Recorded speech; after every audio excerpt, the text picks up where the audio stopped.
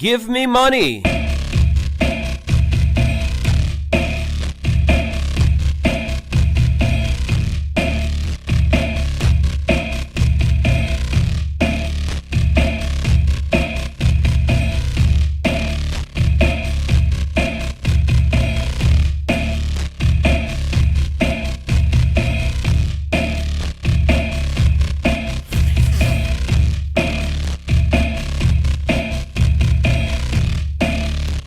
Have you given me money yet?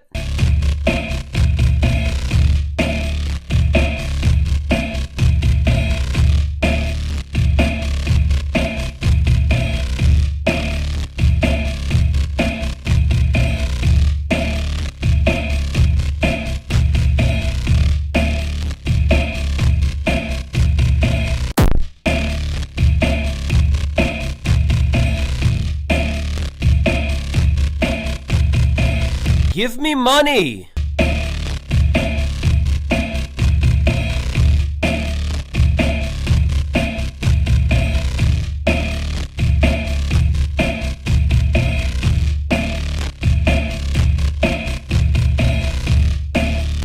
Give me money.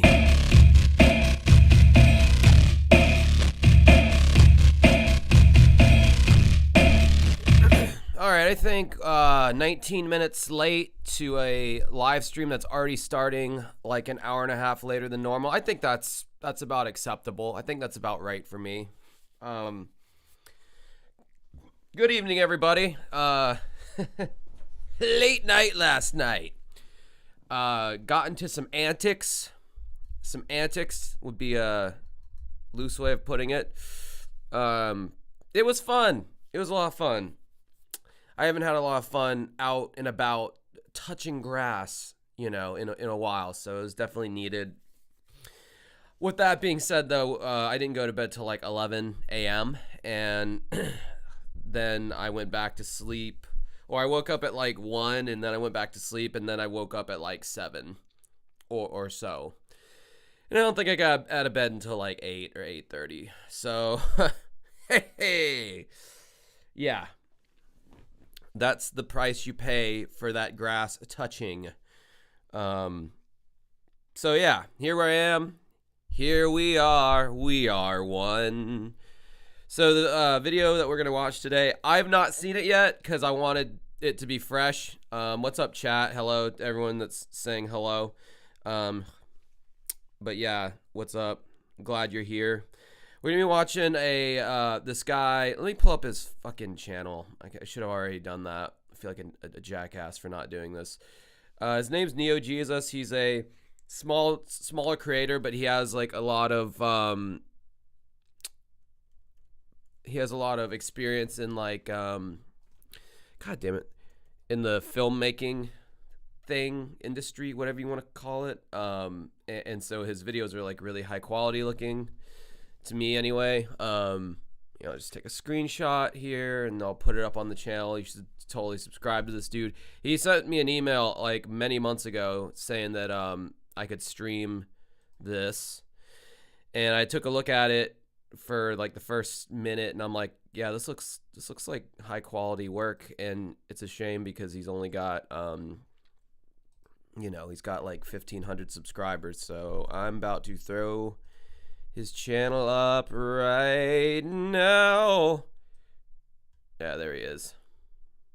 Yeah, so it's NeoJesus, and he has a few AVGN things here, but we're going to be watching The Fall, which is a review of the AVGN movie. Now, I'm hoping that he, did it in such a way that we won't get the stream shut down. We won't get spanked in the ass. And maybe after this, we'll watch iDubbbz Content Cop on Ethan Klein and tread into that territory. Because that's good, right? That's good territory to tread into. Oh, yeah. If you look in the chat there, one of my moderators, Paul, if you want to vote for the Battle of the Bands, basically... Shit, sorry about that. Basically, if my band wins, we get to play main stage at Warped Tour. So that would be a big opportunity for Dancing with Ghosts. Thank you to everyone, by the way, who checked out their Dancing with Ghosts Obsidian Blood 2025 remaster. I definitely appreciate that. Just a lot of love shown on there, and I know it's from just building up this base of people who fuck with my shit, who didn't used to exist because you didn't know who I was and you didn't know my channel. So I really appreciate that. You know, I knew the video wasn't going to do that great. Lyric videos never do well unless you're like a huge, ginormous artist. But even then, a lot of times, lyric videos still don't do well. So I knew going in it wasn't going to do well. And it's my original music, so it is what it is. But, you know, it's still got a lot of love in the comments section, so I appreciate that. But, yeah, I hope NeoJesus jumps on here. He said he was going to, but, you know, I never told him when I was going to stream this. You know what? I might go on his channel real quick and tell him that I'm streaming right now just so he can, because, like, I don't know. It just looks like he does high-quality work, and I feel like he needs, you know, smaller YouTubers need to be shouted out. Because God knows when I was a small YouTuber, I sure could have used it and would have appreciated the help. And no one really gave it to me. So, you know, then again, I don't really think, oh, Diesel Patches did a video on iDubbbz called iDubbbz is Mature Now. Oh man, I bet that's good. I like Diesel Patches stuff in general. I think we might end up watching that instead. I don't know. We'll see what happens with the iDubbbz thing after the AVGN thing. So without further ado, that was a stupid joke. Instantly regretting it. Let's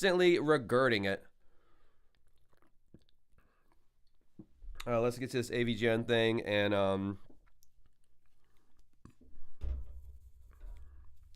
I love Josh. I shook my cocoa buns to his latest video. Awesome. I made some cocoa buns comment, or maybe I had a dream that I made. I think I dreamt it. Has that shit ever happened to you where you thought you did something in real life? And then you realize, oh, no, that was a dream that I did that, and I didn't actually do that. Like the time I made out with that guy in front of his kids. Yeah, that actually really happened, though, unfortunately. Beer squirt vape. Yeah, I got to get the vape in here. This is my first vape of the day. It's 11:25 p.m. And I've not touched it all day. So I really only fuck with the vape when I'm drinking, to be quite honest. I don't think I really have much of a nicotine problem. Thank God, because I have enough of an alcohol problem. I drank a lot last night, like a freakish amount. I'm surprised I look as fresh as I do, given the amount of alcohol that I consumed. AIDS. Do people still get AIDS? I'm sure they do, but you don't hear about it anymore as much as you used to. It was like a really big deal in the 90s and 80s, but you just don't hear about AIDS anymore. I mean, I'm not saying that that's a good or bad thing. I don't know. Have we solved AIDS? Is AIDS no longer... Is this the thing that gets me canceled? This throwaway statement like that I said before I started streaming an AVGN thing? It's not as popular anymore. AIDS aren't as popular anymore. Damn, bro, that sucks. Or maybe it doesn't suck. Maybe it's good that AIDS aren't popular. Like it's not a popular topic. I don't fucking know. Why did I like go down this route? Anyway, let's go and get this. Let's get her done, as Larry the Cable Guy might say. Makes an appearance, and now I'm fighting a tent, dude. I'm fighting a tent. Whoa. That is some. Oh man, taken out of context, that shit's so. Dude, I'm fighting a tent. As obviously from his Earthbound review, which I actually liked. That was his last review that I actually liked, was the Earthbound one. Dude. That's it. This game's awesome. You know, I've talked a lot about wasting your time playing bad games. There's something equally sad about missing out on a good game. I thought it was shit. This is fucking bullshit. I've been watching nothing but AVGN videos for months now, and I'm still not done with this fucking video.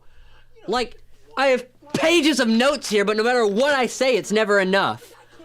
I'm never gonna be able to do this series any real justice. I mean, we're talking over 200 episodes here, and I've already watched over half of them. At some point, I'm just gonna have to call it quits, you know? Like, I gotta put an end to this chapter of my life. This chapter of having...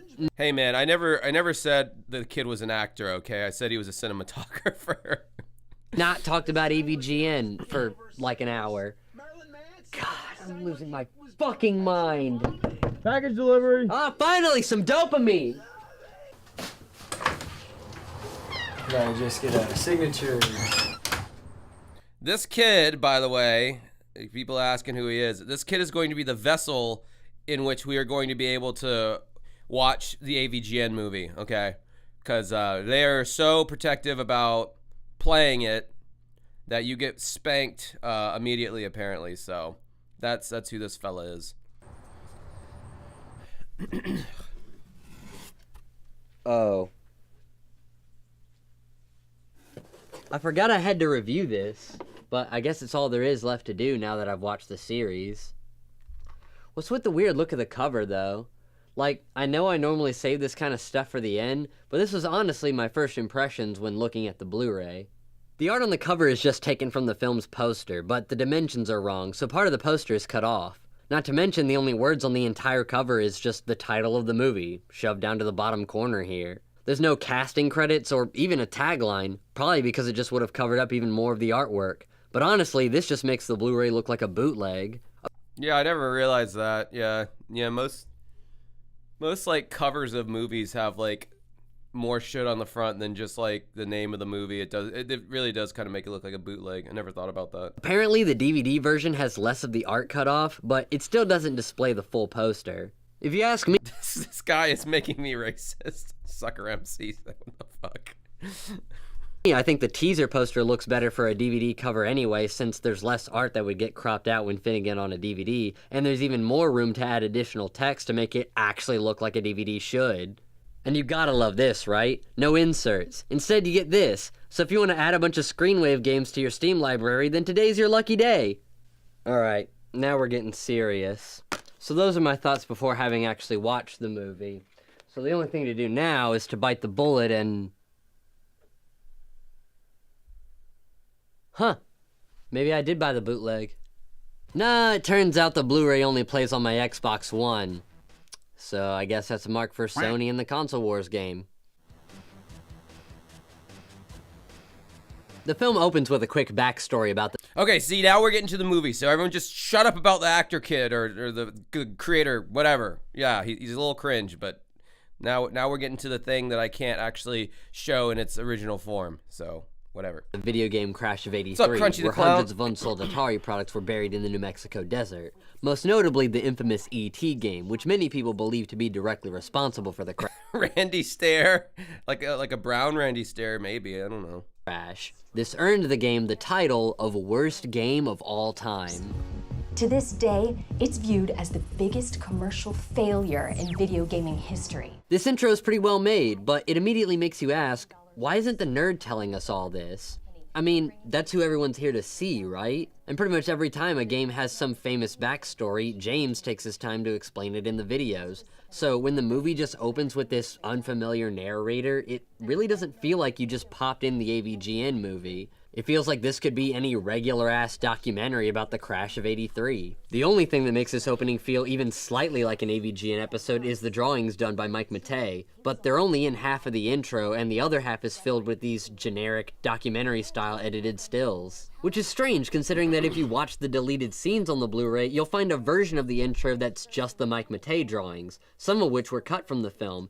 And honestly, I think this version works much better because any fan of AVGN would instantly recognize Mike's drawings. Not to mention the fact that it helps the film retain the same overall aesthetic as the series. After the intro, our narrator is revealed to be a girl named Mandy that works for a game company called Cockburn Inc., who... That was so, yeah, that was such a stupid gag. Cockburn Inc. Like... I mean, I guess it fits in with the Bimmy's immature little universe, but that is such a dumb gag. I'm assuming most people here. Oh, Mandy versus Aaron. Oh, okay. Ever since I found out that wasn't Aaron's real teeth, that just a really good troll like fooled me into thinking that Aaron's teeth were falling out. Now I've reinstated Aaron as hot. So Mandy versus Aaron. That's a good question. That is because they're both like kind of. They look like they could be fucking sisters. So it's like I don't know. That's a really hard one. Yes, Jim and them are pop culture. Everybody knows that, including Zen Feldman, Corey Feldman's son. Plan on releasing a new And Jim and them are very fair. version of the old Atari ET game. Research shows gamers these days are playing games they hate because of this guy. And for Aaron pick jump scares are wild. Dude, that fucking guy, man, like I don't care for him. I think he's a bit of a fucking weirdo these days. He's creeped me out. Like he's done a good job of creeping me out. But he made some hot fire. I can't deny his hot fire level of trolling. He fooled even me. I thought that was a real picture of Erin with her teeth like all jacked up and falling out. So I showed it on one of my streams multiple times. It scared a lot of people. But anyhow. him to endorse it, it's almost too brilliant. Tony's channel. May I just say, E.T. the movie sucked, and I can't believe it was the top-grossing movie of the 80s. The Indiana Jones trilogy was way better as far as Spielberg movies from the 80s go. I gotta rewatch the E.T. movie. It's been a long time since I saw it. I mean, I was a fucking kid when I saw that movie, so I'd have to rewatch it. But yeah, it looks like it sucks. It looks like a B movie just from like the scenes that I can remember. And there was some fucking product placement about Reese's Pieces in there in the movie, if I'm not mistaken. Which and like that candy like blew up in sales after the movie. So there's kind of like some like capitalist fucking shoving their commercialism down your throat shit in there. If I'm seeing comments that look substantive, I'll read them, or just give me money in the form of a super chat, and I'll read it no matter what it says. Unless it's a racial slur, then I probably won't say that. The intro should have been AVGN explaining the history of the game so they could have a gag where it turns out he was telling that unprompted to some random guy who doesn't care. That would have been funny. Hot Bob Saget 69. I love that name. I did an in-depth analysis on Randy Stair, I'm assuming for a class, and got blocked by Bimmy for asking him for his thoughts. You did an in-depth on Randy. By the way, Randy Stair was some fucking weeb incel who got obsessed with this female character from the cartoon show Danny Phantom, and he thought that this fake cartoon character lady was if he killed himself and other people, he would be reunited with her, or he would come back as her or some shit. So he like went to the grocery store he worked at and he kind of like shot up people and turned the gun on himself. So that's who Randy Stair is. It's a very interesting deep dive. Mr. Medeker did a whole video on it. Sorry, this got dark real fast. Nah, E.T. is the business and Reese's are tasty. Nice. What's up, Daisy? Okay. Anyway, let's get back to this. Oh, is E-Rock? Hey, E-Rock's in the house. We got Jim and them, and Dancing with Ghosts has gotten very, very incestuous as time has gone on. Oh, bumna. Yeah, I'm not competing with them tonight because they do Friday, and I was touching grass and touching ass. No, I'm just kidding. Yesterday. So yeah, now I'm not in direct competition with Jat. Now here's something that I think is a pretty big problem with the movie. The fact that the nerd is a celebrity is way too big of a plot point here. Like, yeah. Wanted! Including a little fan reel at the beginning of the film is cool and all, but having the nerd surrounded by his fans and being treated like a celebrity is so unusual considering the fact that it's never that big of a point in the series. While the fans are mentioned and acknowledged in many ways throughout the series, their presence seems to have little to no effect on the nerd's life, since in his world, he's just a guy reviewing games in his basement. Taking the nerd out of that context and suddenly showing us how the nerd's everyday life is affected by his celebrity status is so jarring that it kinda ruins the character's depiction as just a basement-dwelling loser. It really does. I agree with that. They have this whole montage at the beginning of the AVGN movie where it's showing real life people talking about this internet celebrity and like how much they are dedicated to him and they love him. And then they kind of like snap back into the fictional world of the nerd in this movie, you know, atmosphere. And it was really a weird flex on like, you know, just a reminder, everybody, I am a big deal. People do actually like me. It's like, no shit. That's why we're watching this, because we all know who the fuck you are. Like, you didn't have to shoehorn all your fans being like showing their fucking AVGN tattoos on their twats and chuds, you know. It's like, we get it. You're popular. Yeah, hit the like button, you fucking phonies. Cut. Perfect take, nerd. Nice throw, man. Wait a minute, who the fuck is this? This is Cooper, the nerd's best friend. Super duper Cooper. We love Cooper in my Discord. If Mike Cool Green was here, he could give you a bunch of lore on Cooper. If for those of you who don't know, James Rolfe's wife, April, has a stable of bulls who take care of her nightly, and Super Duper Cooper is one of April's bulls. And they all tell James Rolfe what the fuck to do when the camera's not rolling. Apparently. And wannabe manager. You might be asking, after literally over 100 episodes, why are we only just now seeing the nerd's supposed best friend? Honestly, it makes no sense, because Cooper's character was made up just so the nerd... Cooper has a third leg. You know, he only has 2 legs, actually, but one leg he lost, I just flicked everyone off accidentally. One leg Cooper lost as a child, like a lawnmower accident. So he's got 1 leg and 1 huge cock. So that's why he's got the 2. It looks like he's walking with 2 legs, but one is actually a big, long, black schlong. ...would have a sidekick. But most fans of the series would already consider Mike to be the show's sidekick. Or since Mike never appears as himself in the show, why not Kyle Justin, the guitar guy? Not only would that make more sense, but if Kyle Justin were the nerd's sidekick, then the scenes that take place in the nerd's house could have actually been filmed there instead of green screening an LA-based actor into a house in Philadelphia. Exactly. That was so stupid. Cooper was a stupid, useless character. I don't know why Mike or Kyle Justin wouldn't have, God knows, not the, hi guys, this is Justin. No, not this Justin. Jeez, that guy would have taken up the entire fucking frame. You would have had to have done double widescreen to fit Justin's ass on there. But no, why wouldn't you get Kyle Justin or Mike Matei to play the friend? Like, that whole Cooper thing, I don't know. And of course, James isn't going to say shit about fuck when it comes to anything to give us any kind of insight into like why that happened. Even in his fucking memoir, he never I mean, he says a lot of shit about making the movie, but he never talks about like, why wasn't Kyle Justin the guy who's actually did your fucking theme song, or Mike Matei, who is like hilarious in a lot of your fucking actual videos? Why weren't they, you know, characters? And that would have made so much more sense. But anyway. But this is shit people have said for like a million years now. Hey, if I try to point out every instance of bad VFX or... $5 super chat from Gagzuki, late again. You bet, boy. I started my day very fucking late, and I had some chores I had to catch up on. My bizzle. Terrible edits. All right, we're late for work. We're gonna be here all day. If you want to be a nerd like me, you gotta make some unique sacrifices. No physical fitness, no social popularity, and most important, no girls.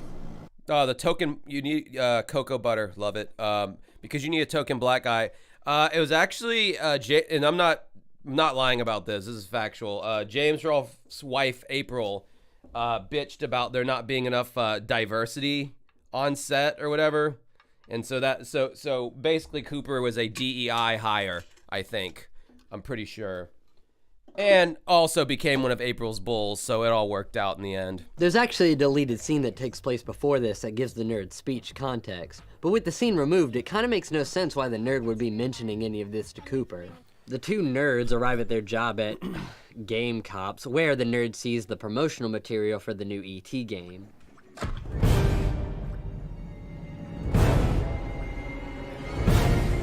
The nerd then speaks with his boss, and he tries to tell him that he's not comfortable promoting and selling all of these mediocre games. I don't give a shit about your happy horse shit Sega games or the Game Kid or all that shit.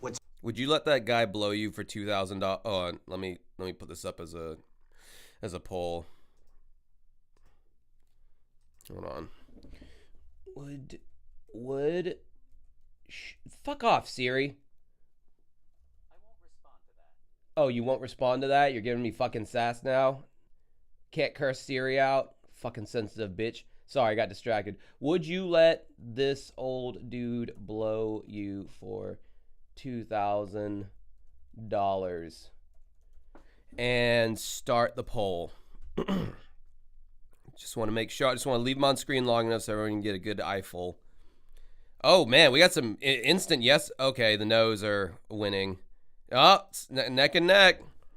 Yeah, you got some sick either sick or very poor, impoverished fucks in my chat, honestly. Dude, this is like neck and neck about letting this old guy blow you for $2,000. That's not that much money. Well, I've been on YouTube for a while, so I'm YouTube rich. So to me, 2,000 isn't, but to you, I'm sure 2,000 is a lot of money. 2,000 is way too much. You'd do it for much less. Yeah, I do love the polls, honestly. I do. I really do. I really fucking do. Ever on that shelf, you get it sold! Okay, I know Eddie Pepitone is doing a really good job. Oh, is that Eddie Pepitone? Shit, I actually like him. He's funny. Okay, I'd let Eddie Pepitone blow me just because I think he's a funny guy. I did not know James got Eddie Pepitone in this movie. Yeah, I'd let him blow me too. Okay, maybe you guys knew that was him the whole time. No, that's a funny-ass motherfucker. I'd let him blow me just because he's funny. In fact, any of you in the chat, if you're funny, which a lot of you are, you could all blow me. I don't care if you're a dude or a chick, and you're probably a dude. Here, but my only thought is why they left the Far Cry 2 poster up completely unedited when all the other game posters in the film are fake. Just looking at it makes me feel like having... Because Far Cry is a based-ass fucking game, especially the 5th version. That's why. An anal evacuation. Well, now I gotta buy it. Oh, get out of here, black nerd comedy. Can't you see we already have a black nerd character? Yeah, exactly. That's what I'm saying. Why do we have more than one? You should review E.T. E.T. E.T. E.T. E.T. Wait a minute, where did all these people come from?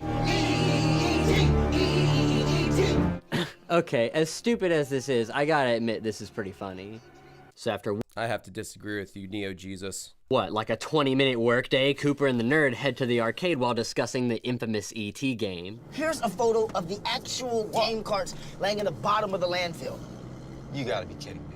This is the shittiest photo I've ever seen. Looks like it's been put through a copying machine 100 times. I don't see any games in there. It's no better than a picture of the Loch Ness Monster showing the lock with nothing in. Shame on you, 53% of you who don't want to blow hilarious comedian Eddie Pepitone. Shame on you. Or a picture of Bigfoot showing the woods with nothing in it, or a picture of a UFO showing the sky with nothing in it. This is a picture of a landfill with nothing fucking in it. Ironically, this little section of the nerd ranting is as close as we've gotten to the nerd's usual shtick. Which is its own problem, since if the angry video game nerd movie isn't predominantly being carried by the nerd being his usual angry, nerdy self, then what exactly is carrying this film? Like, seriously, what's everyone's favorite part of the nerd series? The nerd reviewing the game, or... No, I definitely agree. I watch as the Watchman. NeoJesus does look like he goes by he, they pronouns, for sure.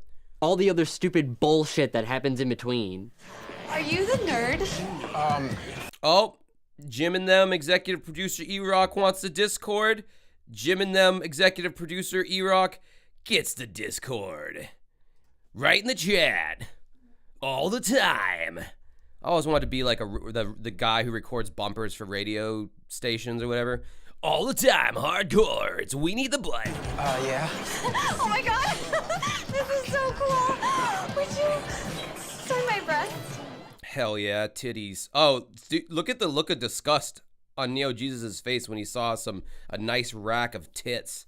What's wrong with you, NeoJesus? Okay, ignoring the fact that this would never happen in real life, especially to a bullshit e-celebrity like the nerd. I don't know, man. You'd be surprised. I've had some ladies slide into my DMs just from my YouTube channel, and I'm only at like almost 19K. So I 100% believe James has been solicited for sex by the ladies. I can almost promise you that. Bit sexist, don't you think? No, it's not sexist. This.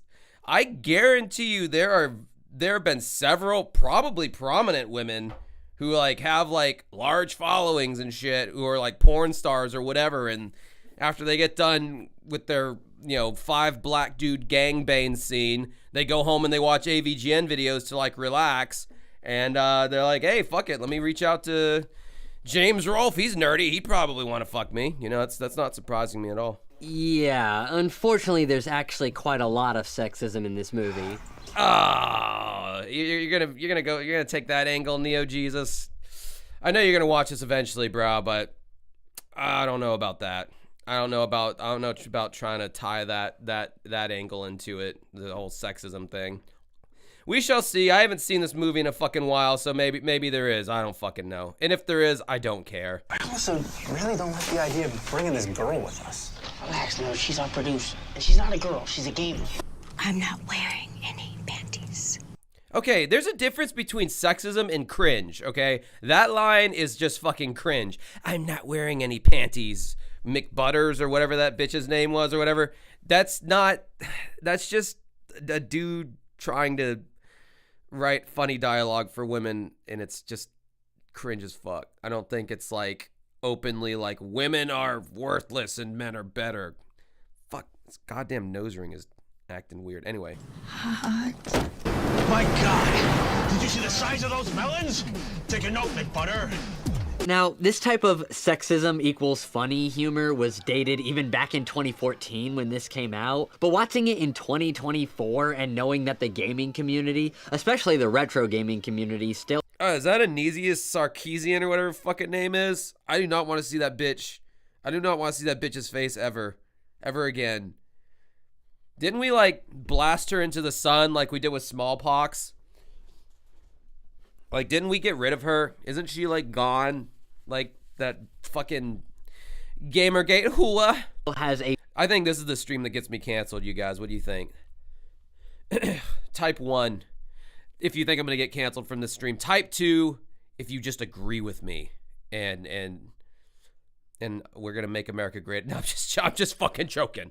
I did not vote for Donald Trump. Very real and very prominent problem with sexism and female exclusion is honest to God painful. Now, to be Indeed a fart sneezian. I like that. fair, the regular series also had some issues with sexist comments. But not only are these episodes older and not made on... Oh my God, dude. Just take a fucking joke. God. I'm sorry, but I don't think you would be a dude that I fucked with, honestly. Like... You will never, I mean, unless it is like blatant sexism, you are never going to find me in any of my videos being like, and this is problematic because it's sexist and I don't like it. Oh my God, was I just doing the Francis voice? The Boogie Francis voice? My name is Francis. Where's my Mountain Dew? That voice really isn't that hard to do. I just pulled it out of my ass just then. Imagine that. Under the current socio-political atmosphere, but they're also limited to just the nerd occasionally making a sexist comment rather than having actual women. Bro, it's a joke. It's not sexist. It's a fucking joke. God. I'm kind of glad that like that uber liberal sensitivity in pop culture, I'm kind of glad that it's like fucking off a little bit now, and like people can be a little bit edgier now without having to worry about like their whole lives being ruined, because like that shit was so annoying, bro. And I don't know, I'm a fucking millennial, so me and my friends grew up saying the most horrific shit to each other. And I'm not just saying I only had white friends, I had black friends too. We said the most racist shit to one another. And it was funny to us. I don't know, man. That's just me. E-Rock, $1.99 super chat. Dude is trying to Me Too AVGN the fug. Yeah, well. He already did that to himself when James Rolfe refused to review the Ghostbusters movie. And he said not one word about it being an all-female cast or whatever. But like Patton Oswalt got on Twitter, and I liked Patton Oswalt's stand-up a lot, so it was a shame to see him being all like, SJW about it. I don't know. He's a fucking liberal pansy. Not saying that I'm conservative. I'm right there in the middle, big beautiful middle. She's got big beautiful breasts, this woman on screen. Nothing wrong with saying it. Gotta acknowledge it. Gotta acknowledge it. A lot of people have told me. Been engaged in demeaning behaviors, since there's no women throughout the entirety of the series. Now, you could argue that this is also due to sexism and the likelihood that a female character would not be well received, but I'm trying to give James at least a little bit of credit here. Okay, again, I appreciate this dude's efforts, and let's just say I'm being in character right now, but you're talking about sexism a lot, but I don't think you've gotten laid. So your commentary is falling flat. It comes across as flat to me because I don't know if you might not be interested in vagina. I don't know, and there's nothing wrong with that. A little bit of penis every now and then is fun. It's fun, you know. It's fun. Penises are fun, and there's nothing wrong with that.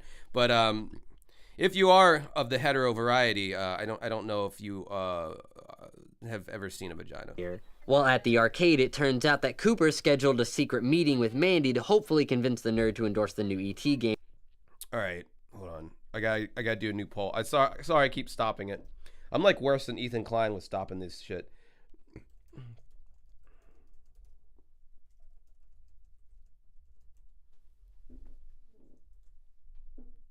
All right. There's another poll for you. And finally review the old one. Oh, another $5 super chat from Gagzuki. Patton Oswald married the smoke show from Dream a Little Dream. Felldog is everywhere. The smoke show. Well, I appreciate the Felldog reference. Yes, I think this may be an incel review, E-Rock. The nerd, however, doesn't take it well. So what do you think about that, nerd?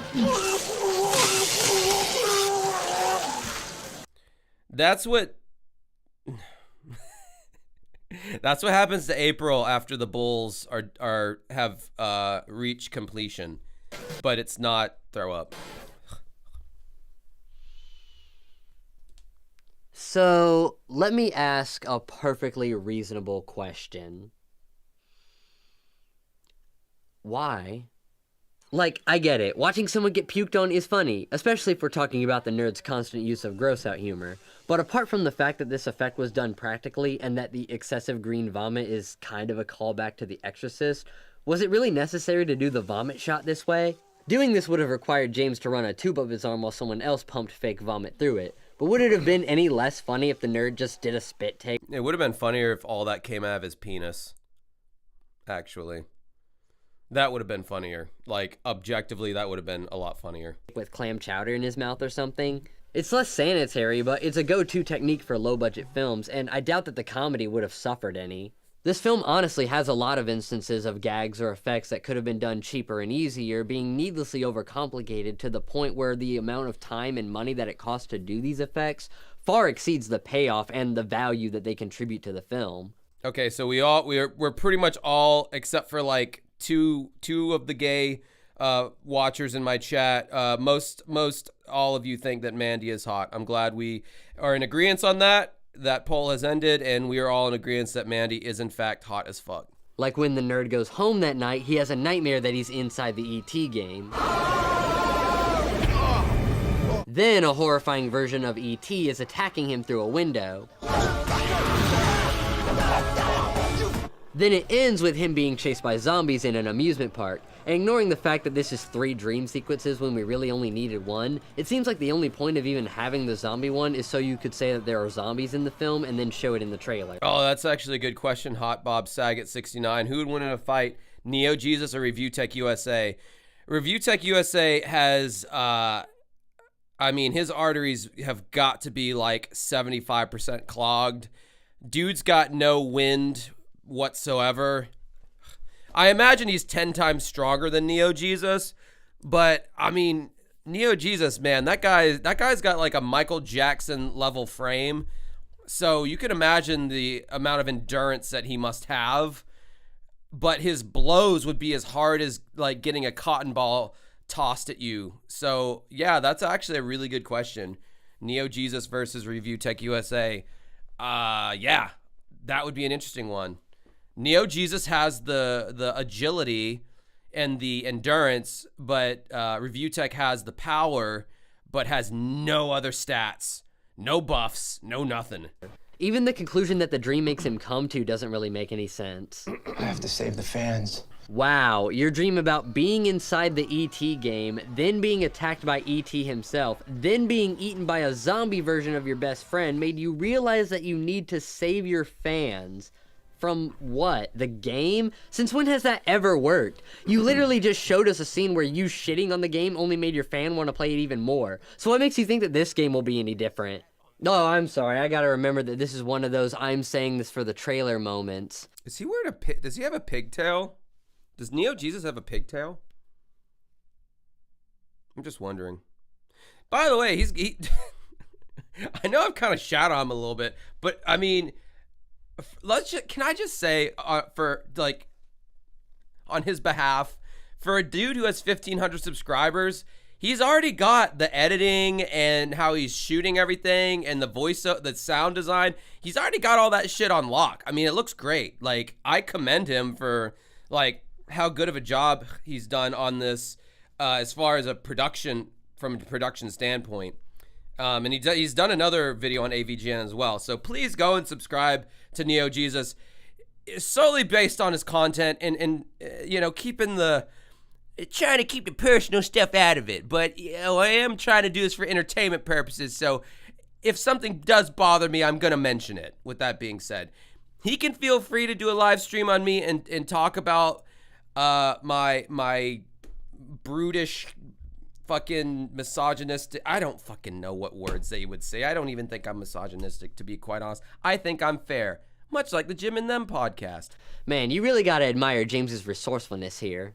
So he hops on to generic MMORPG that Cooper is playing on a Mac for some reason. I like to think that this is just another instance of James's ineptitude when it comes to technology. Like, he just knows so little about modern PC gaming that he doesn't understand how fucking stupid this looks. And even though I say generic, I actually like how on Cooper's screen the game is a 3D World of Warcraft type game, but on the nerd's old CRT, it's 8-bit. We don't get to admire it for long though, since... Yeah, well, you know, Josh would like to watch the actual movie straight up, but I cannot because this stream would be struck down, and Lusty, Crusty, Musty, Justy would come in and steal all my shekels. So yeah, that's an impossibility. They take the conversation outside, presumably so they can get this cool nighttime exterior shot. Oh, bumna! Oh, and this. Whoa! Hilarious. Anyway. Yeah, that was a stupid shot. How do you like your new Nerdmobile, boys? So Cooper, I assume, forges the nerd's signature and takes Mandy up on her offer, giving the three of them a sick new ride and all the tools they need for their adventure. I also really don't like the idea of bringing this girl with us. Relax, no, she's our producer. And she's not a girl, she's a gamer. Ah, yes, and we all know that there are no girl gamers. So they hit the road and... It's a joke, man! Like, yes, no shit, they're aware they're girl gamers. It's a fucking joke. My God. Stop trying to be stop virtue signaling, bro. Like, stop trying to be social, just stop. Bad look. A classic road trip style montage.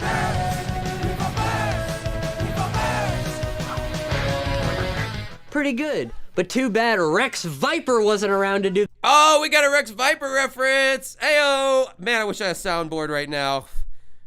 Man, he's like, I didn't even know that was coming up.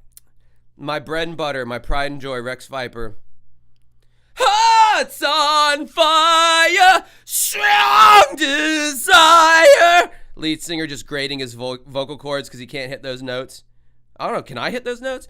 Hearts on fire, strong. It's at the top of my register. Yeah, he's a fucking idiot for not lowering the key on that. The music. What does that have to do with the Nerd's ET2 review? Just trust me, Mr. Cockburn. With the nerd behind this, plus the video documenting the trip, we'll make 1,000,000 times the cost. I also think it's funny how Mandy is going to these ridiculous lengths of making herself look more nerdy and pretending to be all buddy-buddy with them in order to get the nerd to endorse this game, when in real life, if you want the nerd to endorse something, all you have to do is pay him. God, the fucking ExpressVPN commercials. You know why I like watching this video rather than the straight up movie? Because the straight up movie fucking sucks. And it would have been fucking boring to have watched the straight up movie, and you all would have gotten bored, much like you did whenever we watch any of Doug Walker's piece of shit movies. God forbid I even bring up the fucking Linkara movie. So I'm glad that we're watching a review of a review of a review, because there's variety. He's bringing up Rex Viper. He's fucking bringing up ExpressVPN. All that. Why I'm talking like a stereotypical Italian guy. I don't know. It gives us some variety, and I know you motherfuckers are more entertained watching this than if we had been watching the actual movie. And 125 of you seem to agree. This is my generic movie/radio voice.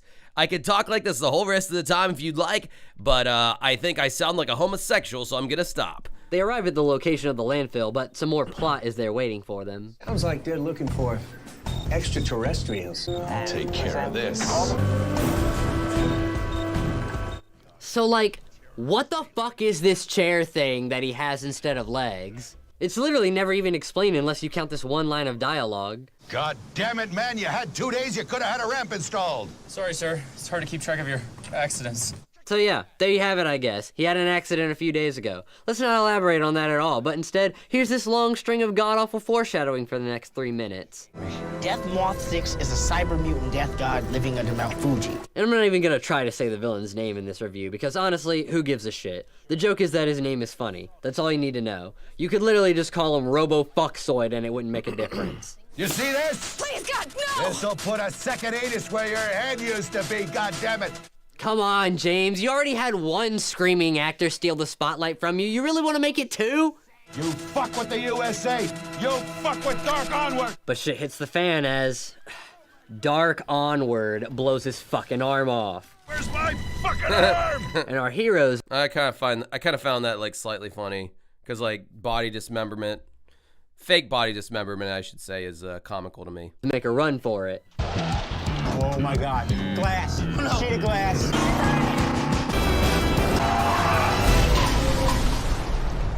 Explanation, McButter? Glass! McButter. Jesus Christ. He wasn't even trying. James wasn't even fucking trying. Fucking McButter is the name that he gave that bitch. Or that chick. That woman. That brave, powerful woman. Women are the future. Sir, double pain. We don't have the budget for that much breakaway glass. Truffle butter. I know all about that, AJR. I know all about that. Oh, you perverted little... Man, like, I guess y'all guys don't think the, you know... I'm not even going to mention what the poll is, because that's it's private. But I'm surprised there weren't more people who thought yes. After getting away, Cooper notices something inside the remnants of his now destroyed E.T. game. This dude's gonna message me and be like, bro, you just shat on me the whole stream. What the fuck? No, I swear to God, bro, I'm gonna get you subscribers. Please subscribe to this dude's channel. He makes good fucking work. I don't know why, but I'm sure there's more to this game than we realize. We should go to the source. Howard Scott Warshaw. So they meet up with Howard Scott Warshaw. Just kidding, Louis Zandor. My name is Dr. Louis Zandor. Wait, I have 134 people and only 35 likes? Bro, help me out and hit the like button. Come on, it costs you nothing. And you're getting free entertainment right now. And there's like a whole hour and 11 minutes left to go. So I'm in this for the long fucking haul. You better give it a thumbs up. I might check my breathalyzer thing here in a second. I might be, whatever the fuck. Thank you, E-Rock. E-Rock gets how it goes. He's an executive producer, for fuck's sake. For one of the premier Corey Feldman podcasts / observation channels, whatever the fuck you want to call it, on the internet. Cocoa Buns for life. Yeah, so this is obvious. That's fine, movie clips you disliked. You're the dissenter. I respect your ability to go against the grain and disliking the chat. It's supposed to be Howard Scott Warshaw, but since he didn't want to play this part, they just changed it to Zandor and let Warshaw do a cameo instead. There's a bonus feature where they explain what Warshaw is doing now and why he was more comfortable just doing a cameo for the film. So, yeah, I guess enjoy this cool Zandor backstory they give you while hiding in the fridge so the government can't hear them. Many years ago, I was a scientist at a non-existent place called Dreamland. So they put me onto the ongoing top-secret Roswell project. There was metallic debris all over the desert. I was one of few who figured out how to harness the powers of this metal. He explains to them that he's a former Area 51 scientist that was doing research on the metal harvested from the alien ship that crash landed in Roswell. Metal that just so happens to look like tinfoil, so that we can make a joke about it later. And have you mastered the metal's mysterious melding power yet? Absolutely. Fantastic. But after discovering just how powerful this metal was, he refused to continue researching it and was subsequently let go. But as revenge or whatever, Xandor swapped the ship metal with regular tinfoil. See, is anybody even following this plot? Or, I mean, I know I pause it every 2 seconds, but like, I don't, like, this is why this movie was fucking stupid. While I have it paused, Mandy is Timu. Mandy is Timu Aaron. I disagree. I would like to smell both of their feet, though, and compare after running on the power pad. Also, E-Rock, if you're still on here, what the fuck is Corey Feldman's girlfriend's music project? I scoured the internet trying to find it, but I cannot find it, and I would really like to perhaps watch that after this is over. Because of... Come on, Chad! Of course he did. And he then offered Warshaw the code for the ET game, which is secretly a floor plan to Area 51. And when the government found out, they ordered the cartridges to be buried in the desert, and they forced Xandor into hiding. Which winds up not working, since the government just follows the nerd right to Xandor's house. Sorry, General. I wasn't able to hear much when they were huddled in the fridge. How did you guys not find him after all this time? He was just in some shitty little house in the middle of the desert. Probably not even more than an hour away, considering how quickly the nerd got there. You mean to tell me that the US government is so stupid that they can't even find a known criminal that's living less than an hour away? I can believe it.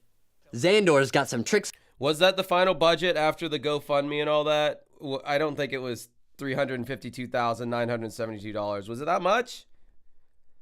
Because if he had that budget and this was the fucking movie he produced, what a dumb fuck.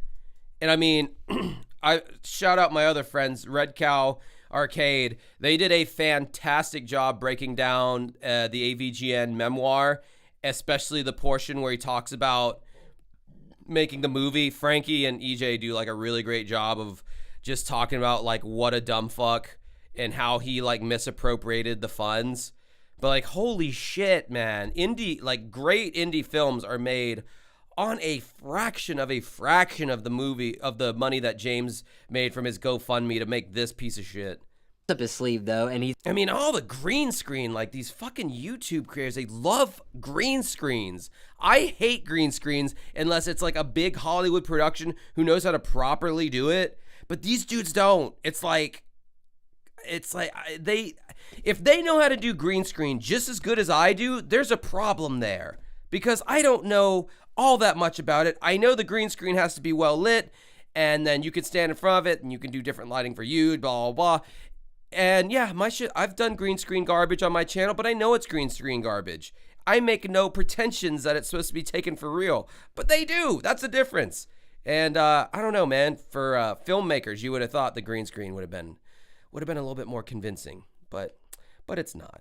What's up, Scott Taylor? Able to interfere with the government's trackers so that they never know the true location of the house. Okay, Solace, I agree with that. Green screens are either amazing or horrid. There really is no in between. I agree. You know how when you play the game, the 3 phone pieces and the call zones are always hidden someplace different? No, I don't know about that actually. Why don't you have the nerd explain it? Yeah, for a movie about the nerd, there really isn't a lot of the nerd actually in it. At least not the nerd as the fans know him. He's not going on rants, he's not cussing up a storm and getting angry, and he's not even really playing video games that much. I don't see how this is supposed to appeal to fans of the nerd's reviews when he's not actually reviewing anything here. I feel like I'm just watching a bunch of filler until he eventually does get to the review. Feels good. You cheated. No, I didn't cheat. I won. That's what that looks like. You're a I cheater. won. You cheater. Shut up. Later that night, Mandy gets a call from Cockburn Inc. but can't find a signal, so she heads outside only to be caught by the military who have been looking for Xandor all night. You'd think that Mandy being kidnapped would be a turning point for the movie, but no, Cooper and the nerd just sort of say fuck it and let the government just have her while she takes them on a wild goose chase under the guise of taking them to Xandor. The only thing that Cooper and the nerd care about are the E.T. games that the Cockburn excavation team found in the landfill.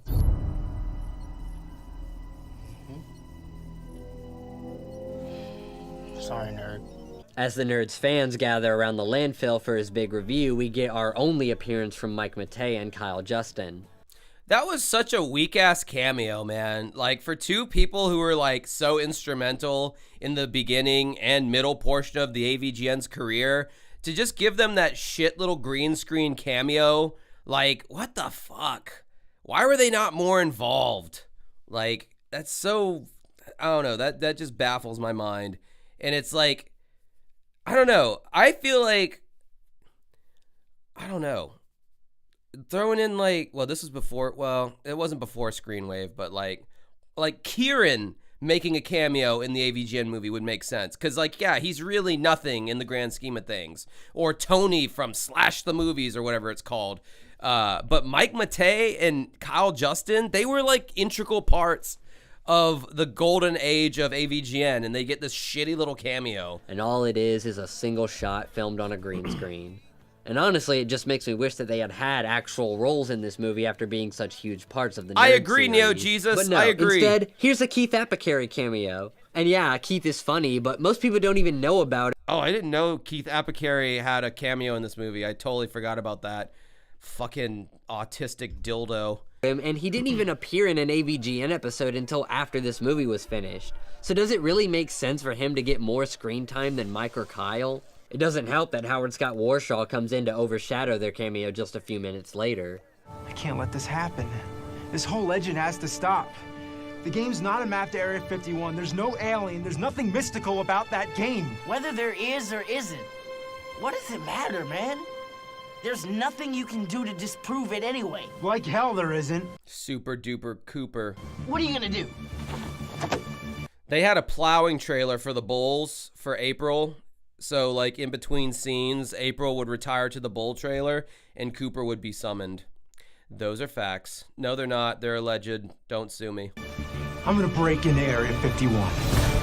This is where the movie really loses me. The moment the nerd decides to break into Area 51 by dressing up as an alien and having Cooper launch a fake ship over the fence.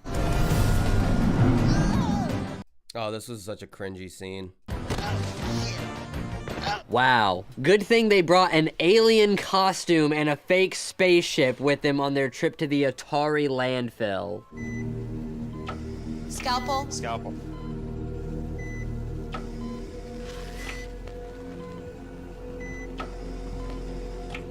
I wonder if this is a callback to that alien dissection video that came out in the 90s. You remember that? Oh man, that would be cool to show on here actually. There was a supposed like leaked tape that showed an alien autopsy, and it was debunked, but honestly, it's pretty fucking cool. Like if you didn't know any better, like that shit's pretty fucking dope. I need to make a note to show that on here sometime. That if you haven't seen that alien autopsy video, it's really fucking cool.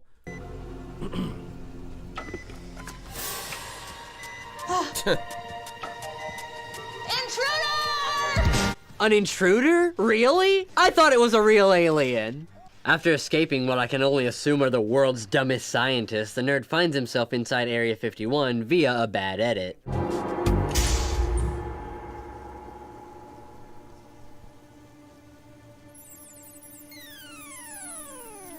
Why did they have to cut to Cooper right after he opens the door? I mean, obviously it's supposed to be like a cliffhanger, but... Why do you hate black people, NeoJesus? I want the whole movie to be about Cooper. I want Cooper to get his own movie. What do you think about that? $2 super chat from Daniel Stack, Boogie 2988, or Justin Silverman. Who is hotter? Well, here's a picture of Justin Silverman.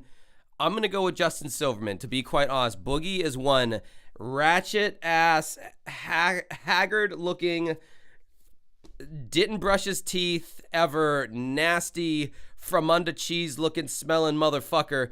So is Justin, but I believe Justin has his original teeth. But I mean, Jesus, you're like, do I want to drown in a vat of shit or piss? I mean, it's really not a good choice either way. We see what's behind the door like 2 seconds later anyway, and this edit makes it look like Cooper's the one on the other side of the door. So I really think it should have been redone. The nerd's surprised at how much Area 51 looks like the game, but before he can really appreciate it, 2 goons come out and shoot him. Goons, isn't that what Jim and them's followers are called? Gooners? Wow, look at the boredom on that actor's face.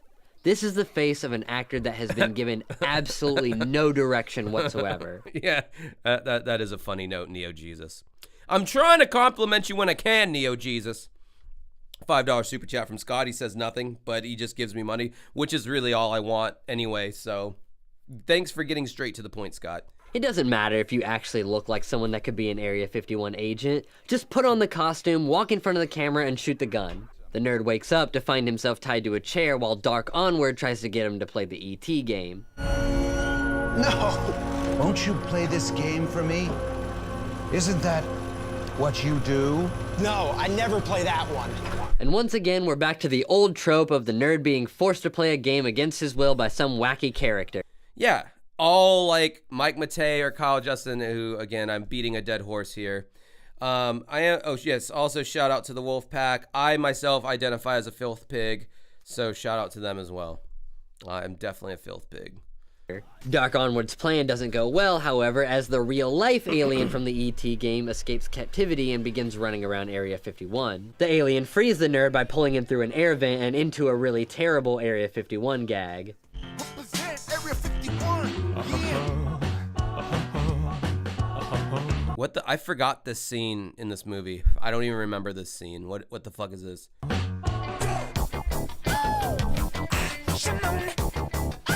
Was that in the actual movie, that scene? I do not remember that scene. $2 from Brelly Ghost. You are awesome. Thanks, Brelly. It's going down in the DMs later on, girl. You and me. Just kidding. I'm not. I make jokes. Mega Man.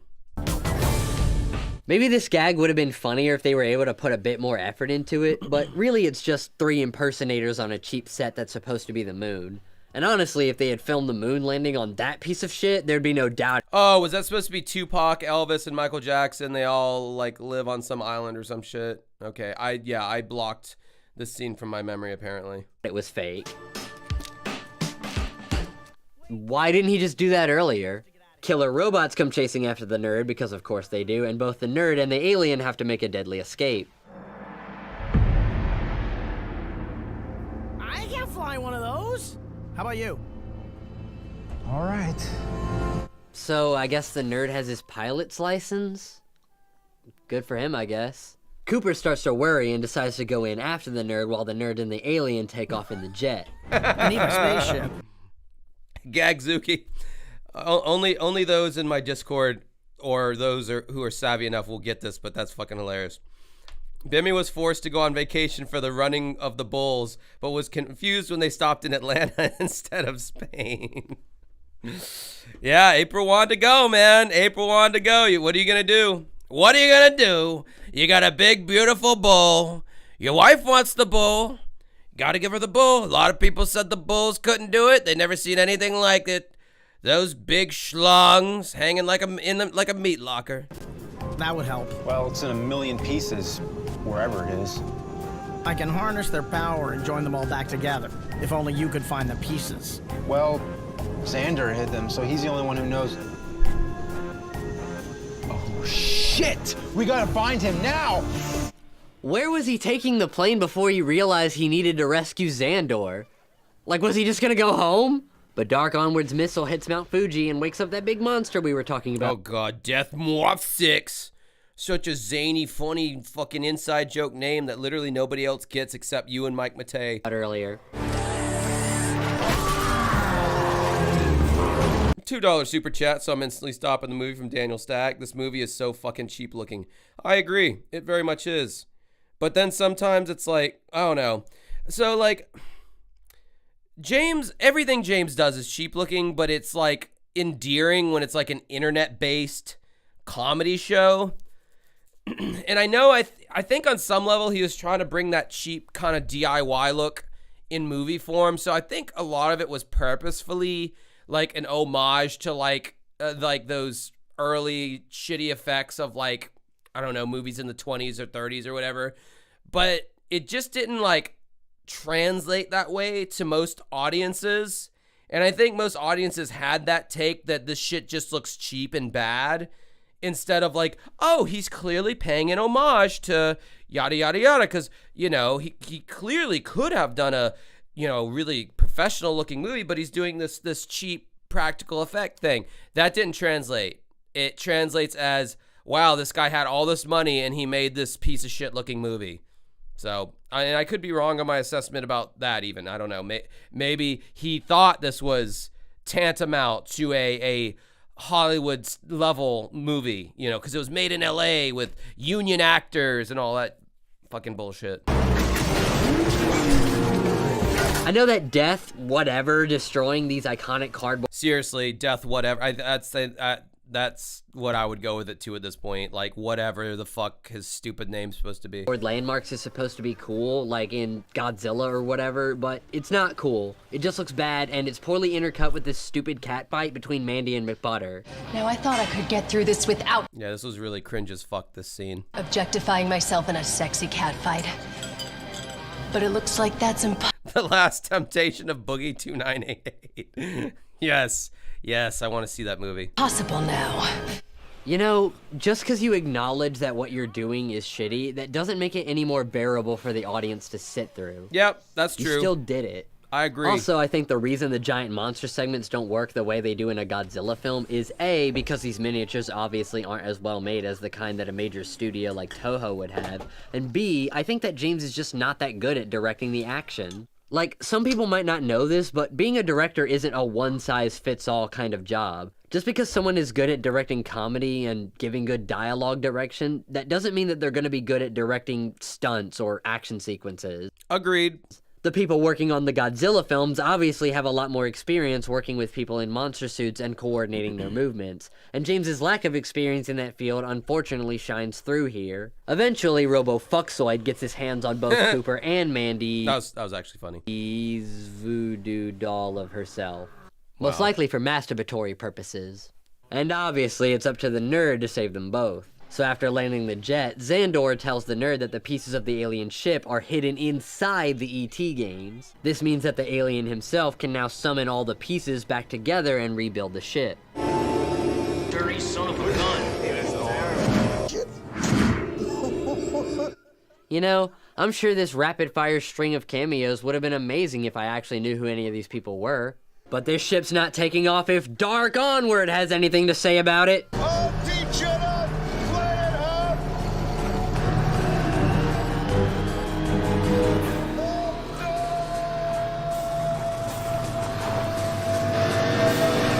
Dude, that looks so bad. That looks so Again, I don't know if he's like paying homage to like B movies or the cheap effects of old movies, but like if he's trying to be like, oh, we'll just use miniatures, you know, because obviously we can't sink a tank into a valley or whatever, so we're good.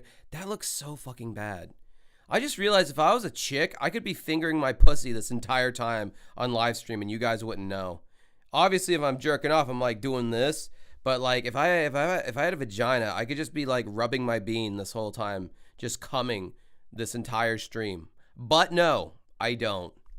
Or maybe I could get one of those massage things and just hold it on my winker head and go that way with it. Giario would know. I mean, he's not here to answer for that. $1.99 super chat from E-Rock. Look for Adrian Craig is you want Corey girlfriend. Okay, Adrian Craig. I will make a note of that right now. Adrian Craig. All right. Dude, she's super talented and up and coming, and how dare you guys make fun of a beautiful, super up and coming talent like that. Good Lord. Okay, guess he doesn't. So the rescue mission proceeds as usual, and the only thing left to do now is to blow up the monster. Imagine if you were Death Watsis and knew everything there was to know. You'd be so bored you'd go crazy. But if there's one thing that maybe you haven't thought of in a while, one thing that nobody could ever learn, one indescribable, far out, unimaginable, fucked up enigma of nature, way, way, way outside the boundaries of existence, maybe if I could direct his attention to that, he'll go away. Yes, don't kill the giant monster that just tried to destroy civilization. Just send it somewhere else. The ending is pretty anticlimactic. The nerd just says, "Let me try," and then proceeds to perfectly aim the ship's laser at the satellite dish on the monster's head. And no, it doesn't blow up or anything cool like that. Instead, you get this.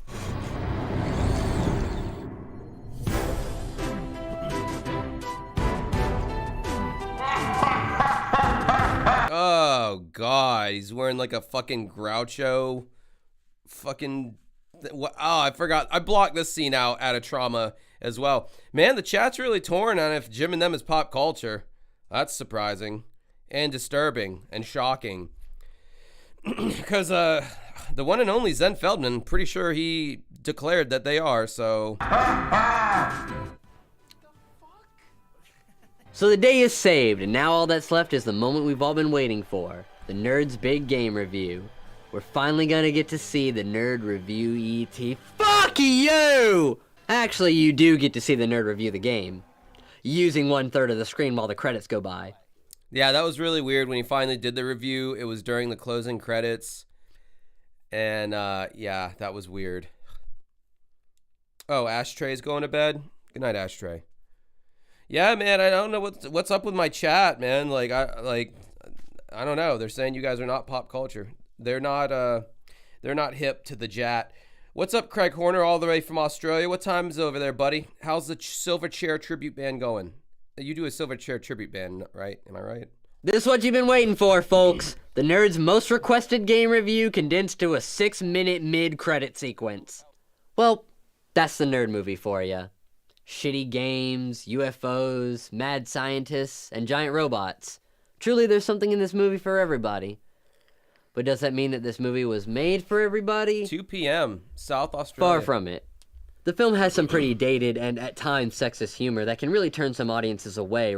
It's not fucking sexist, bro. It's a fucking joke. Stop calling it sexist. Jesus Christ. Regardless of if they're already fans of the Nerd or not. If you're new to AVGN, then this film isn't really a good introduction to the character or the series since it has so little in common with the actual review show that it's based on.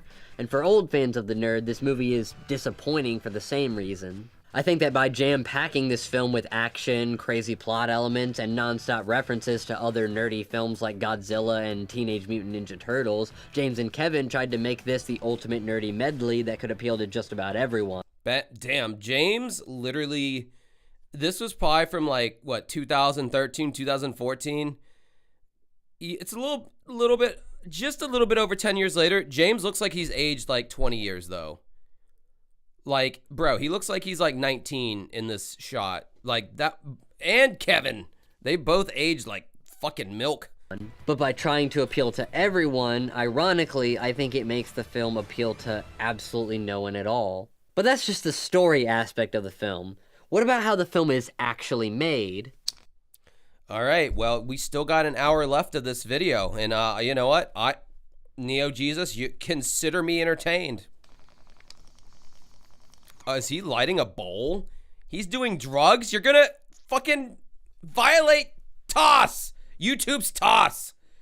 Just like my salad that I wish you would. And I'm glad that somebody brought up Josh Dotis. I feel like in every live stream I do, holy Josh Dotis needs to be brought up, and we all need to pay reverence and respect to the great Josh Dotis and his band. Oh boy, where do I even start with production? Well, how about with just the way the fucking movie looks? He does have a ponytail. He has a side ponytail on his guys. I don't know what to do with this. He's got a side ponytail. I know I have colored hair, bro. I know I have colored hair, and that automatically makes me gay. I think the side ponytail supersedes the colored hair. I'm just saying. I got, that's all I'm going to say about it. To say the cinematography is bad wouldn't really be fair since the actual shots look fine. They're set up well, they tell the story, and they follow most of the basic rules of cinematography. If you say so. But the thing that sucks is the fucking camera they're shot on. This film was shot on the same camera that James had been using for the nerd videos at the time, which— Oh, are you fucking serious? I was wondering about that. He used the same camera, and it's, boy, does it show. Bro, you can buy a fucking Blackmagic 6K camera for about $2,000. Instantly out of the box, it looks like an indie, like a good quality indie film. Like, even with like a stock lens, like a, what do they call it? I think they just call it a stock lens. The kit lens, a kit lens, that's the word I'm looking for. Like, anyway, what else you guys say? Was the Panasonic AF100. In my previous video, I talked about how this camera is a decent ENG camera, but its micro four thirds sensor doesn't produce— See, this guy's a film nerd. He knows what he's talking about. Everybody pay attention. Listen up. All right, so we got the Super 35 most digital cinema cameras. Okay. Then we have the micro four thirds. That's what my Blackmagic was. Then you have 2/3 inch older ENG cameras, 1/4 or 1/2 inch, your phone. See, I'm learning. That's fun. Thank you, NeoJesus. I'm hoping my compliments smooth over the things that I said earlier that may not have been so great. $2 super chat from Daniel Stack. Has anyone from Rex Viper ever reached out to you? No, they haven't, and I don't think they ever will. A very cinematic looking image, and nowhere is that more apparent than in this movie. The AF100 has basically— Hold on, I kind of want to hear what he has to say about that, actually, because I'm kind of nerdy when it comes to like the nuts and bolts of film. $2 from Royale. First time watching your stuff, very not bad. Thank you, thank you. I would say my edited videos are better than my live streams, because going off the top of my head, I'm not very funny or entertaining or good, and you shouldn't be watching this. And leave now, because it's not a good stream. You could be doing better things with your time. But thank you for the $2. It looks. To say the cinematography is bad wouldn't really be fair, since the actual shots look fine. They're set up well, they tell the story, and they follow most of the basic rules of cinematography. But the thing that sucks is the fucking camera they're shot on. This film was shot on the same camera that James had been using for the nerd videos at the time, which was the Panasonic AF100. In my previous video, I talked about how this camera is a decent ENG camera, but its micro four thirds sensor doesn't produce a very cinematic looking image. Okay. Nowhere is that more apparent than in this movie. The AF100 has basically never been used on any other distributed feature films, and for good reason. The tiny sensor basically destroys any low light capabilities. Worse low light than this 2008 DSR ugly noise pattern to boot. Okay. So in any shot that has less than ideal lighting conditions, you're guaranteed to notice the digital noise. Yeah, okay. See, I like this. Breaking it down. Digital noise. Not good in low light situations. The Blackmagic 4K or 6K. Very good in low light situations. It's even worse in shots that have VFX or heavy color grading, because this camera doesn't shoot RAW, which is industry standard, or even log, which has become the prosumer standard for cheaper cameras to try and emulate the look of RAW. The benefit of shooting in RAW or log is that the colors are flatter to make full use of the camera's dynamic range. I always wondered why my Blackmagic shot so fucking flat. Yes, it looked like that on the screen. It looked very dull. Now I'm learning. See, I'm learning now, and this feels good to my brain. It's scratching my brain. So that it's easier to color grade the footage later without destroying the quality of the image. The closest this camera has to RAW is the Cine D profile, which, while the colors are flatter and more primed for color grading in this profile, it's also the one that produces the most digital noise. The profile that has the least amount of digital noise is the B press profile, but unfortunately it's also the one with the most saturated colors, so it basically removes the option of color grading without completely destroying the footage. I'm not sure. I actually like this techie shit. I know what he's talking about, and like I'm fascinated by it, quite frankly.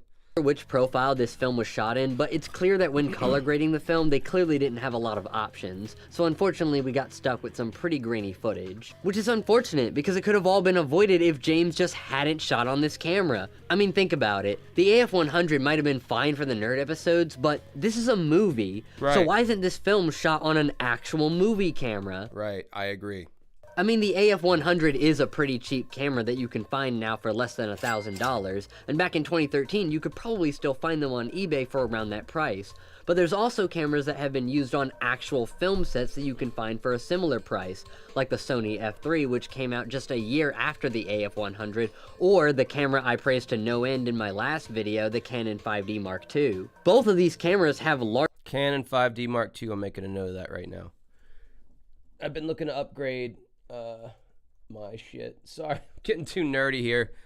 Larger sensors for better low-light capabilities, and the Sony F3 shoots in S-Log, which allows for more professional color grading. On top of that, these cameras are still affordable enough to where— Damn, this shit only $500? I might be upgrading tomorrow, given, I don't know, depends how generous the super chat is. Let's make a goal.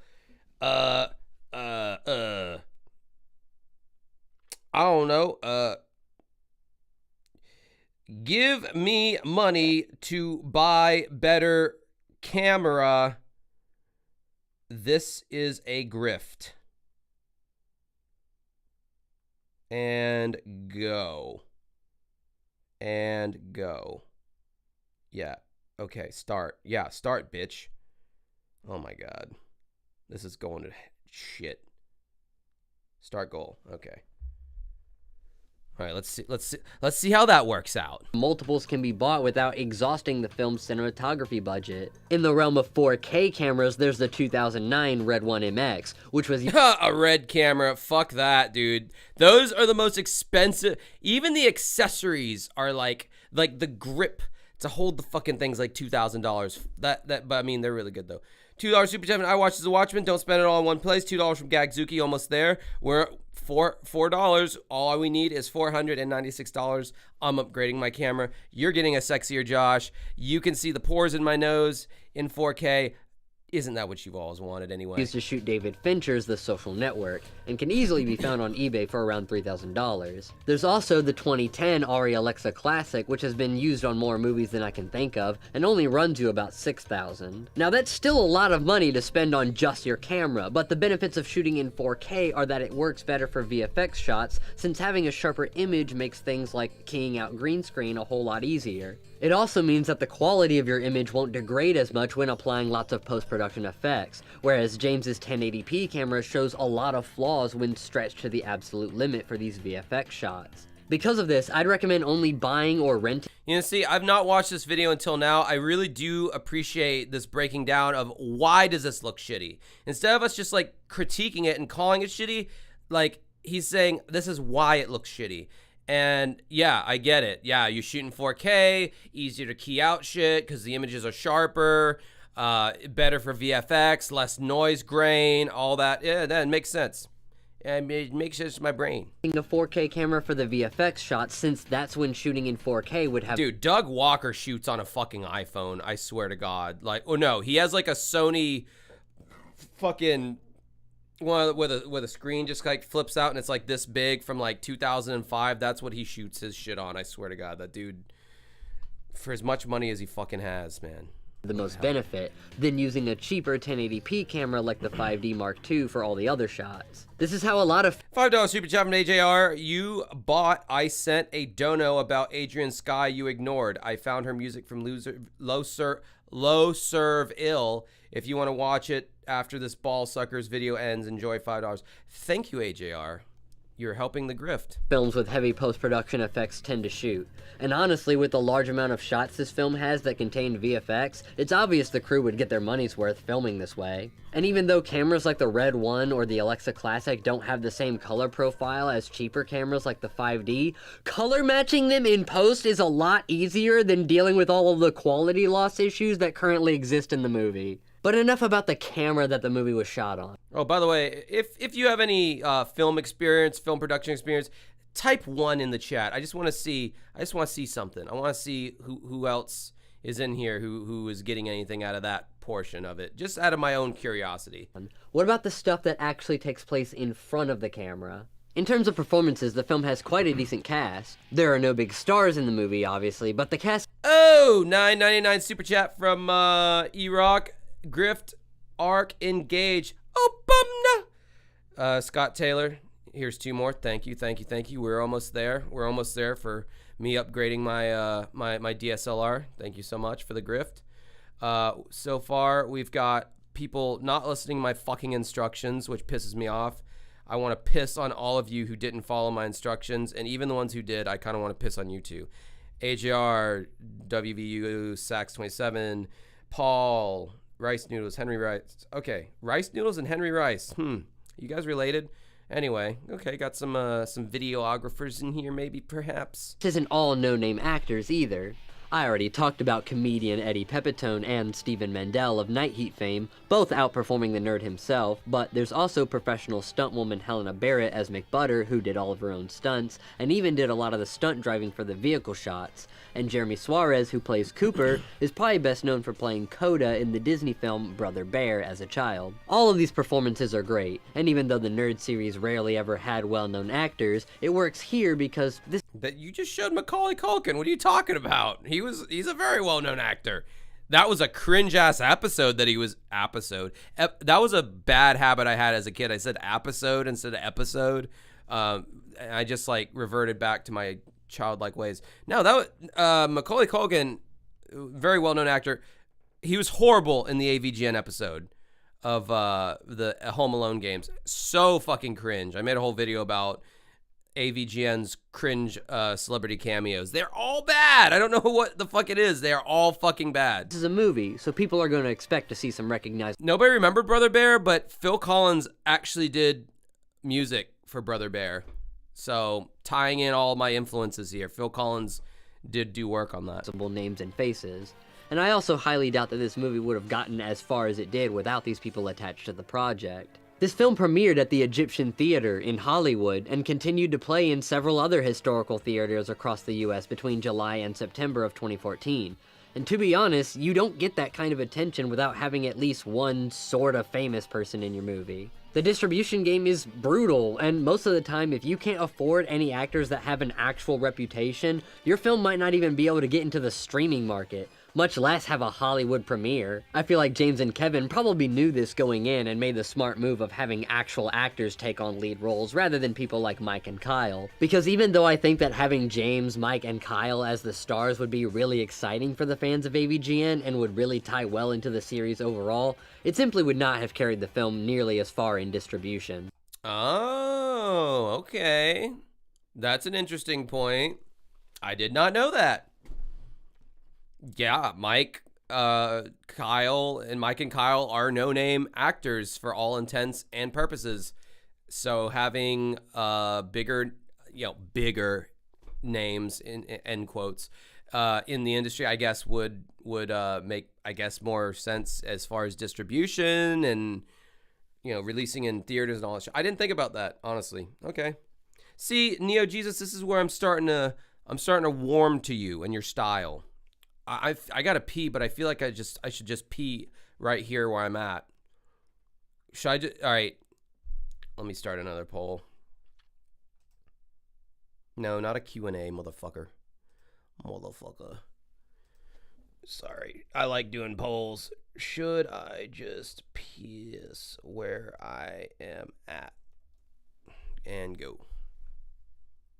But obviously an actor's performance is only going to be as good as the direction that they were given. Even some of the best actors can't make a scene work if the director isn't doing their job. Which is why whenever I see a bad performance, even from an actor that I don't like very much, I always assume that the quality of their performance is due in large part to the quality of the direction that they were given, and not necessarily to just the actor's skills alone. With that said, how does James use these actors now that he has them? This is obviously a much bigger production than anything James has worked on in the past, and also his first time directing highly experienced actors, and not just people like Mike, Kyle, and Bootsy. And as skilled of a director as James might be, it's not realistic to expect him to handle such a big responsibility completely seamlessly. Oh, we got $4.99 from E-Rock, Jat producer, but why would they be worried about distribution? It's a fan film. That's also a good point. That is also a good point. Well, I'll tell you why. Because James, I don't know how much you know about the lore behind this. Corey lore! The Corey lore!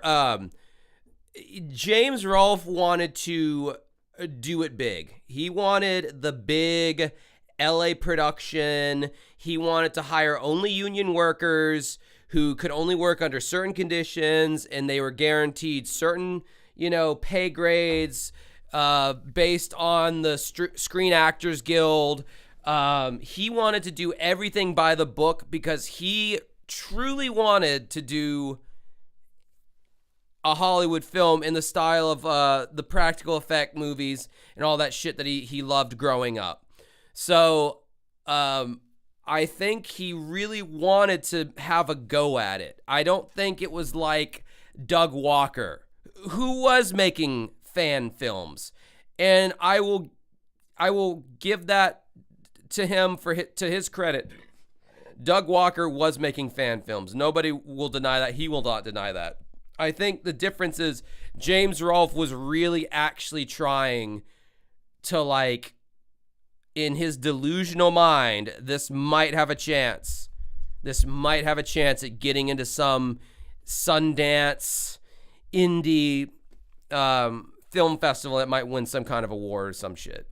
And that's where the delusion, the fever dream, that's when the fever dream kicked in, I think. Because it was just not happening for him. James is out of his element here, so naturally he's going to make some mistakes. Yeah, the element, Donnie! I talked about how he's not really the best at directing bodysuit stunts, which is a directing skill that takes years of experience to build up. And even though I think the actors did the best they could with James's direction... Bro, she looks totally different without glasses on. And now we have her name, Sarah Glendening. Look her up on Instagram. Somebody in the chat. Look her up. What she look like these days. Send me a link. I will ogle. The fact that these aren't no-names means that you can look through their IMDb pages and compare how these actors do in other performances with more experienced directors. Like, compare Jeremy Suarez's performance as Cooper to his child performance as Coda. You really believe they buried 2 million cartridges in the fucking desert? Yeah, well... I think butt chins are kind of hot on chicks, honestly. I don't know, that's just me. I like tossing their butt chin salad. Jeez, that could be a clippable moment. How can you dispute the dozens of eyewitness accounts, hundreds of online articles, testimonies from New Mexico high schoolers, reporters, even the mayor of Alamogordo, for Pete's sake? You know where the lights touch the earth? Yeah, it's the top of the mountain right by the salmon run. You're kidding me. No, they're practically next door. Come on, I'll show you. It'll be great.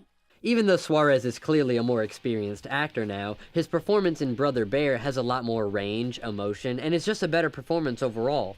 I did not get that from that clip that you just showed, that it has more range, but okay, I'll take your word for it. Mostly because directors Aaron Blaise and Robert Walker have worked in the field of animation for so long that they know how important a good vocal performance is. And when you have $43 million on the line, you're gonna do what you need to in order to get that performance. James here just doesn't have that kind of experience. And that's not an insult. It takes years of working professionally in the field to develop that experience. And even then, not everyone working that hard can put out an Oscar-nominated film. This is just an instance where James just didn't have the time or resources to work towards... Wait, does she really have an OnlyFans? Mandy from the AVGN movie? I will stop this stream right now and jerk off to that. Wait, that was a thought that was in my head that I said out loud. Hold on, let me do a time code here because I don't want to miss any of this sweet, sweet goodness. Well, you know what, fuck it. I've left you guys on silent in the past. I'll be right back. I have to make my first piss of the night, which honestly, clocking in at almost 1 a.m., pretty good for me. Pretty good fucking record for me to go this long. Enjoy the silence.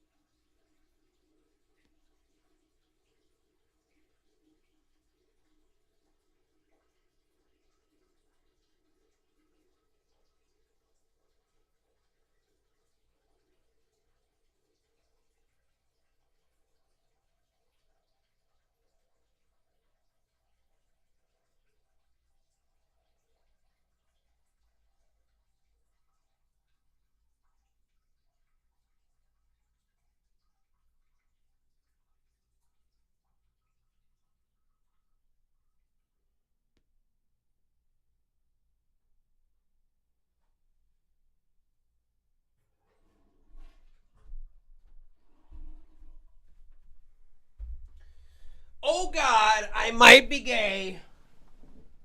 Big, beautiful testicles right in front of my face. I was at a bathhouse. Melania didn't know. What? What are you talking about? What are you talking about, Willis? Better performances. But at the end of the day, I don't think it matters that much. All these actors are still at the very least. Oh, fuck. Mike Cool Green's in here. Bro, we needed so much fucking lore out of you earlier, but you just fucking hopped in at the worst. Yeah, you're late, bro. You fucked up. We could have used so much fucking lore from you. He already talked about the movie. Now he's talking about other shit. Though I'm sure you can still contribute because, you know, you work in mysterious ways, much like my Lord and Savior, Jesus Christ. He's professional enough to carry themselves. And I mean, it's Angry Video Game Nerd, the movie. Are you really expecting some Oscar-worthy performances here? Okay, we get it. You like pot. Cool. You and literally 98% of the population. Congratulations. Now, let's talk sound. By far, one of the best aspects of this film is the sound design. Why? Because it has to be. Sound, more than anything else, can be the one thing that makes or breaks a film. If a film looks like shit, but at least has decent sound, then there's a chance your audience will forgive the crap. Trash humpers? Is this a James movie? Because they are movies. Is he using pot or mold? Yeah, he's smoking mold, I think. Be visuals and still get into the story. But if your audio sucks and no one can make out the dialogue, or if the mix isn't immersive enough, then... Guys, if you want to see me smoke pot on stream, I can, but you'll also see me have a panic attack on stream, which could be entertaining. I don't know how long I'd be able to stay in one place, because when I'm having a panic attack, I have to, like, move around, because I'm, like, tweaking out, but, that could be interesting. And no one, and I repeat, no one is gonna want to watch your movie. People tend to not realize how fucking hard it is to do sound design work for movies, because movies make everything sound natural, so you're not even really supposed to notice the sound design. That's the level of immersion you have to achieve when mixing. So if something isn't mixed right, your audience will know immediately, and it can pull them out of the movie. So I often tell indie filmmakers that if you actually want to sell your movie, as in make any amount of money off of your film at all, then it's worth it to invest in a theatrical mix. Because if your film premieres at a festival, everyone's going to be listening to it in a theater. And if your film sounds like shit coming through a theater's surround sound system, that could mean the difference between your film playing at the Egyptian theater and your film not playing anywhere. So never sleep on sound design. And for the love of God, don't try to mix the film yourself, because you'll fuck it up. Bitch. I've been involved in music creation for over 15 years. I think I could do it, honestly. I really do. I think I could do sound design. I'm not even joking. I think I could do it. The Nerd movie was mixed in 5.1 surround sound by Dimitri Avadaxias, who's worked professionally in sound design for years. And it sounds great. I could not mix in 5.1, though. You've lost me. I can only do stereo. In fact, I can only do mono as played through a 1970s RCA shitty speaker radio thing. That's the only sound. I'm only capable of mixing for that. I didn't say how grandiose my sound design was. I just said I could do it. Even though I don't... You should have asked me before you hired me, you dumb bitches. Don't have a surround sound system to... What poll is even up right now? Should I piss where I'm at? 71% said... You guys are sick, bro. Like, honestly, this chat, you guys fucking disgust me. You guys are disgusting. That's perverse. And how is it 70% versus 29%? Where's the other percent? Whatever. Appreciate the full mix. Listening to it on my studio monitors was at least enough to appreciate a little bit of it. Oh, see, this dude's got studio monitors. He's got a... It looks like a blue microphone. It could be off, but okay. Okay, maybe he knows what he's talking about too. But with cinematic sound mixing, you're gonna need some cinematic music. Cinematic sound mixing. It's that nerd lisp, man. You can't, if you're a nerd, you can't shake it. You can try, but cinematic sound. Just saying. Music to go with it. Because what good is an action-adventure film without a good soundtrack? The music for the film was all done by Bear McCreary of Walking Dead and Battlestar Galactica fame. He even makes an appearance in the movie as a zombie, of course, and he appears again in the behind-the-scenes videos, right next to his Emmy, so you know he's the real deal. He talks about how difficult it was to make the music for the film since he wanted to do an orchestral version of the Nerd's theme song. I didn't realize that guy was such a big deal. I mean, I heard people like mention, oh, Bear McCreary. I'm like, I don't know who the fuck that is. But all right, well, that guy's got the most bona fides of anybody in this film so far. But he also wanted something nostalgic and reminiscent of old video game music. That looks like a Nord Lead 2, by the way, that synthesizer that's in front of him. Believe it is a Nord Lead 2 for anyone who gives a shit about that kind of stuff.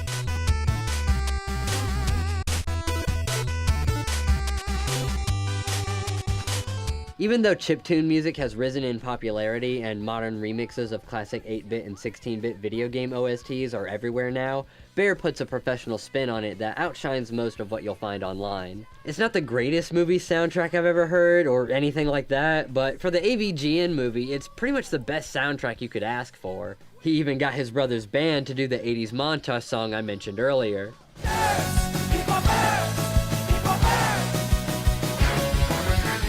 Now we're up to the part that I think is the most difficult to discuss when it comes to this movie, which is the editing and the post-production. I already mentioned some of the bad edits that exist throughout the film, but what I really want to dedicate this section to is the VFX work and the way that James actually handled the post-production process. Now, the VFX work was done by like 100 different people, so while it is funny to sometimes poke fun at how cheesy and unrealistic the VFX are, on top of the fact that the effects are intentionally cheesy, the reality is that this is the result of dozens of people putting in hundreds of hours into making this comedy B-movie with aliens and UFOs and giant monsters all on a budget of less than $1 million. So honestly, this is pretty much the best VFX work you could get for this kind of money. And this is interesting insight to me, you know. And by the way, let me throw this guy's, though I may have dunked on him a little bit, let me throw his fucking channel up again. And he's got other stuff. He's got another AVGN thing on there. Please subscribe to him. He didn't ask me to get you guys to do that. I just feel like he's a small YouTuber. Can I fucking control this shit at all?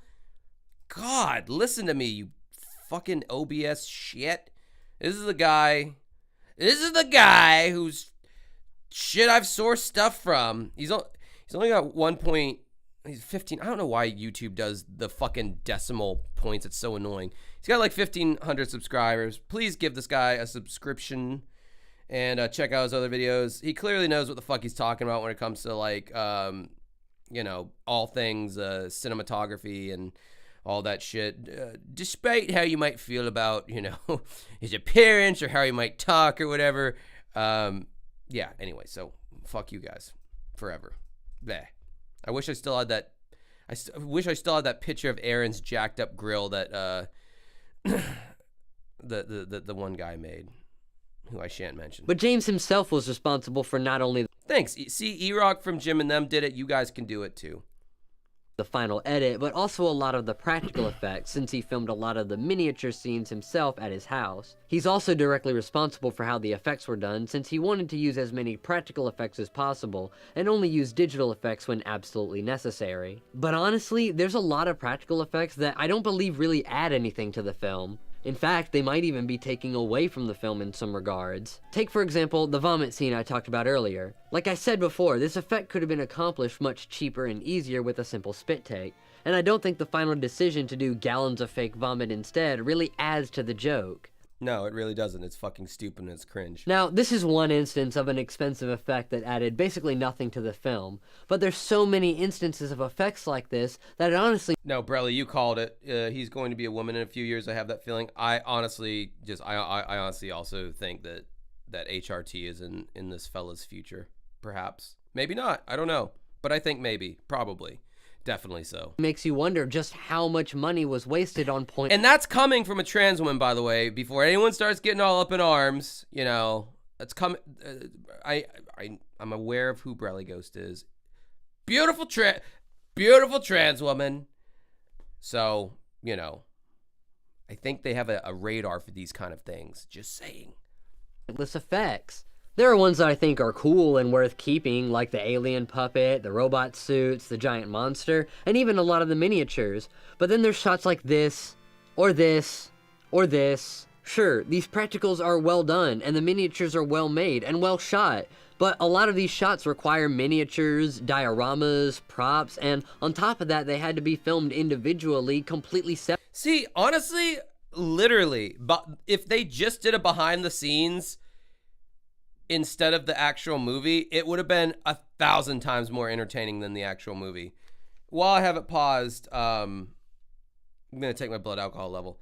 Kiera, another trans in the chat. If you guys know anything about Josh, I like the trans women, so they are more than welcome here. All right, what do you think it's going to be, y'all? Point what on the blood alcohol? Hot femboys are also allowed. Josh is kind of gay, a little bit gay. 3 point, bro. That I am literally alcohol at that. 0.09, that's a good one. Oh, 0.12. 0.12 and it's only 1 a.m. It's a little high. 0.12 is what I would expect at 2 a.m. All right, I need to dial it back on the beers then. Gotta stay in the pocket. Separate from the rest of principal photography. This likely took hours and caused countless headaches, and the end result is just a few shots that last maybe only a few seconds or less, and could have been done cheaper and easier with CGI. Like, does it really matter that this is a plastic model of a giant missile instead of a computer-generated model of a giant missile? Would you have noticed or cared if instead of this shot of a model plane with a lit sparkler in it, it was just cheap stock footage of a jet? And when the nerd jumps out of it, is it really necessary to show the model burning and exploding with firecrackers instead of, I don't know, just making an equally lame CGI plane explosion? Or just having it explode off screen while you play a sound effect? Oh, is that Pat? Oh, there's Pat the NES punk. I didn't know he had a cameo in that fucking movie. See his fucking. He didn't look as fucking stupid as he looks now. He still looked sort of like a normal person back then, but I did not know Pat had a cameo in this movie. Sinful Duck, as a straight man, I wish I was dating a cute femboy. See, you can be yourself on my chat. Be as gay as you want to be, or experiment. Just fucking experiment. Pull your willy out, see what happens. I'm not going to do that because I'd get demonetized and shut down. But you're watching me, and though I don't know, some people might consider me a femboy. I don't, but man, I sure have dug myself into a weird area here. E-Rock, cue the fucking commercial break. Sorry, I thought he was my producer for a sec. I don't have a fucking producer. My fucking pause and play hand is my producer. This is also the hand that I used to masturbate with. I've just made everything weird. Sniff Josh Dotus's chair. Bro, I would in a second. Sure, these practical effects are cool and all, and it definitely gives the film some uniqueness and the bragging rights to say, look at all the practical effects we did, which certainly helps a lot in marketing. But outside of that, a lot of these effects just could have been done cheaper and more efficiently. But hey, this is James we're talking about. Efficiency isn't really his forte. Another thing is that there's a lot of unnecessary digital effects too, like all the green screen gags. These are probably some of my least favorite parts of the movie, because they're all one-off gags that don't add anything to the story, they're not particularly clever or funny. I feel like the chat's just getting hornier and hornier at this point, quite frankly. Like, I bring up femboys, I bring up trans women, and now everyone's fucking horny. I love the audience that I've gathered, quite frankly.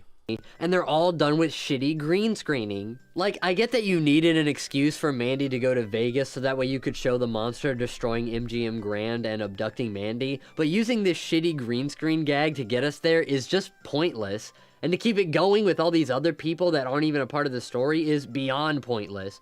It would be pointless even if it looked good, but the fact that it looks exactly like the green screen— Smooth bottom twinks in all caps. Holy shit. All right. In a regular ass AVGN episode doesn't even give it any wow factor whatsoever. So just because you can make a funny Las Vegas casino skit, that doesn't mean that you should.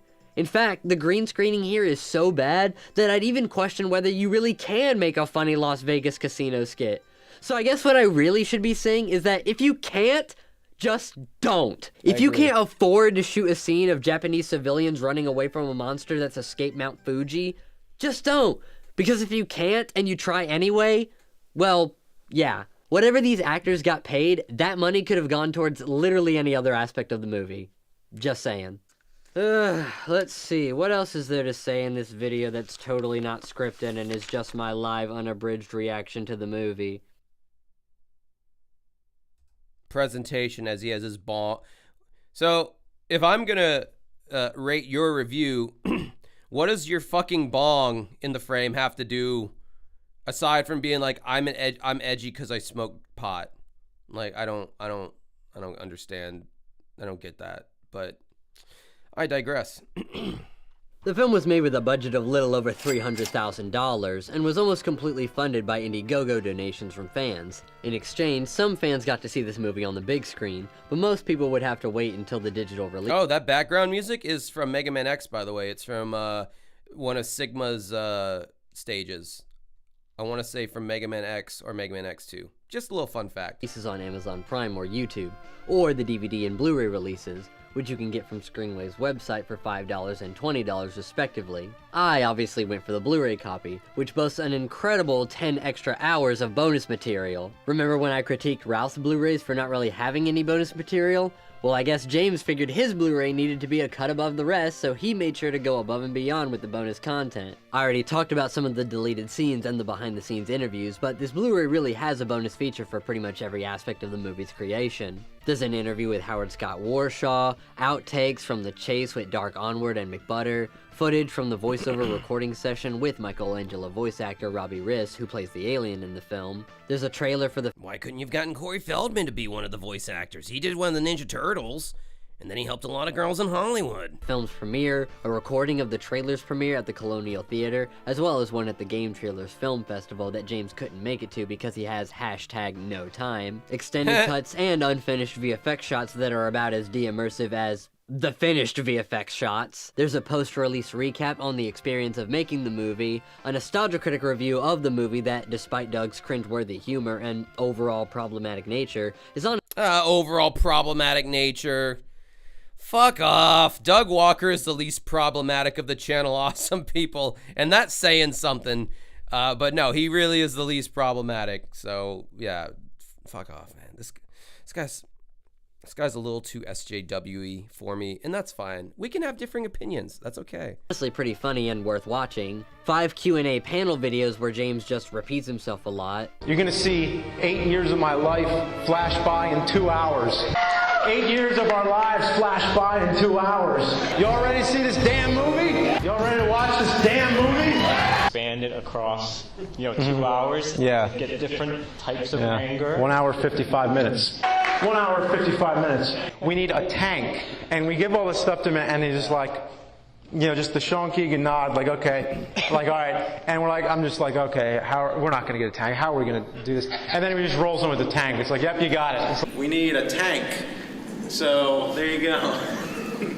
You would tease us with the tank. We'd be like, we need a tank. He's like, maybe we can get you a tank. Maybe not. You guys be nice. We'll get you a tank. It's not really, nothing's really ever tied in. Like in... I think the X-Men video, I'm shooting lasers out my eyes. It's like he doesn't shoot lasers out his eyes in the movie. It's kind of like each episode kind of has its own reality. Like in the X-Men video, there's a part where the nerd shoots lasers at his eyes at the game.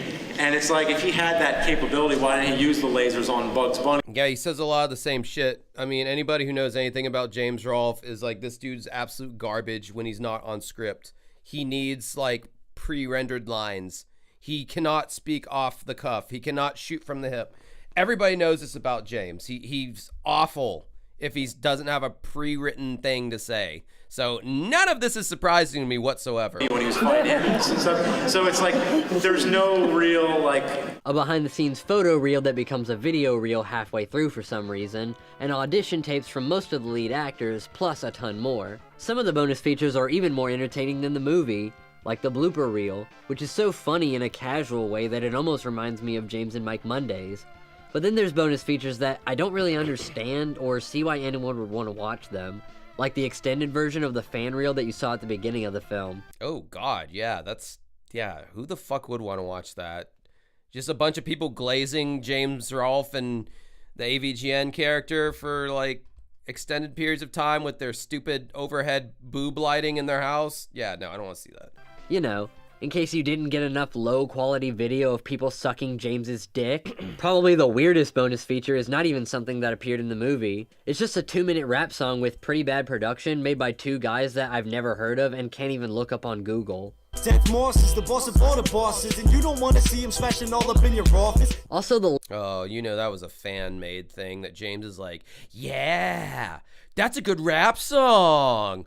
Holy fuck, someone made a rap song about my movie. We're gonna include it as bonus footage. Yeah. Lyrics to the rap song are nowhere to be found, so if you give enough of a shit, you'll have to listen to it. Do you think the N-word was dropped in that rap song? Type 1. Or maybe I'll do a poll. No, just type 1. I don't feel like that question being out in the ether, even though I just said it and anybody could clip it. Whatever. Do you think the N-word was dropped? And if it was dropped in that rap song, and a lot of the people in the chat, and okay, so now type 2 if you think it was the hard R. If it was the hard R that was dropped in the rap song. Why would you do that, James? Why would you put that out there with the hard R? Why would you put it out there with the hard R? Shitload of fuck! That's racist! Holy shit. So stupid, bro. I'm playing a character right now, by the way, for anyone watching this. This isn't who I really am. This is a character. I'm being extreme because I'm playing a character. So... multiple times in order to get everything. There's the uncut version of the fight between Mandy and McButter, but I don't really know. Yeah, that's a detail we have to include. Also, the rapper is white, who dropped the hard R in the rap song. That's the bonus feature that we just heard. Yes, abso-fucking-lutely it was. And James didn't even like. Well, that's why the Bulls beat his ass for like a whole month straight. And if Mike Cool Green was here, he would be able to give a good description about how they ripped his arms off and twisted it into a pretzel. And I mean, I don't know, just the wordsmithery that Mike has to describe the whole Bull situation is something of legend. You'd have to be in the Discord to truly know the lore, but I'll post it again. And you just go to the fucking Bimmy chat, I think it's called, whatever the fuck. That's a Discord. If you want to join my Discord, Pisscord. That's something I stole from Jim and them. Pisscord. I like that. You'd want to watch it because the fight isn't really well choreographed because it's supposed to be over-the-top comedic, so you're kind of just watching clips of them fighting in the most ridiculous way imaginable. There's an interview with the costume designer, Lane McGovern, which is cool because I feel like costume designers are never given the attention they deserve. But honestly, with a few exceptions like the Nerd, McButter, and Dark Onward, most of the costumes are so unimportant to the characters and the story that they might as well just be wearing anything. There's a whole-ass documentary about the special effects alone that includes an interview with David Woodruff, the founder of Generation Effects and son of the famed special effects artist Tom Woodruff Jr. And honestly, this is a pretty great bonus feature just by itself. It's nice seeing James doing a lot of practical effects work in his basement using techniques that he's used on AVGN and other Cinemassacre videos, and it really makes you appreciate how much effort he's putting into his projects. Almost like a filmmaker. Yeah, I know. Pretty shocking, right? I mean, I feel like I spent most of my last video talking about how ridiculously streamlined the filming process is for current AVGN videos, and how James has made it to where he can make these episodes as effortlessly as possible. And yet, here he is, honest to God, busting his ass for an AVGN project. And honestly, it might not only be the hardest he's ever worked on any project, but it's also probably the last time he was fully devoted to something AVGN related, since his first child was born soon after the movie was finished. There's his wife! There's April, the leader of the Bulls, the Bull Queen, and the decider of all of James's decisions. You motherfuckers in the chat saying that my liver isn't metabolizing alcohol as efficiently as it used to. 70% yes. You motherfuckers. How 73 now. Have no fucking faith in me whatsoever. Fuck it. Finished, and shortly after that, Screenwave stepped in and gave birth to the current era of AVGN. However, regardless of the obvious hard work he put into this movie, it doesn't change the fact that a lot of these shots are really complex and difficult, but ultimately don't add anything to the movie, or otherwise could have been achieved easier. There's another documentary about the filming of the giant monster scenes that's longer and not as good as the special effects one, and honestly, watching this documentary is a bit frustrating because this suit that James has people wearing is so stupid, hard to film, hazardous to be in, and so impossible to do what James is asking with it that as a filmmaker, just watching these people become so stressed and frustrated trying to film these scenes gives me this secondhand sense of dread and exhaustion. I could see that. Yeah, I could see that being true. He's using extensive Mega Man X music in this, by the way, which that should make Brelly very happy. It makes me happy. 80% of you motherfuckers doubt my fucking liver's capabilities. Fuck you, ungrateful motherfuckers. Okay, what do you think about that? I'll fight every single one of you. Who here thinks you could take me in a fight? I'm sure there's quite a few of you who could, but maybe not. We might watch Ascension Millennium. Popcorn Long Josh. This honestly had to be one of the most frustrating... Josh's liver is probably one of the strongest organs in the world. No, I mean, I think Bert Kreischer's liver is probably stronger than mine, to be honest. Even though I hate that motherfucker. Yankee? Yank me? You knock me the fuck out? Really? I mean, you're Hispanic. So, I mean, you know the value of a hard day's work, which my silky soft hands have not touched a brick or a cinder block in fucking years. So you might be right. You might be onto something there. And maybe my punch would feel like a fucking glazed donut hitting your face. You might find it relaxing, in fact. Whatever. Ami Hataru, you're 5'10"? Well, I think I'm like 5'11". So I got maybe more reach. Bro, I got knuckle tattoos. What? I could beat all of y'all's asses. I got fucking knuckle tattoos. That means I'm hard. I'm hard as fuck, bro. I'm hard. I'm 7'5" and 13 inches. I didn't need to know about your cock size, but I mean, I'm sure someone in this chat would probably blow you. Sets to be on, and probably some of the most frustrating days to be on set. On the bright side though, Kevin Finn makes a joke that I'm pretty sure is a diss on the movie, and honestly it's pretty funny. Are these suspension wires strong enough to suspend our disbelief? I feel like Kevin is losing his mind in a lot of these clips, and honestly I can't blame him. With James being on camera for most of the movie, Kevin probably had to do countless hours of solo directing. There's even more outtakes with Eddie Pepitone, Lloyd Kaufman, and Stephen Mendel, and I don't... Lloyd Kaufman wasn't even in the fucking movie. Why is he in an outtake? See why they couldn't have been included in the blooper reel, but okay. There's the fake nerd reviews that we see at the beginning of the movie, except this time uncut. And the only funny thing that I have to say about this is that the lighting and cinematography of these fake nerd episodes is better than they are in the actual nerd episodes. There's a VFX breakdown section that honestly could have been included in the special effects documentary, and all it really does is show you more inefficient filmmaking techniques, although not exclusively on James's part. Like, why did they add posters on the wall in post instead of just, I don't know, putting up some actual fucking posters? Seriously. Like, all that post-production bullshit, so unnecessary and stupid. There's a script notes section where Kevin and James share some of the ideas they had when writing the script, and a lot of the early versions of the script sound better than— You motherfucker, you fucking ungrateful motherfuckers in the chat. 56% of you are saying that you could take me in a fight and win. I appreciate the 44%, and this just shows how many femboys I have in my chat who say no, they would not win against me, and I appreciate you guys, and if I could start a sexy little harem, I would, but like, you 54 fucking %, man. Ungrateful bastards with all the free entertainment I give you. In the Finnish version. Well, almost. And there was a girl named Wendy that lived in the building with you, and you guys were doing laundry together, and her panties actually got mixed up with your laundry, so you had to get the panties back to her. Yeah, I'm just gonna skip this. Yeah, that's a little awkward.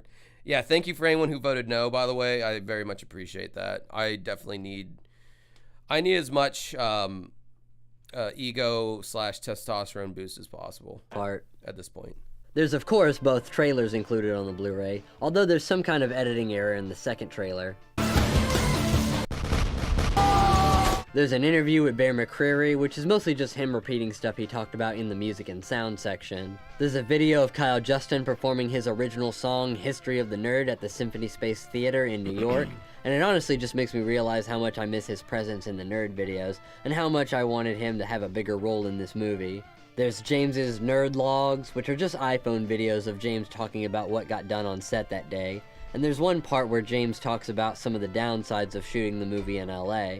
You know, you're surrounded by film history. The weather is usually more consistent, and you have the deserts, you have all the different landscapes and all these locations that you need. You know, that's why the whole film industry is out there. But then the bad side is that it's just so expensive. I'm not saying not to shoot in LA, but just do a lot of research before, because I didn't do enough research. This is actually a really important point, because yeah, shooting in LA is expensive, and honestly I wouldn't be surprised if His morning breath, yuck.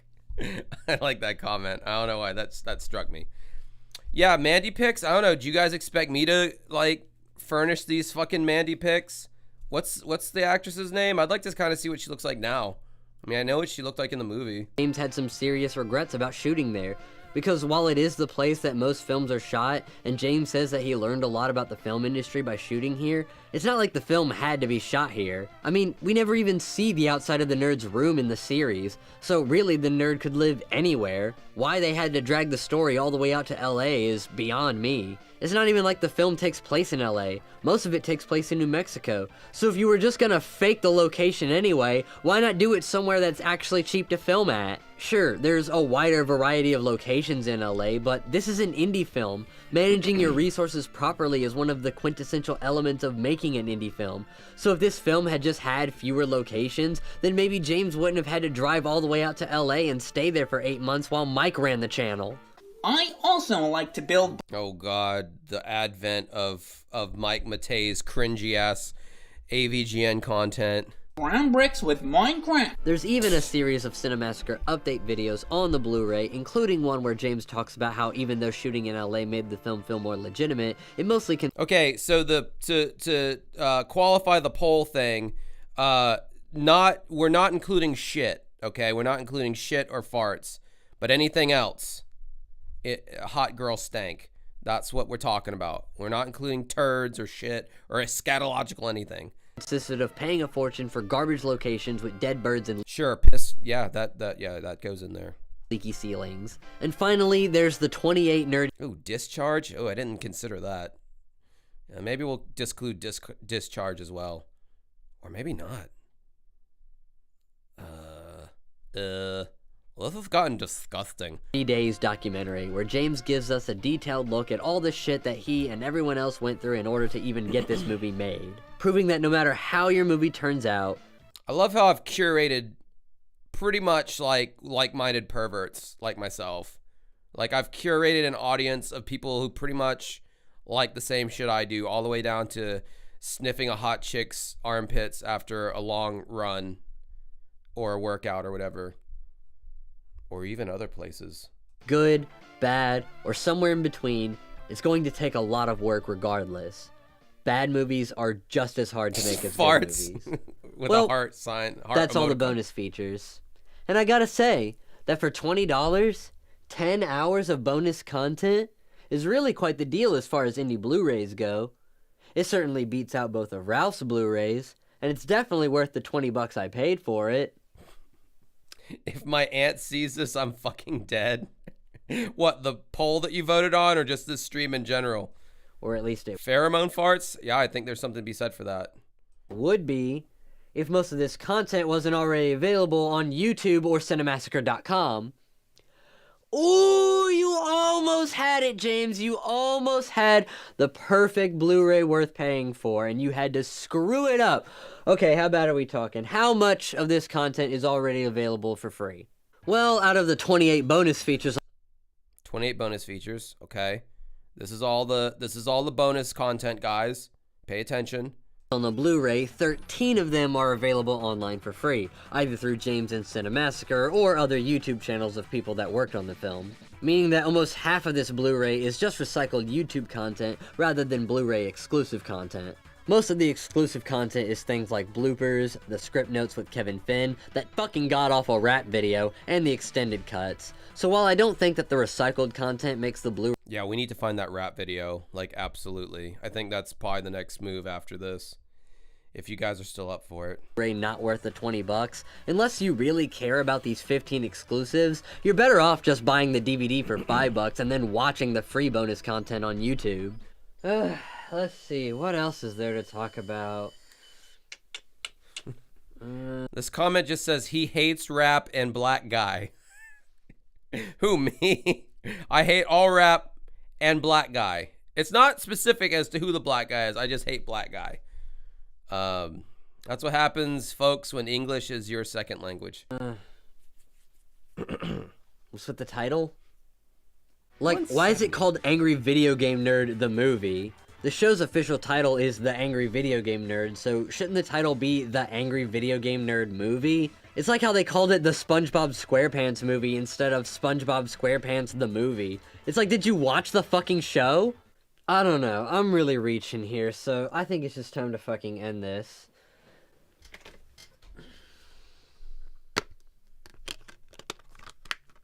He says it's time to end it, but believe it or not, we still have 30 more minutes. Believe it or fucking not.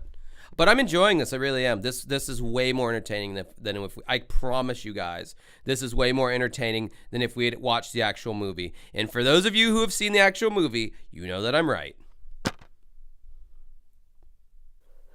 So what are my final thoughts? Well, story-wise, the film feels bloated. I'm not really sure what kind of plotline a film about the nerd would have, but I didn't think it would mean saving the world from a giant cyber mutant, and for most of the movie that's not even what's happening. Most of the film is just about the nerd trying to find out the truth about E.T., which makes the plotline about the monster feel like a last-minute addition rather than a climactic finale. Production-wise, the film has many elements. HR says, I feel like his teeth are really dry. What drug do you have to be on to think of a comment like that? Like, holy fuck. The chat never ceases to entertain me. I get infinite entertainment from the chat. I blew a .17. That's bullshit. I am not that drunk. This lies. I need to drink more fluids. There's no way I'm a .17. I'm really offended by this. Should I vape and blow through the breathalyzer and see what happens? I'm going to do it.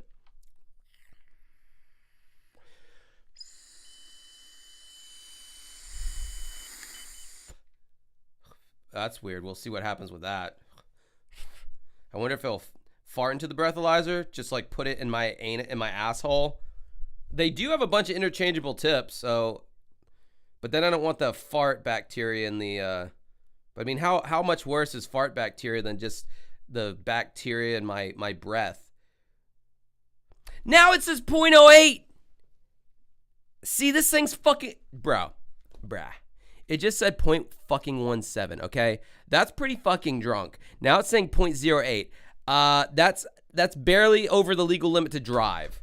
I'm cracking open up another beer. Fuck you. And fuck you. I might even take a shot. Because I feel like I'm pretty fucking sober right now. Alright, I got another poll idea. I'm not talking about my cack. I gotta start this poll before I do anything else. All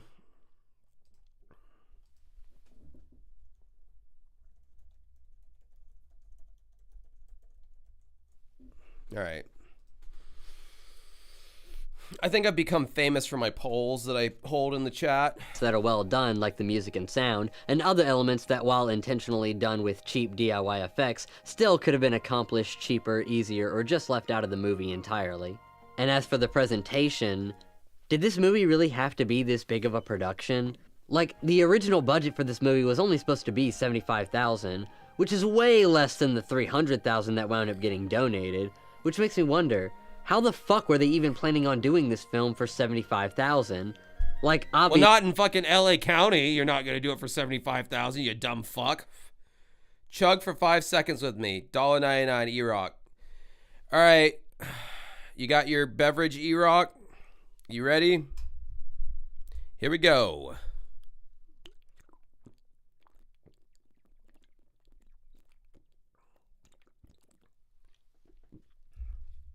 Ow, that carbonation burns. I believe that was 5 seconds. I just RGT85'd into the microphone. You disrespectful, ungrateful motherfuckers. 53% of you think it looks like my breath stinks. No. I think these hoes need some education. Boogie2988, clearly, breath stinks. Linkara, breath stinks. Rob Walker, breath stinks. Probably Doug Walker too. Who else do we got? Pretty much anyone on Channel Awesome, including the women. Breath looks like it stinks. My breath smells like beer, but it does not stink. It's like a bouquet of notes of beer, but it's not like a chronic like Dorito got caught in the pustules in the back of your throat, which make tonsil stones. All them motherfuckers have tonsil stone breath. First of all, you bastards are pushing me to the limit right now. And I have nice teeth. So there's no place for the bacteria to hide. I think all of you have bad, and 48% said no. 48% said no, so I will agree with that. That's great. But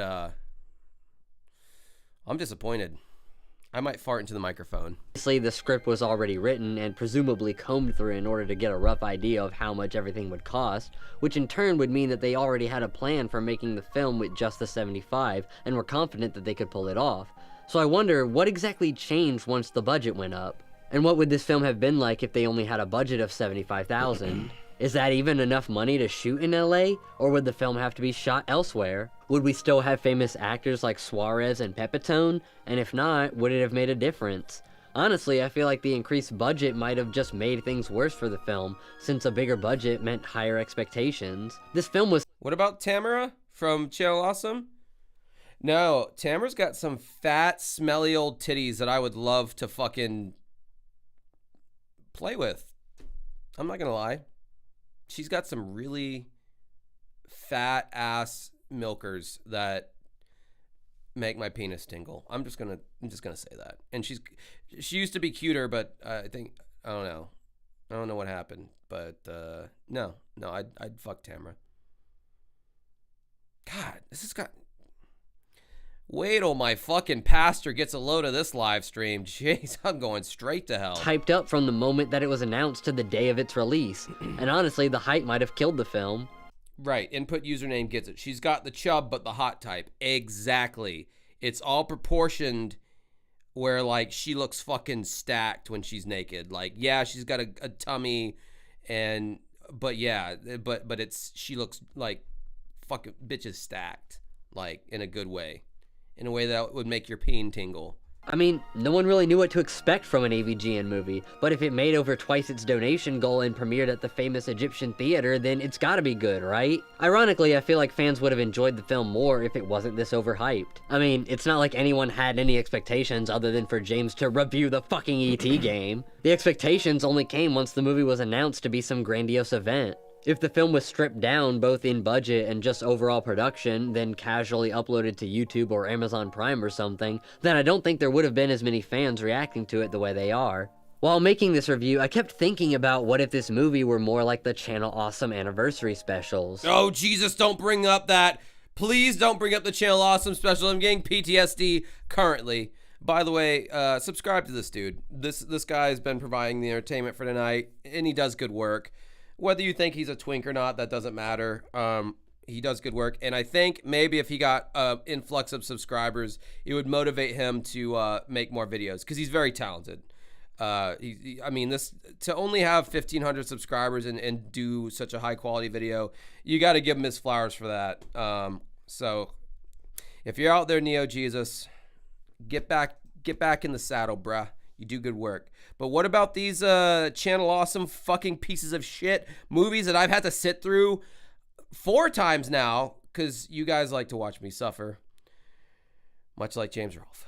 which, by the way, I will not be reviewing since pretty much everyone else has already done it. But including myself. Regardless of their mediocre quality, those films were made using actual low-budget filmmaking techniques, without massive Indiegogo donations. They were released online for free, and they were a lot closer to their source material, being the nostalgia. Yeah, but they were absolutely unwatchable pieces of shit. Which, I mean, I guess arguably the AVGN movie is as well, though I would say it is more watchable than a Channel Awesome movie, which is really like saying your wife-beating friend is better than Joseph Stalin. We'll just go with that, which is not really saying a whole lot. You like how I didn't go with Hitler? You know, Hitler, man.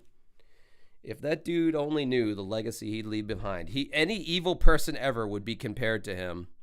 And the logo... Anyway, let's just dial it back. This is why Ethan, per Content Cop, we now know Ethan has a button that's apparently costs $20,000 to, whenever he says something stupid, it's like one of those 3-second delays or some shit. But see, I have the power of regulating myself. Self-regulation. Reviews than the Nerd movie is, and I feel like a large part of that is because they don't... Wait. Pat the NES punk is playing Chris Benoit in a biopic. Dude, the shit you guys come up with, bro, is fucking hilarious. What the fuck? Have the budget to be anything else. By making it a bigger production than it ever needed to be, James just spent more time and money than was ever necessary, and ironically overhyped the film to the point of detriment.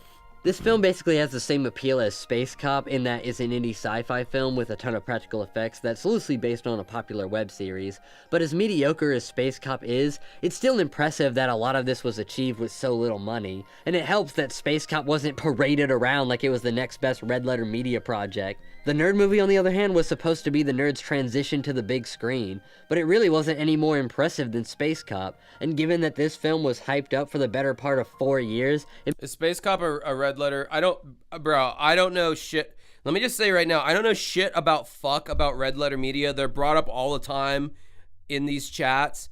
I saw, what's his name? Mr. Plinkus or Plinkett or whatever. I saw that one thing they did. I don't know what that channel's about. I know that one video about the Star Wars prequels, and that's all I know about RLM. So I don't know. What's their big deal?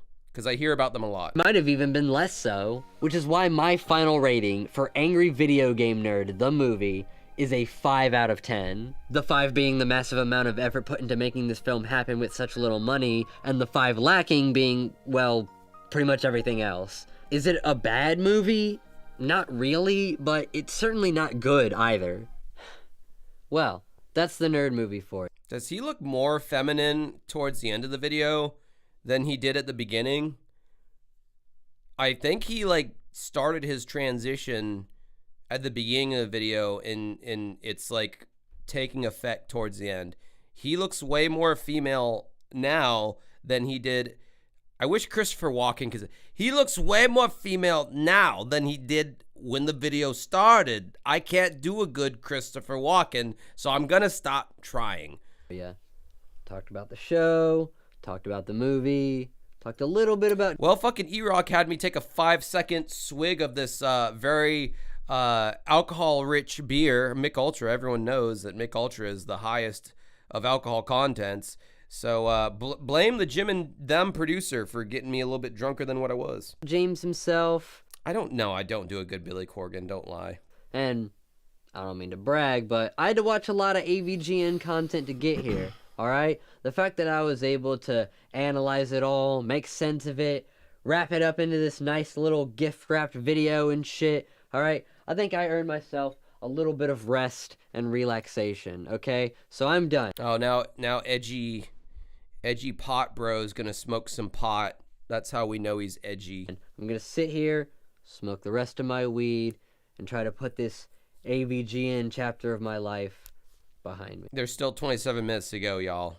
I feel like I'm Bill Burr doing the Philly thing because how he's counting down. That'd be another good thing to pull up. I'm thinking a bunch of random shit in this fucking stream. I want to pull up Corey Feldman's Girlfriend's Music. I want to pull up The Alien Autopsy from the 90s. And now I want to pull up Bill Burr's Philly Rant. Like, there's like my mind's going in 100 different directions right now. And iDubbbz Content Cop on H3H3, although that would be way too long. And I'd go into like 5 o'clock in the morning, so we're not going to do that. I think Mr. Plinkett's hilarious.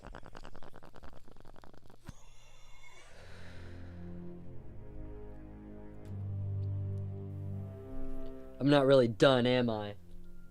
There's one more thing I can do before I put this to rest.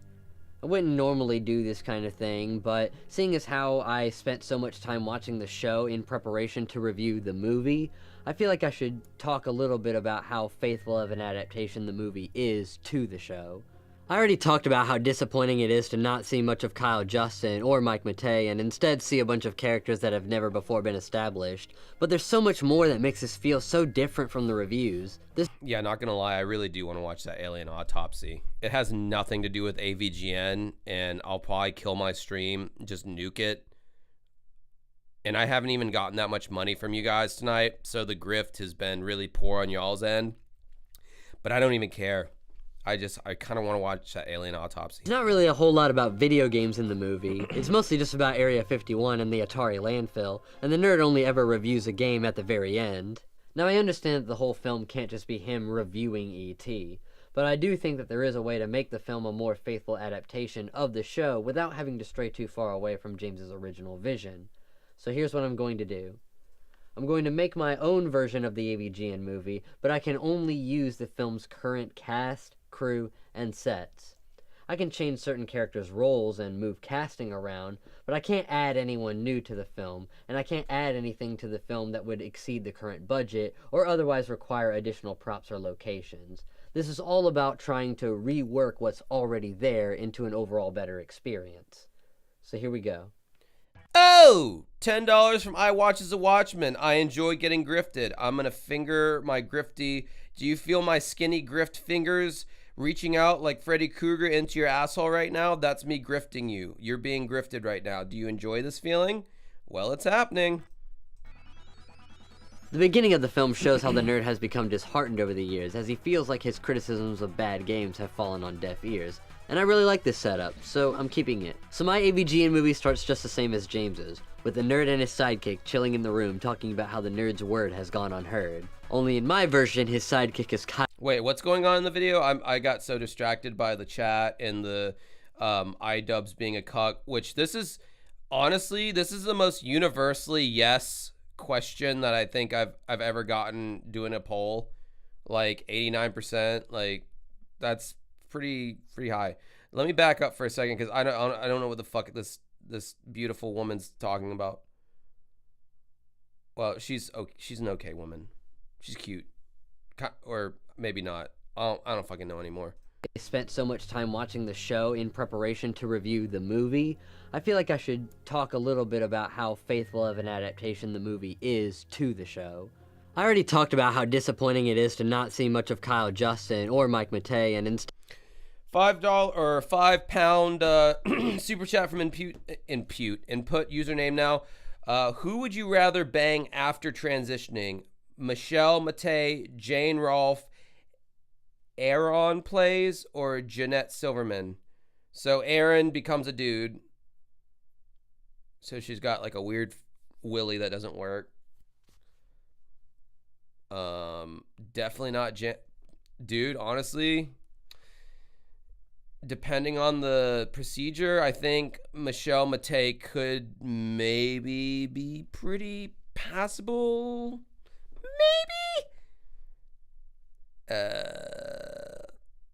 Yeah, I'm not into trans men. I will say that. I'm not attracted to trans men whatsoever. So Aaron is out of the competition.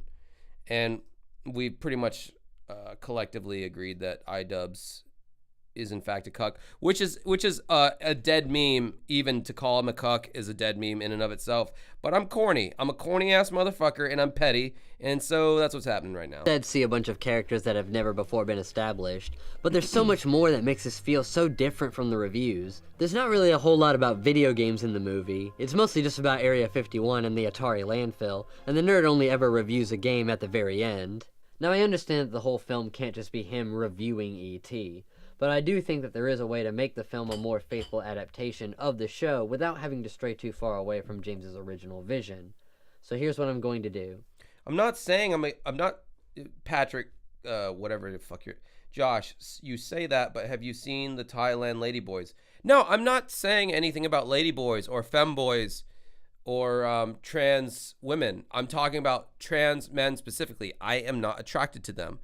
They have fucking beards and hairy legs and a vagina, and it's just, I'm not attracted to that. It's fine if they want to do that. I'm not attracted to it. That's all I'm saying. I'm into femme shit. Femme, whatever that might mean. You know, just smooth femme stuff going on there. And this is not a secret at this point, especially if you're on my Discord. Things get naughty and nasty. $2 from Jordy. Like this video, go vote. Good night, work in the AM. Jordy is referring to the voting for my band to possibly play main stage at Warped Tour. And I cannot find the link anywhere currently. I'm lost at sea. I'm going to make my own version of the AVGN movie, but I can only use the film's current cast, crew, and sets. I can change certain characters' roles and move casting around, but I can't add anyone new to the film, and I can't add anything to the film that would exceed the current budget or otherwise require additional props or locations. This is all about trying to rework what's already there into an overall better experience. So here we go. The beginning of the film shows how the nerd has become disheartened over the years, as he feels like his criticisms of bad games have fallen on deaf ears. And I really like this setup, so I'm keeping it. So my AVGN movie starts just the same as James's, with the nerd and his sidekick chilling in the room talking about how the nerd's word has gone unheard. Only in my version, his sidekick is Kyle Justin, the guitar guy. We've seen him living behind the nerd's couch in previous episodes, so maybe we can have something like the nerd is planning on retiring. What's the point, he says, while taking stacks of games off his shelves and stuffing them into garbage bags. The nerd has finally given up. After hundreds of reviews, he just can't stand to see his fans ignore his warnings and continue to play the games he's talked about, and he feels like the world would just be better off if he never brought these games to people's attention in the first place. Kyle, not feeling sympathy for the nerd, but rather realizing that he'll be homeless if the nerd quits his job and moves out of his nerd room, tries to encourage the nerd to keep going, but he can't come up with a good enough reason for why the nerd should continue. Defeated, he accepts that the nerd is retiring, but in the middle of the night, while the nerd is asleep, Kyle gets an idea and he hops onto the nerd's computer, and he— Dude, this guy put so much work into this fucking video, man. Once again, please go and subscribe. Please! My fucking voice cracks. I sound like a virgin. Now, subscribe to this dude's channel. He's, like I said, he's got other stuff of this caliber. He's got another AVGN video on there as well. And I may stream that somewhere down the line, but show this guy some love. He put a lot of fucking work in this video. It looks really good, and I feel like he deserves a lot more subscribers. I don't normally gas people up like this, but he did a good fucking job. You gotta admit. I mean, I wouldn't be able to do a video like this edited. He's doing custom animations and shit. Doing all kinds of... I mean, the bong is cringe. The weed smoking is cringe, but whatever. Anyway. Sorts through his email where he finds countless requests, all from the nerd to review one particular game, E.T. You can even throw that... I never gas people, actually. That's the funny thing. I'm tearing people down constantly. I promote things I like, whether it's music or whatever. My last Rex Viper review I did, I said the band sounded good, and they did, because I'm honest. I'm not just shit. I don't just shit on people for the sake of shitting on them. I shit on them because I believe what they do sucks. But if I believe what they do doesn't suck, I will say that as well. However, if I believe what they did is good, but they have some cringe moments, I will also say that. And, you know, people take shits on me, and that's fine, because I'm into fecalphilia, so do with that as you will. Fan reel from the start of the movie in here, so there's another element we can keep. Kyle thinks that these requests might just motivate the nerd to not retire, so he prints them all out and waits to show him. The next morning, the nerd wakes up to find that Kyle is unusually chipper for someone about to lose their home, and Kyle reveals that it's because the nerd can't retire until he gives the fans what they want, and he slaps the stack of requests down at the nerd's feet. The nerd only needs to take a quick glance at the text on the page before he shudders and quickly dismisses it all. Kyle presses him. How can you just let the fans down like that? Then the nerd snaps and it becomes a heated argument. The nerd screaming about how he'll never play that game again, and Kyle accusing the nerd of avoiding responsibility. If I review it, it's just gonna make people want to play it even more. They eventually come to an agreement. Since the nerd is gonna retire anyway, he might as well take one last opportunity to go out with a bang. So the two of them agree to go to the infamous Atari landfill, sneak in, and try to see if the legend is true or not. So basically, this dude's like, or this they them is like rewriting it like how he would have liked to have seen the script play out. That's what's going on right now. It's like his fanfic of the AVGN movie. And so far, I agree. It would have been a better idea what he's saying so far. I know it's hard with me constantly pausing everything, and I do have to pee. And Enigman69, do you actually dance with ghosts? Okay, I'm not even gonna finish that because I'm so fucking tired of that question. I'm gonna pee and get another beer. So just keep edging till I come back. You're not allowed to come until I tell you you're allowed to come. So just, and if you do, then you're banned, and I'll poison your food.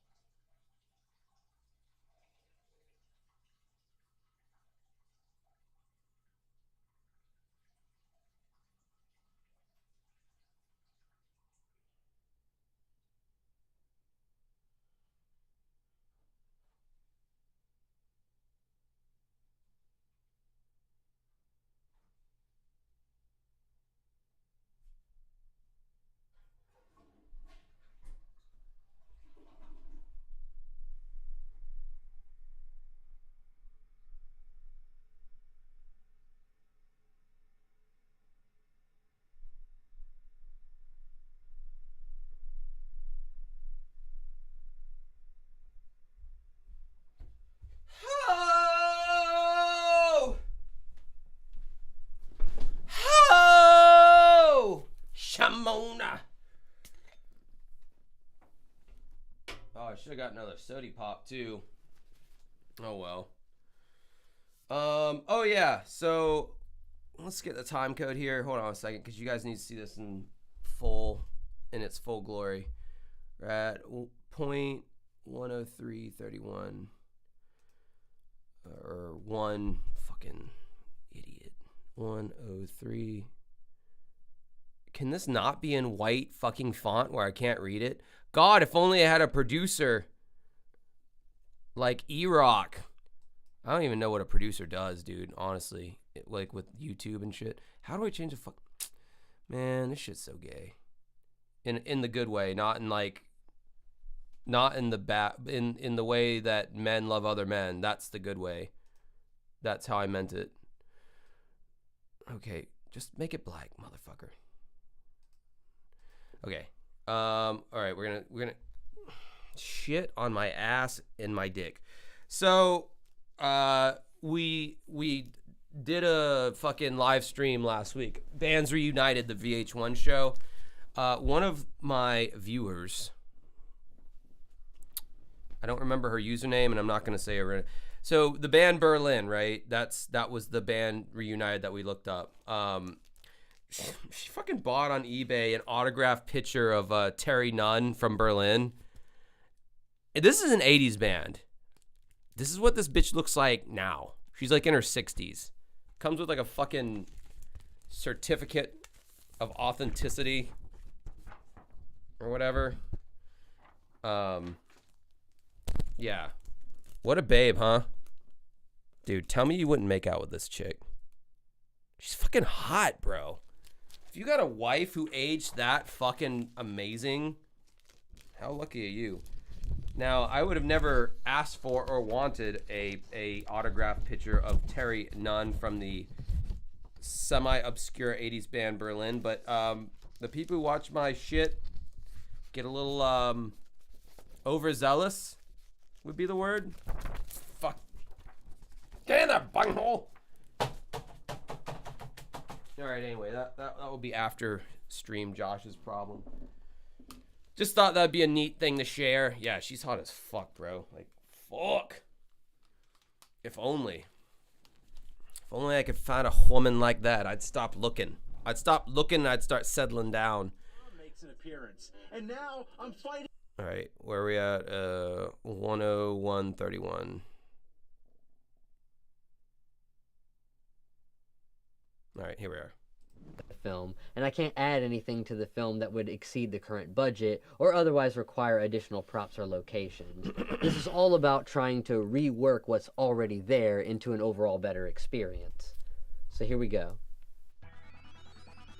The beginning of the film shows how the nerd has become disheartened over the years, as he feels like his criticisms of bad games have fallen on deaf ears. And I really like this setup, so I'm keeping it. So my AVGN movie starts just the same as James's, with the nerd and his sidekick chilling in the room talking. Oh wait, about no, we how already they- saw this. Yeah, we already saw all that. Okay, I think that's where we're at. See, this bandmate is played by none other than Mike Matei. Probably Oh wait, we didn't see that. Kyle begs for the nerd to let him stay, but it's no good. We're not even friends. What? I'm reading the chat. Dude, read the chat. No one wants any more NeoJesus. We're finishing this. If you've ever been with me on one of these streams, you fucking know. When I start something, I fucking finish it. I went through Kick-Assia, Suburban Nights, To Boldly Flee, and Linkar's stupid top the fourth wall movie. We finished every goddamn one of them. So don't get soft on me now, soldier. He says before putting Kyle out on the streets. They both wake up in a cold sweat with a sinking feeling in their stomachs. The nerd fearing that he might be wrong and that he'll be... All right, to be honest, I do kind of want to watch the alien autopsy video really bad. Okay, he's playing out how he would do the movie. Okay, that's great. All right, dude, you did a good job. I appreciate it.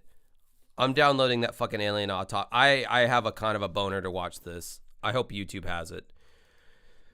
Alien autopsy.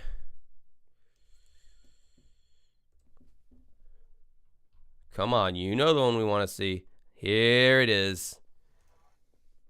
Here it is. Ha-cha-cha. Wait, is it? Is this it? No, fucker.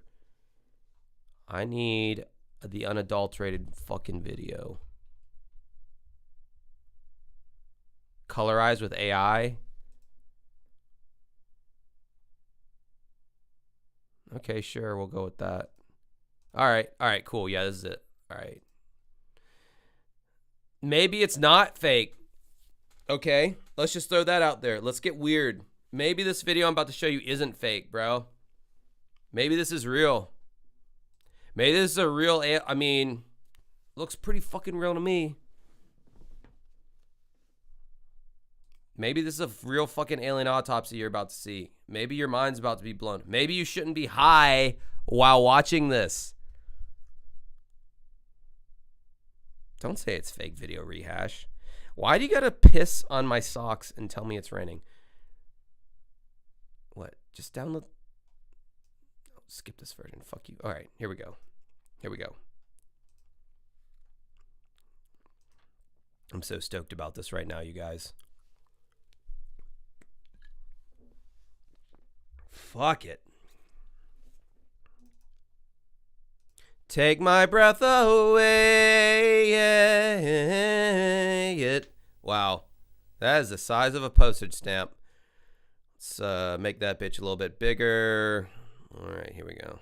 Here we go, guys. Are you guys ready to get your minds fucking blown? Are you guys ready for the fucking truth that not even Joe Rogan will show you?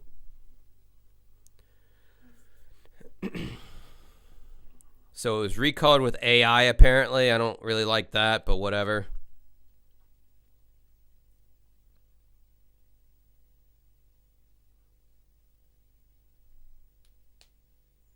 Where did E-Rock say chug again? I'm not seeing this. It said it was a super chat. Oh, another 5-second chug. Okay, fuck. All right, you did say that. All right, E-Rock, where you at? You ready? I'm not starting unless I hear from you.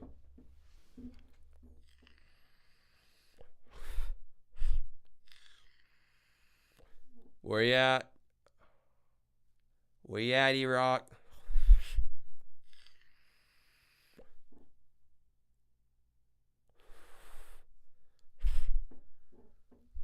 This is an alien autopsy. Okay, you ready? All right, here we go. 5 seconds.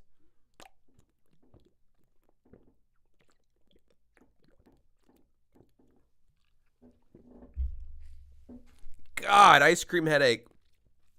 Oh my God, AIDS. Fuck. Shit. All right, we're looking at an alien autopsy right now. This is real. It's been colorized by AI. Yeah, dude, it does burn. It fucking burns like a motherfucker. Yes, this is real.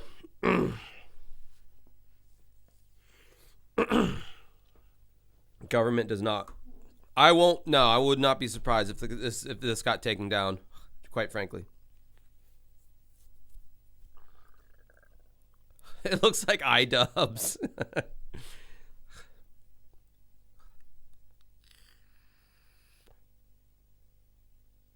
With that alien mouth too. Yeah, the feet are pretty human looking. I would expect more like extraterrestrial looking feet. There's no sound, by the way. iDubbbz when Anesia is with the balls. Nice. That it is kind of fat though, is it not?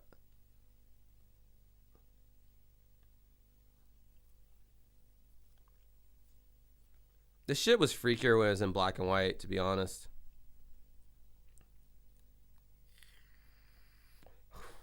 Yeah, I shave my legs. I don't like body hair. Maybe I am a twink.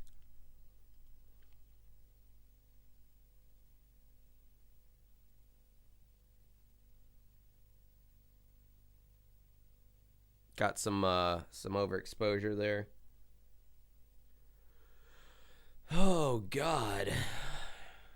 Smooth femboy. Yep. Just slide it right in.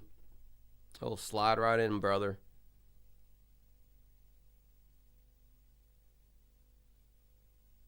I feel like if Boogie had a kid, this is what it would look like, honestly. Like, it would come out the womb, like, just looking like this. Like, chronic diabetes on its right leg. So, like, the leg's already falling off. Already fat somehow. Like, just mindless gaze. And just... that Boogie would definitely, like, produce a kid that looks like this, and they would misinterpret it for a gray, like the lack of genitalia, because all of Boogie's testosterone has left his body years ago from just the abuse of fucking all the soda and just nasty Taco Bell.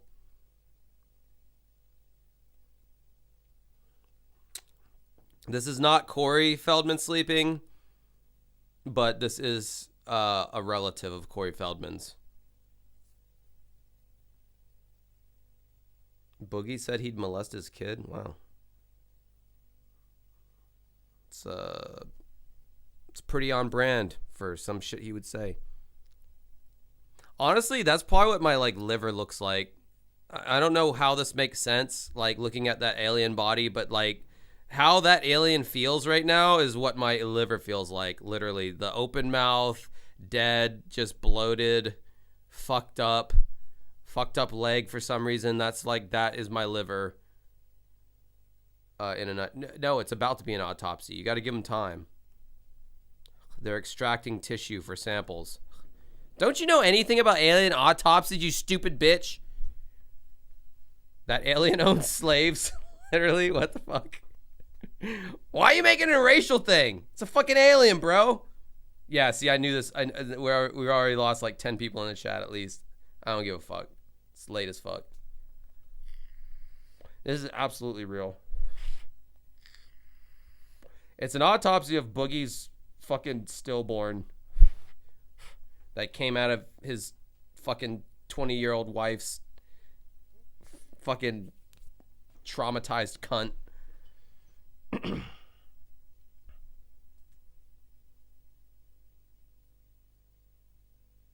Ow! Ow! It stings. That alien looked cocked. Like the last thing that alien saw before it died was like a bull fucking his wife. Well, I say him, but it has no genitalia, so I don't know what the fuck it is. Ow! It's crazy when you're dead and they like cut you all up like that. Like, I just think to myself, if I was like someone who did this kind of shit, I'd be thinking the whole time like, God damn, this would really fucking hurt a lot if this person was alive. Which is why I'm not like into this field of whatever the hell, because it's like, damn, that would be painful.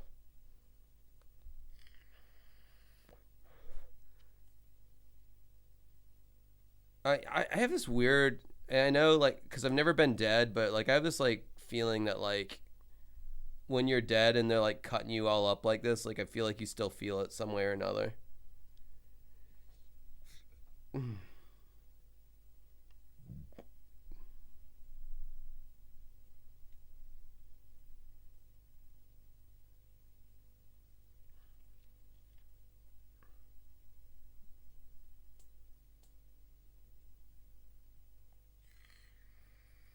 I might eat some of it if it's like, bro, if this, I'm going to tell you this right now. If this alien's insides came to me through HelloFresh and they had step-by-step instructions on how to prepare it, I would fucking eat it because it would probably be fucking good. Because if I've learned anything from HelloFresh, just follow their directions. Don't question it. It's going to be good at the end. It's going to taste good. Like, they would find a way to make that tasty. Salt, pepper, some extra virgin olive oil, pan fry that shit for 4 to 6 minutes on either side. I'm not even being, I wish I was promoted. I pay them money. They don't pay me any money. I just happen to subscribe to them.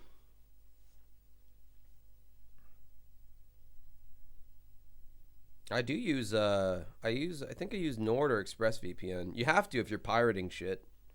Or Comcast will send you a dirty letter, or whatever the internet is where you live. Comcast is pretty, I don't know how regional it is, but yeah.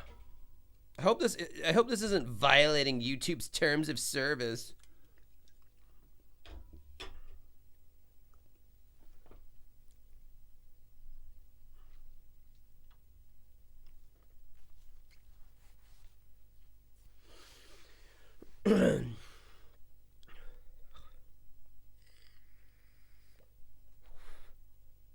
Bro, I'm just like throwing this out here right now. If you put like a 9 Inch Nails song from like the Downward Spiral, if you put that over this, it'd be a pretty fucking sick music video, quite frankly. Like fucking Reptile or I don't know. What's the song that's like doom doom ga doom doom doom doom ga dun boom ding dun dun dun dun dun dun dun dun dun dun dun dun dun dun. Is it Eraser? Oh yeah, definitely a Tool song. Yeah, for sure. Eraser, yeah. You put Eraser. Yes, if you put Eraser over this song, yeah, that shit would be pretty epic. I don't think Closer would work on this. You let me violate you. You let me penetrate you. Yeah, fair enough. That might work. Help me, I've torn apart my insides. Okay, actually, you know what? Closer would be a great song to put over this.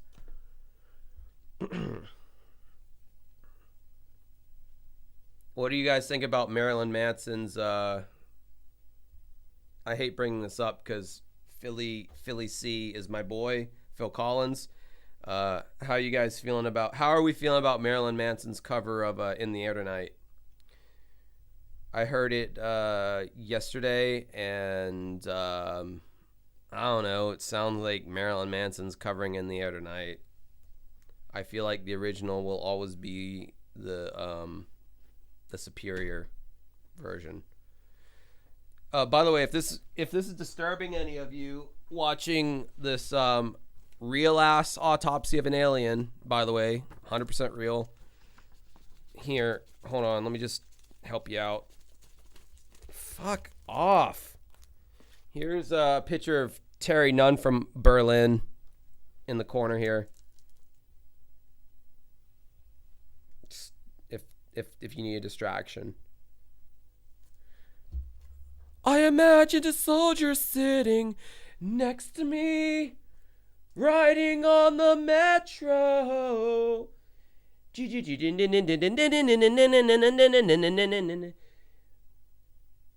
Take my breath away.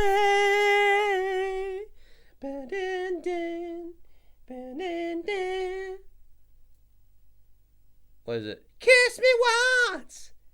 Kiss me deadly. All right, that's all the hits they have. It's trippy. Oh, did they already cut the eyeballs open? Oh, I missed that because I was yapping. I want to see that. That's like my favorite scene. You fuckers distracting me. I kind of do feel like maybe like that would be like a gray if you cut its eye slits open. Yeah, it's like big ass eyeballs. How freaky is that though?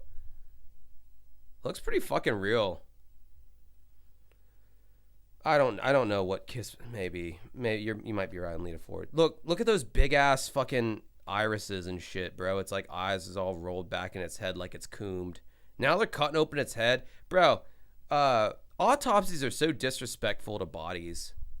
I don't want my body fucked with when I die. Just throw me in the Amazon and let animals eat me. I don't want people cutting me up, dissecting me and shit. It's rude.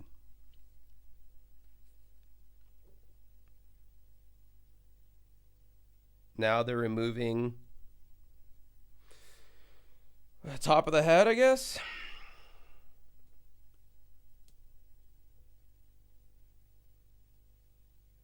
I don't know. They might bust out the bone saw. They might. This is definitely what my liver looks like. If it didn't look like it before, that is definitely a human or alien embodiment of my liver. Am I allowed to make racial slurs about the alien since it doesn't technically live on the Earth? Who would get offended on the alien's behalf? Looks like they're just using a scalpel. I'm not seeing any kind of a bone saw. They like fucking put the skin right over your face. So disrespectful to that alien individual. Bro, let that alien live on Earth for one day and especially in America, we would find a racial slur for the alien.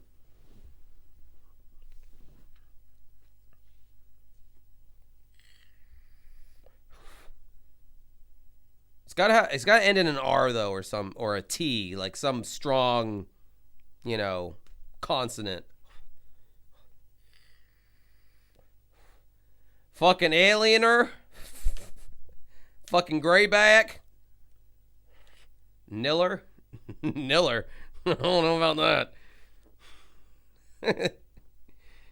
Bro, they just like putting his fucking forehead flesh. See, I'm assuming it's gender. I'm so terrestrial based that I can't see past the fact that it's another fucking thing. It's Niller. It's Niller time. That fucking thing is, they got him all fucked up. If that alien woke up in that moment, it would definitely be like, ow, ow, fucking shit hurts. Josh, I'm 43 and I sure your liver is still pink. Mine's a dark magenta and I'm still functional. Hell yeah. Thank you for enabling me. I'm going to drink more now.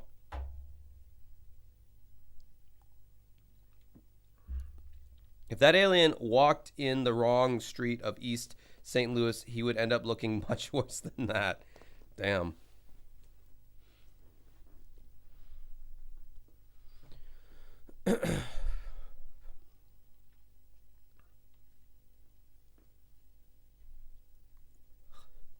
Dude, this video is like ripe for like putting creepy songs over. But I think Eraser by 9 Inch Nails would be the song. Bam, bam, ding, ding, ding, ding, ding, ding, ding, ding, ding.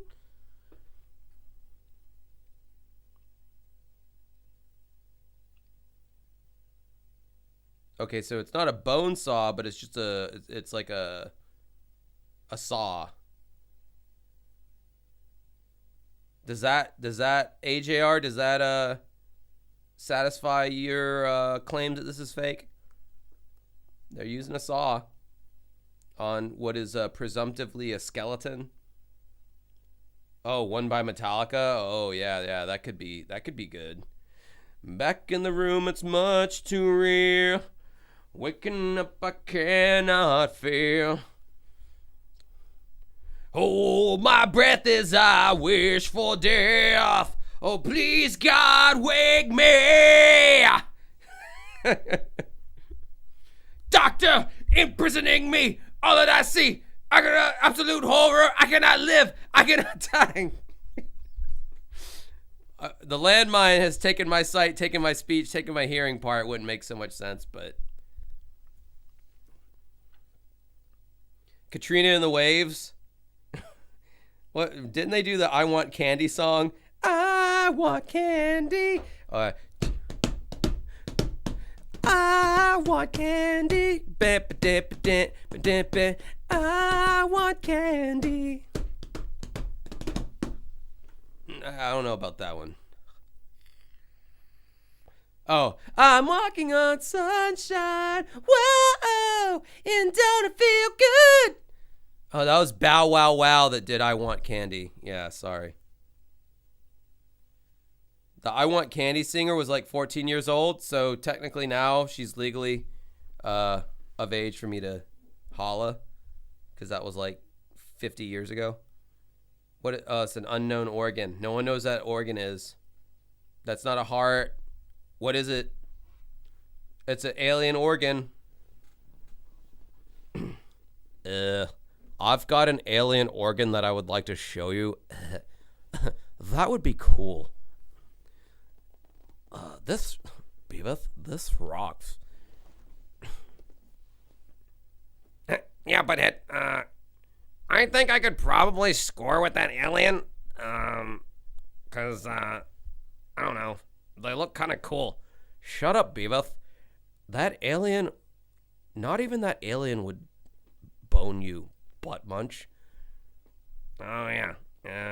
Probably right, butthead. Maybe lay off my mom a little bit. Your mom's a whore. And everybody knows it. I mean, yeah, I know that, but maybe, like, don't go so hard on my mom sometimes. Beavis, don't make me kick your ass. It's not a live stream until I do a Beavis and Butthead impression at some point. Is this like a Judas Priest video or something? This is pretty cool. Where's the music though? It's like one of those videos, like, but if you like listen really close, you can kind of hear it, like, and it kind of rocks. It's like a Beavis, what the hell are you talking about? I'm about to kick your ass. Oh yeah, sorry about that. You boys, is it? You boys, damn it! I had a good Hank Hill there for Mr. Anderson. I tell you what, them boys been whacking off in my trailer. Beaver and Buff Code. I don't know how the fuck Mike Judge does all those fucking voices, dude. Hats off to fucking voice artists, voiceover artists or whatever. Like, that shit's so fucking difficult. I tell you what, Peggy, don't jostle it. Yeah, I can't do a good Hank Hill. Oh, is that one of his their alien beams? That's their alien technology. That's pretty cool. That's pretty cool. Does it like play TV?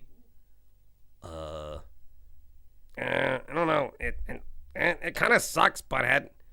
Beavis, if you talk one more time, I'm going to kick your ass.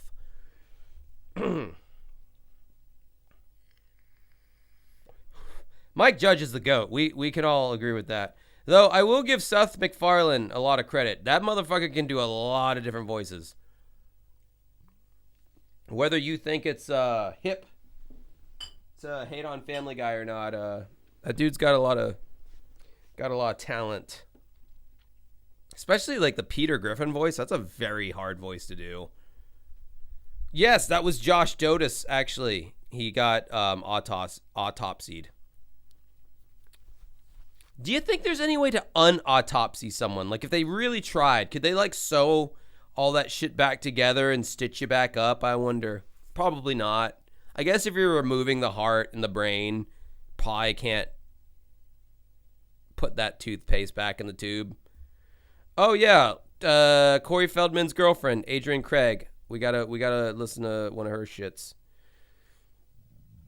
But Daddy needs a sody pop. That was the alien autopsy. I thought it was cool. All right, let's get some Huron Chad in here if we can find it. Adrian Craig. Actor Corey Feldman, his girlfriend, Adrian Skye. Adrian Craig. Haunted. There it is. Okay, hell yeah. We got the Haunted. Oh, we got to listen to this. And then we're going to have a rousing debate about Israel versus Palestine.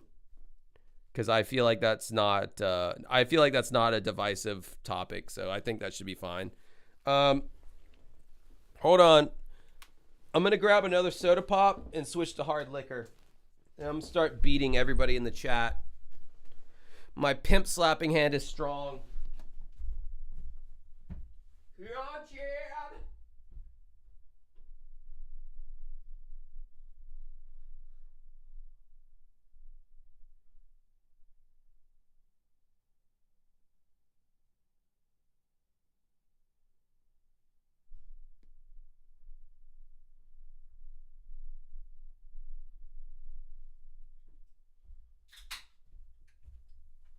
Oh God, I may at one point or another have been gay. Mike Pence was my gay lover when I was in office. Very tight butthole, very tight. No one felt anything like Mike Pence's tight butthole. Gave me a lot of pleasure.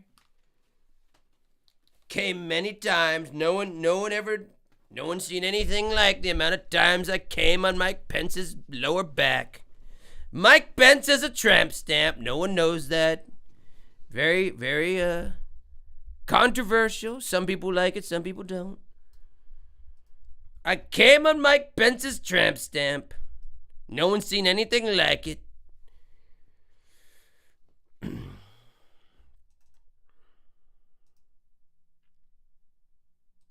All right, here we go. I think it's just a song. I don't think there's a video, unfortunately. Corey Feldman's new girlfriend. This is her music. Hey, if it's good, I will admit. I'm not just gonna like toe the party line of Jim and them. If I like this shit, I will admit it. Bro, 5-second chug of my flask? Nah, bro. I'm gonna go to a fucking hospital. I'm switching to liquor now. I'm not on beer anymore. E-Rock, what? Oh, you're in Vegas, so you're like what? 2 hours behind? So it's the night's fairly young for you still, right? Oh my God, I might be gay. That's like, Jim and them have a lot of sayings on their podcast. Unfortunately, all mine is like, oh my God, I might be gay, or like a Beavis and Butthead impersonation.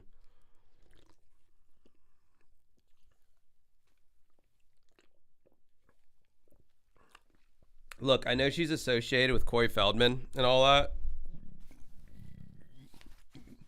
but I'd fuck her. I would. She's my type, even though she does look like a female Jared Leto Joker. All right, let's hear this song once and for all. Well, I just did a shot, E-Rock, so hopefully that put a bee in your bonnet.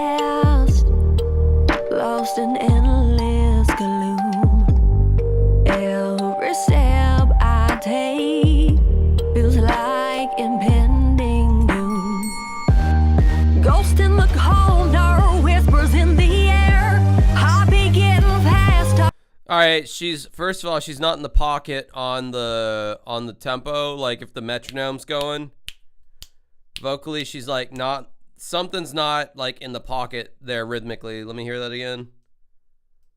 The production's not great either. I mean, it's decent. It's decent production, but it's not like top shelf production. Unlike my band. Lost in endless gloom. Every step I take feels like impending doom. Ghost in the corner, whispers in the air. I begin. Should have been like more kind of staccato.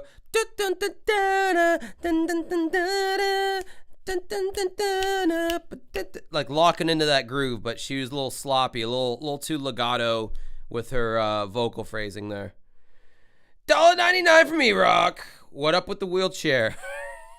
Is it supposed to be like edgy, like Marilyn Manson, like light, like the beautiful people, the beautiful people, the beautiful people? Because he had like wheelchairs and all kinds of macabre imagery. But she's Marilyn Manson on a budget, so like she just like sourced a wheelchair from like a medical supply store. Was that a skull from Spirit of Halloween? That looks like Sid's mask from Slipknot during the Subliminal Verses era, where you had that Transformer looking skull mask. It kind of looks like Sid, the DJ from Slipknot. Kind of looks like his mask. You're in some kind of just shitty building, which, I mean, there's a shitty building in every city. Not too hard to find that. Okay, anyway, let's keep going on this fucking thing here. Don't you guys worry. If you stick around and you're really good, we're going to watch Ascension Millennium after this. Past her, feeling I should stare. Haunted by the memories, nightmares in my mind. She is not on beat, bro. Hold on. She's not on beat. Her vocals are not on beat. Let's listen to this again. Hold on. Let's pay attention. Just everybody shut the fuck up. For God's sakes. Shut up. Let's listen.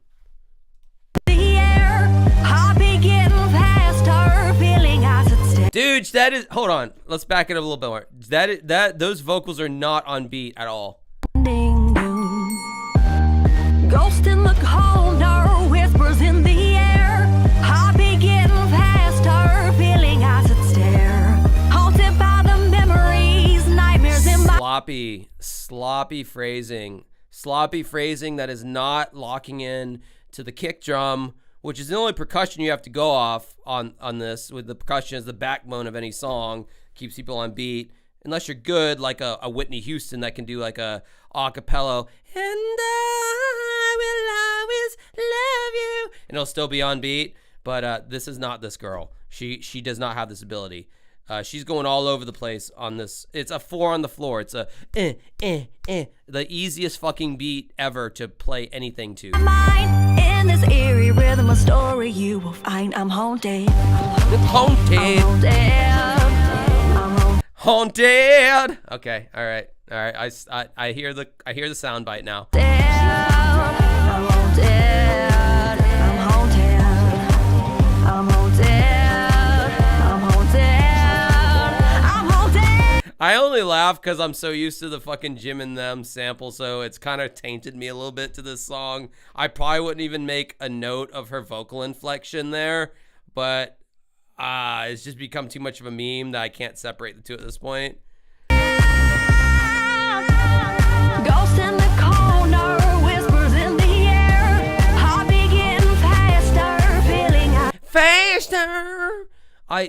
There's this like new age thing that like girls with ukuleles do with their voice. They talk like a little boo boo. Think Tones and I Dance Monkey. Dance monkey, dance monkey. I can't even replicate it with my own voice, but you know what I'm talking about. It's like that faux like soul. They're trying to elicit like a soulfulness in their white vocals, and so they throw this extra rasp in there that's fake as fuck. She's definitely I'm feeling definitely a sense of that with this chick, but she's not doing it good enough, so it just kind of sounds like this song already a bit generic, and we're already halfway through, by the way. So we're already halfway through, and okay, let's just finish it. haunted by the memories, nightmares in my mind. In this eerie rhythm of story, you will find I'm haunted. Mist hangs in the air, chilling to the bone.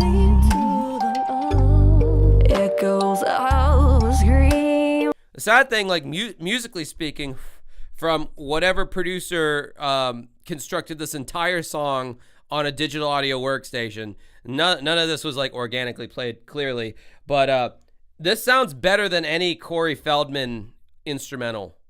Like, it just production wise, composition wise, the actual production of the music behind her vocals sounds better than anything that Corey Feldman's ever done. Vocally, it's, chicks who are given too much encouragement of like, yeah, you have a great voice. You should try to make it in Hollywood.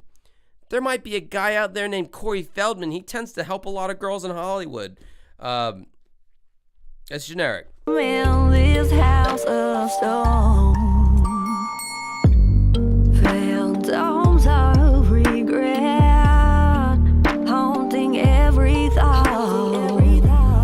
Battles left unfought in the battles I've solved. I mean, objectively, she's a pretty decent vocalist. Cheers for anyone taking shots. This is a Swedish shot glass sent to me from this chick in Sweden who really liked my old podcast, and I have so much Swedish shit she sent me. That's neither here nor there.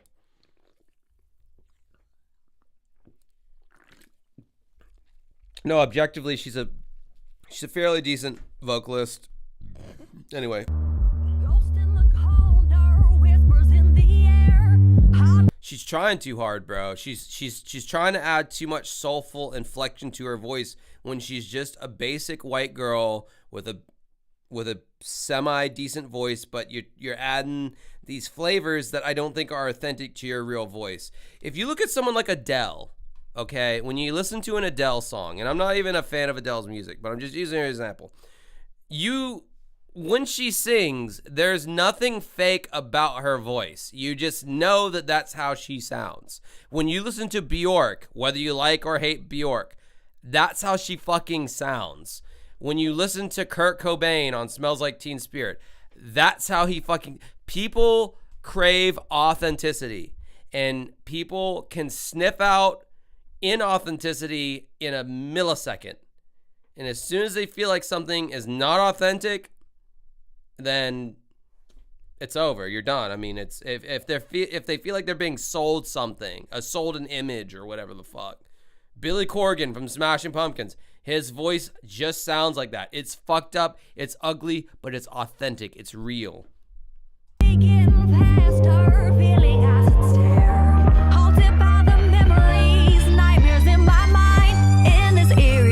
Story you will find I'm haunted. Haunted.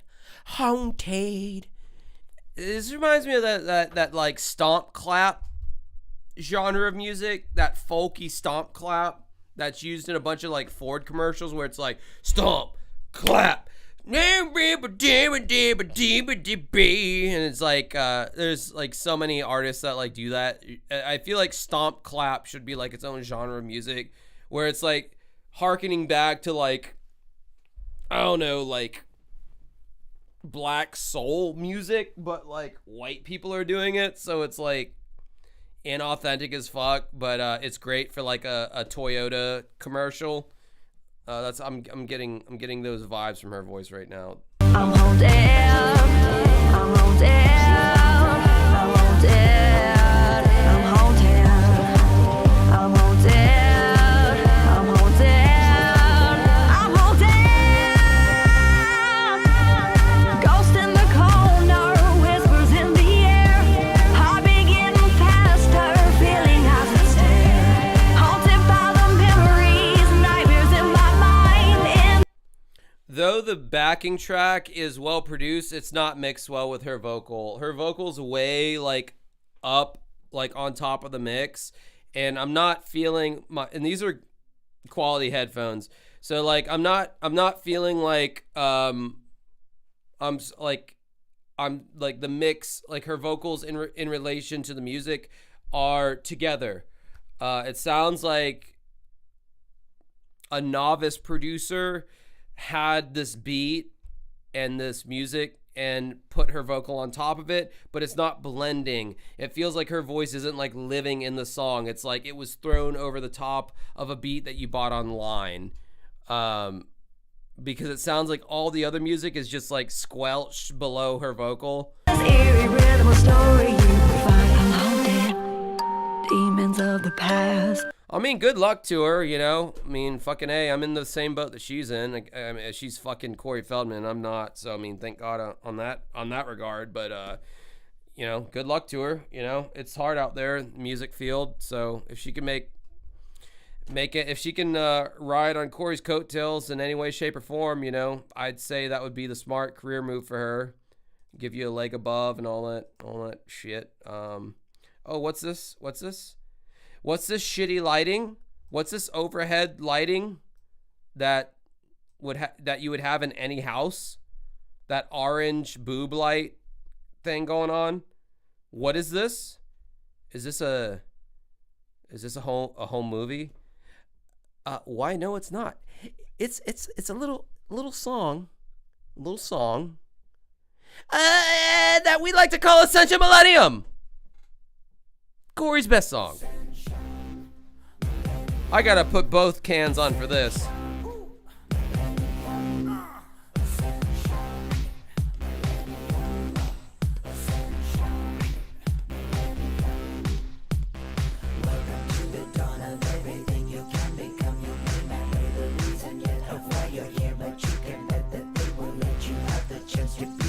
All right, for you Corey haters, can you appreciate the fact that this is all a one shot? This is a one shot, bitch. One shot, no cuts. Okay, so give the king his fucking flowers on this, or the director. Corey had nothing to do with any of that, actually. But whoever shot this shit, whatever crackhead that Corey gave $5 to in a gimbal to keep it stabilized. Anyway.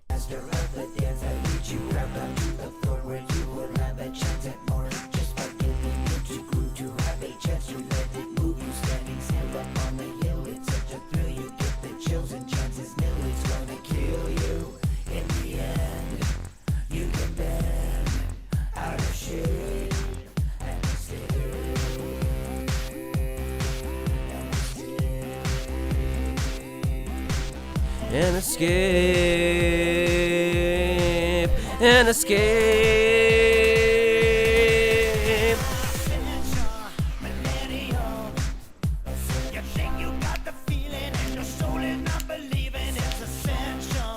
I'll say this track is mastered very shittily because I had to actually ramp the volume up as much as it will go on OBS, and it's still quiet, meaning that like this shit is not mastered to like modern day radio standards, meaning that it wasn't brick walled, which would have been a good thing in the 70s, but like if you're trying to compete with like other tracks, granted, this is a YouTube rip, maybe on the CD it's mastered a little differently, but this is mastered very quietly. This is cranked full volume and it's still not as loud as Haunted was. So even his girlfriend's no name group is mastered better than Corey's track here.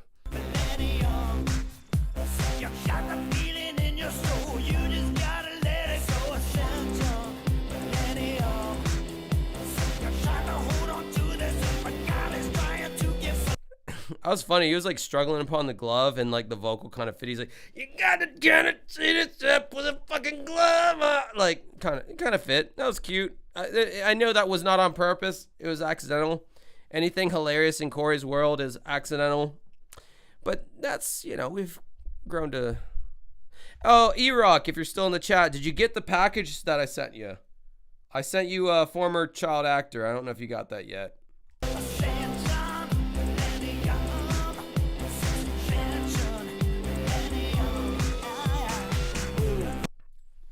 The angel on his whatever left, or she's got a sexy stomach. She's sexy overall. No one can, what do you want to call it? No one can accuse Corey of not having hot chicks around him, because he definitely does. Chat's being really quiet. I'm wondering if my shit got shut down. Okay, I just got another thing. Never mind. You guys are just all falling asleep and losing interest. Fair enough.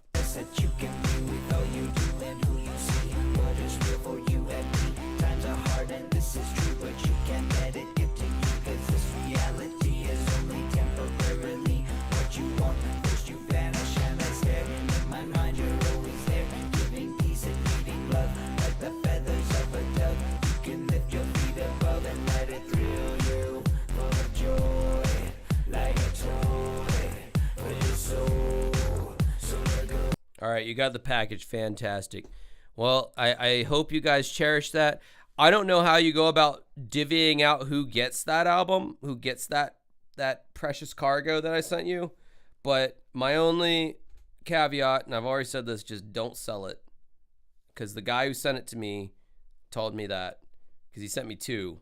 I kept one, obviously. Obviously, you guys needed the other one. But his caveat was do not sell it. Because, I don't know, they go for like $50 to $100 on eBay. But you guys make that in super chats every night, so every night or every whatever the fuck. Fuck you.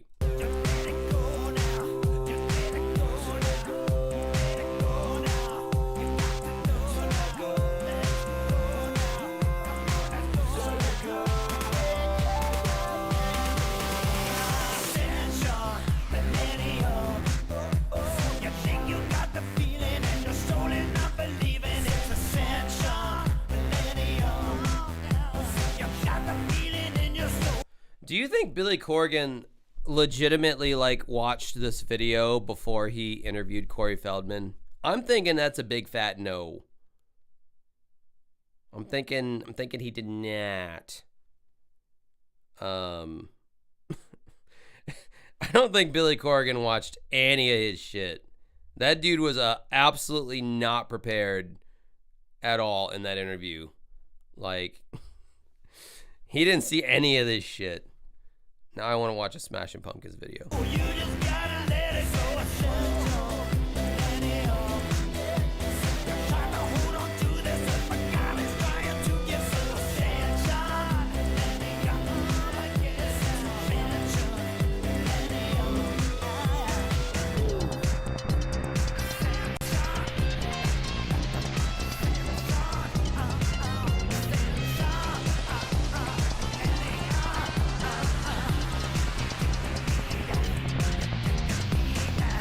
$49 from JM. My language has gotten sloppy now. It won't be sold. It will be used for the greater good. Fantastic. Glad to hear it. Hopefully it goes to the Library of Jim and them Congress.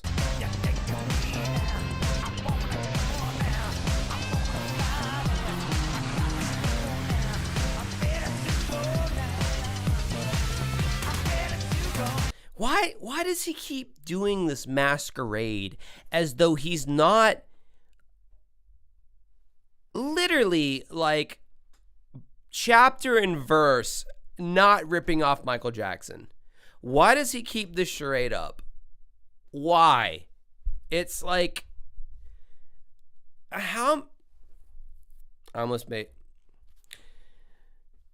how many times do you have to be consensually sodomized for you to be like, yeah, everything I'm doing is all original, it's not Michael Jackson? I mean, how many fucking drugs do you... I didn't say unconsensually, because that would infer other inappropriate things. I'm saying consensually, between two consenting adults. I'm trying to cover my ass here as much as I can. Lawyers and shit.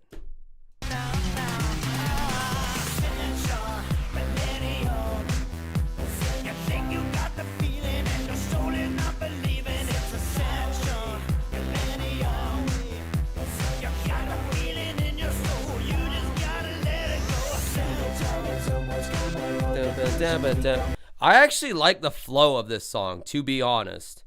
If it wasn't Corey Feldman singing it, if the production was a little better, but I like the cadence of like that's a pretty cool verse if you're a 15-year-old girl pop star, and then the chorus, that's a good melody. Sunshine, millennium, you think about it in your soul. But don't do it with the gruff Michael Jackson voice. If this song could be reworked, maybe I'm the one to rework it and have Ari, my female singer, do this song. Maybe. I think it's a good seed for a song. But yeah, not Corey Feldman. $2 Super update on Comeback King cover. Nah, man, I just haven't gotten to it yet. Maybe I'll do that tonight. I don't think it'll take me very long, and there will not be a rap feature either. I'm gonna skip the rap part.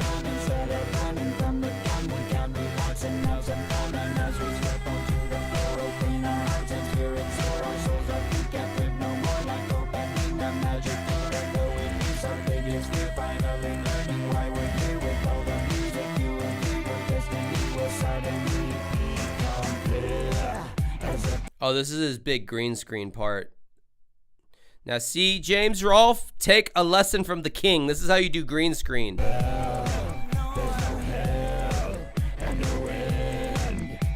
None of those guys are actively in the band anymore. They've all been fired.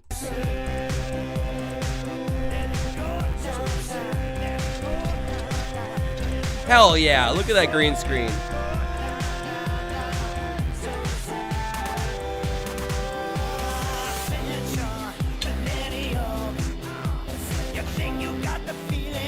Dude, they're playing in a fucking stadium and they got a computer and desk setup. Holy shit, that's crazy. $1.99, dude. I rap. Oh, actually, that would be epic if I was to, and I will do it. E-Rock, if you're being serious, I do want you to, if you have the ability to do the rap, I mean, we can talk about this. If you're being serious, I have the ability to incorporate you into this. What do you call it? God, I'm so fucking retarded right now. Mobily, not here. What's the word? Remotely. That's the term I was looking for.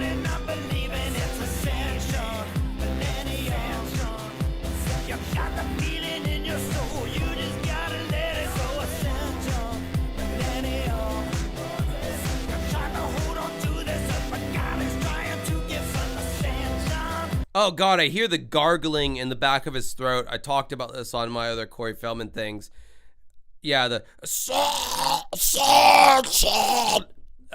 once you hear it, you can't unhear it. I pointed it out in the Love Left 2.1 video I did. The gargling thing he does, and I can't unhear it anymore. There's a gargling thing that is just really makes my dick soft.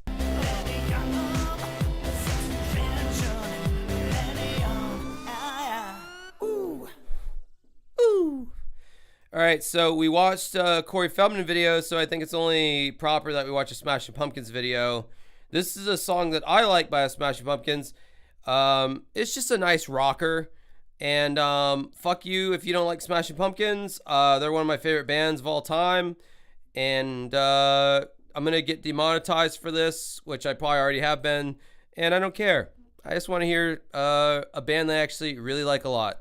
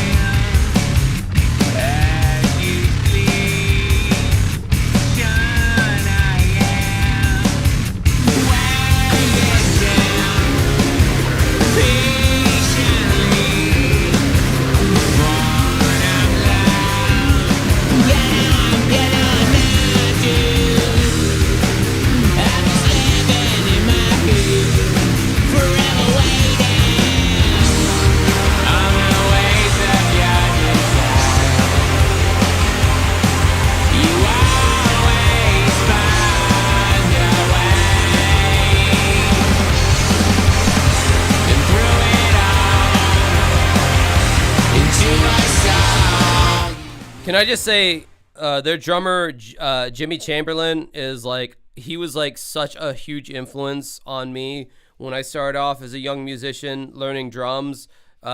Jimmy Chamberlain, their drummer, that motherfucker is a badass motherfucker. Like, just want to say that.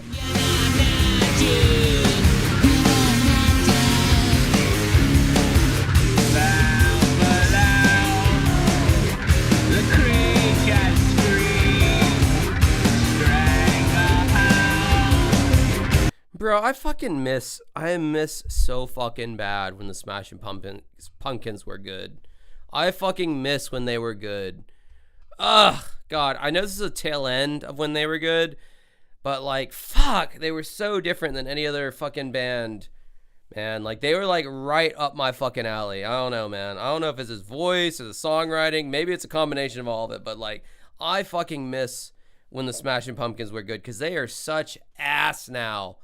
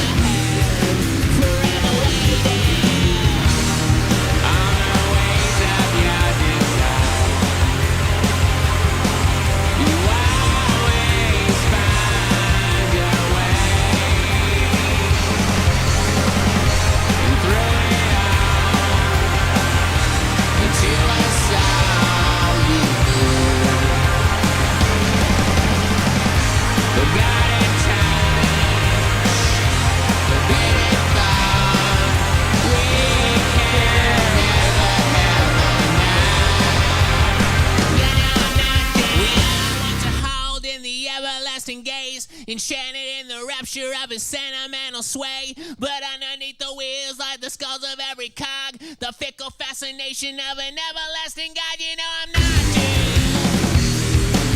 I'm just living in my hood, forever waiting, a cruel death. You know I'm not doomed. I'm just living for myself, forever waiting. You know I'm not dead.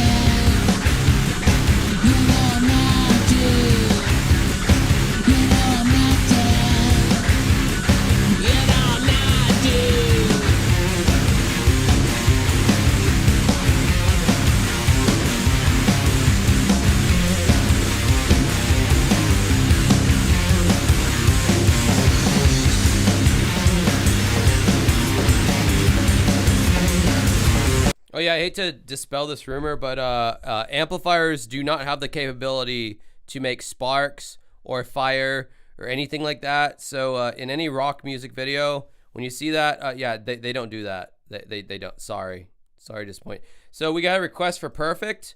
That's not my favorite Smashing Pumpkins song, but yeah, it's decent. It's decent. So we got a request for it. So I'm just playing songs that are very heavily copyrighted, and I would be struck down with the mighty vengeance of a Samuel L. Jackson circa Pulp Fiction pointing his Glock at me currently, with the mighty vengeance of God or whatever that Ezekiel fucking thing that he said. And I will bring upon thee with great vengeance, or whatever. If you can quote that without Googling it, I'll come on you. Oh, Adore is my favorite Pumpkins album now. When I was growing up, it was Melancholy and now I'm just getting into music geek mode. Obviously, it was Siamese Dream, Melancholy, but no, as I become an older individual, Adore is my favorite album by the Pumpkins for sure. Actually, a little fun fact. This was supposed to be a sequel to the 1979 video, by the way.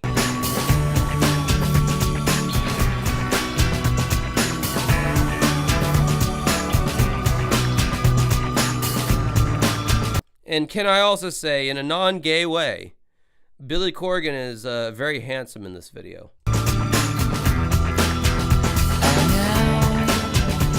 We're just like old friends. We just can't pretend that lovers make a man. Shit, Almighty One gets the VIP tonight of the most random things being said. Fun fact, Josh Dotus owns slaves. Holy fuck.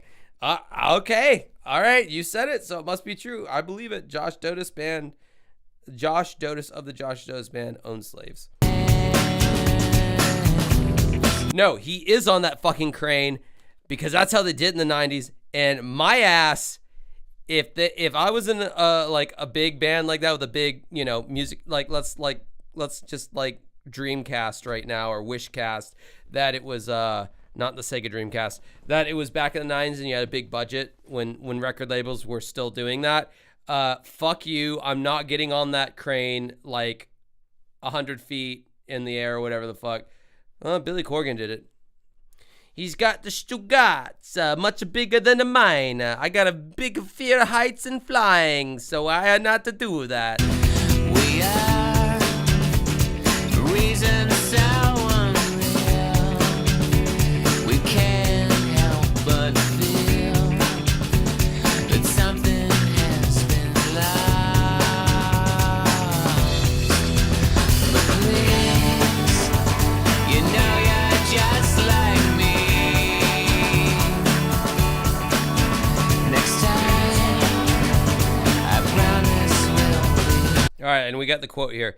And I will strike down upon thee with great vengeance and furious anger those who attempt to poison and destroy my brothers. And you will know my name is the Lord when I lay my vengeance upon thee.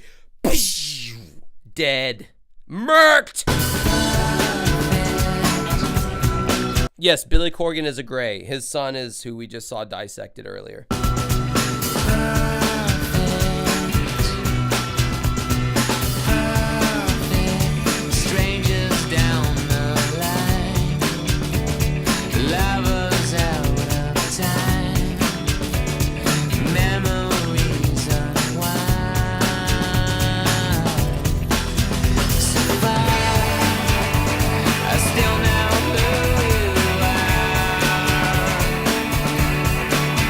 But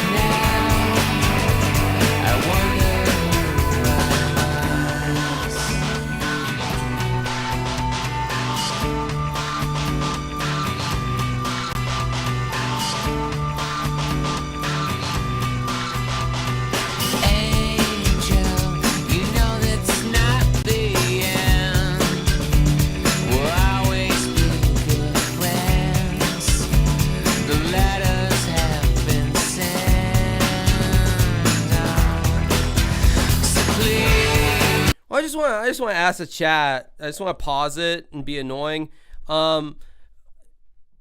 So when Billy Corgan interviewed Corey Feldman, would you say like musically, like 1-to-1 ratio, they stand on the same footing? You think? Type 1 if you feel like they stand on the same footing musically, and type nothing or 0. Actually, 0. Type 0 if you think that they absolutely fucking. Why is Corey in the same fucking room as this legend? So there's your little thing to do in the chat there. You always were so free. You see, I promise we'll be perfect. Strangers when we meet. Explain the tat. Well, to explain the tat, you'd have to be a big Smashing Pumpkins fan. Do we have any Smashing Pumpkins fans in the audience? Can anybody explain in the chat what this is that I have tattooed on myself and why it relates to Smashing Pumpkins? Anybody? It's not the skateboarding company. Mate, I know there's a fucking skateboarding company. Jamie Thomas used to skate for Zero. They were cool. But if anyone's a Pumpkins fan, they know what the fuck that means. Strangers on the... That's the only band tattoo I have on my entire body, and I'm a music guy, so that tells you something about how I feel about the Smashing Pumpkins. Lovers while we sleep.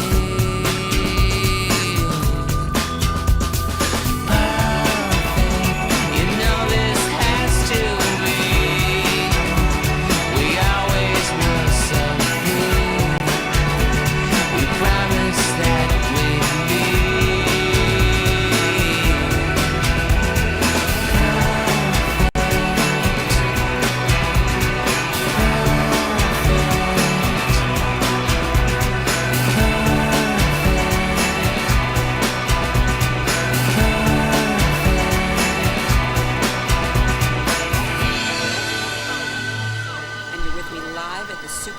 Not only have I seen Viewphoria, I own Viewphoria. And we had another request here, and since I'm in the demonetized zone, who gives a flying fuck? Here's the actual namesake of the song. It's called Zero.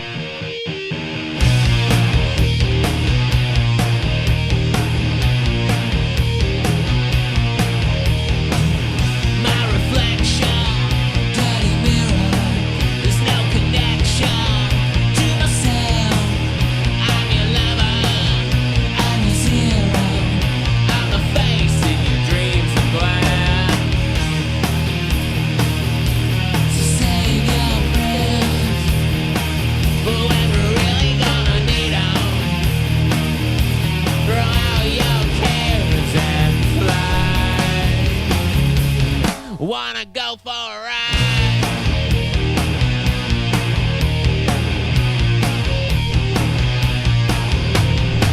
Okay, can we all agree that Darcy, the original bassist, was really hot in this video?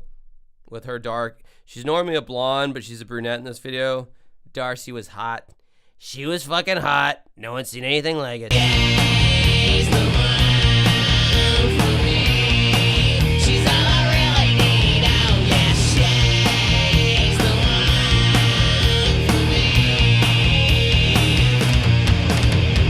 Emptiness is loneliness, and loneliness is cleanliness, and cleanliness is godliness, and God is empty, just like me.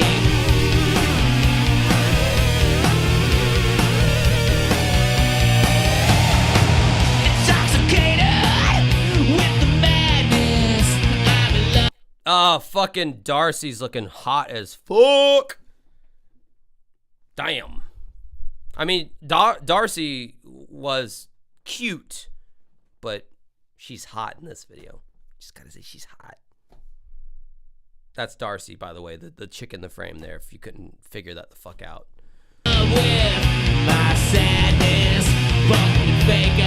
I mean, that could be a cute trans femboy man, for all I fucking give a fuck. I don't know. Enchanted kingdoms, the fashion victims to their triangle too. I never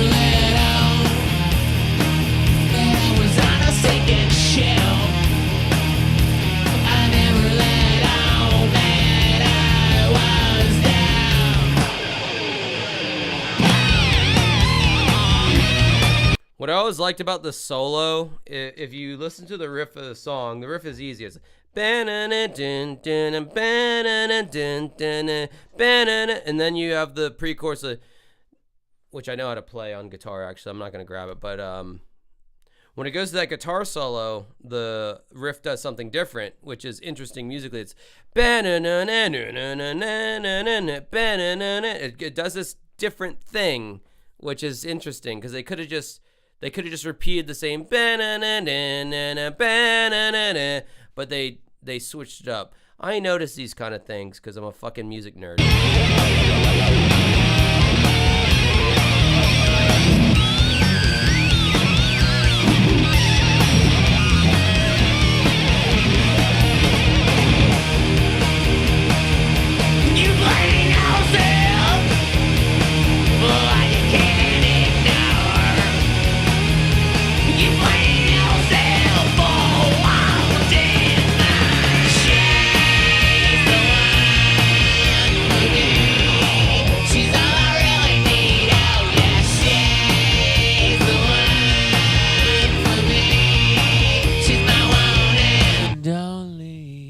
Yeah, this is absolutely one of my favorite bands of all time. That's why I hate that he lowered himself to interview some fucktard like Corey Feldman. Tonight, that can be in the future, but one that's my pick, since I'm already getting demonetized and you guys seem to be hanging out anyway, is another underlooked one from Machina. The video, say what you will about it. The song is amazing. Stand Inside Your Love.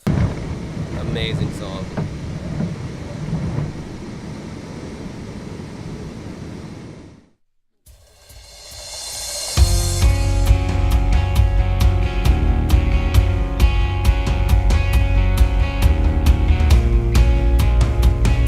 What's cool about this song is, so he goes into the pre-chorus, but for the last time, everything that I want, and it's like, it gets a little bit distorted, and then when they kick into the chorus, it gets even more distorted.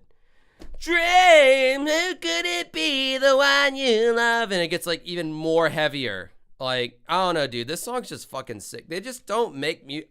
Sound like an old fucking cunt. If they still made music like this, I would acknowledge it, and I'd cover it on my fucking channel, but they don't.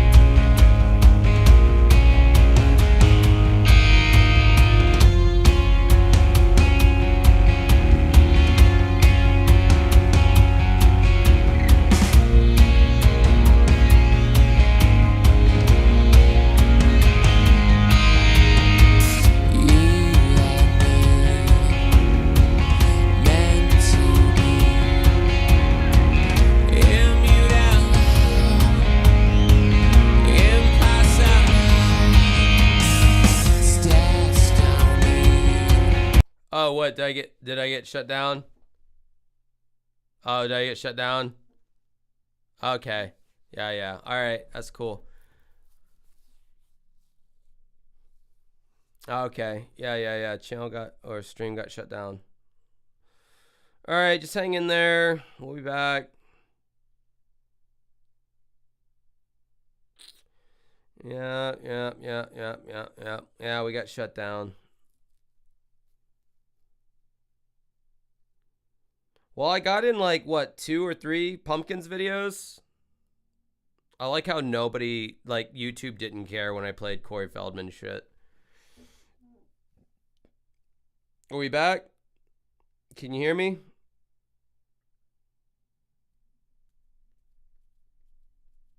Can you hear me? That's also a good song.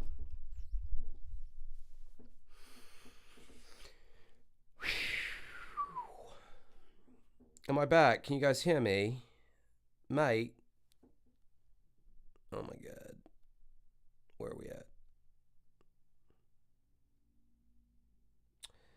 Can you hear me calling?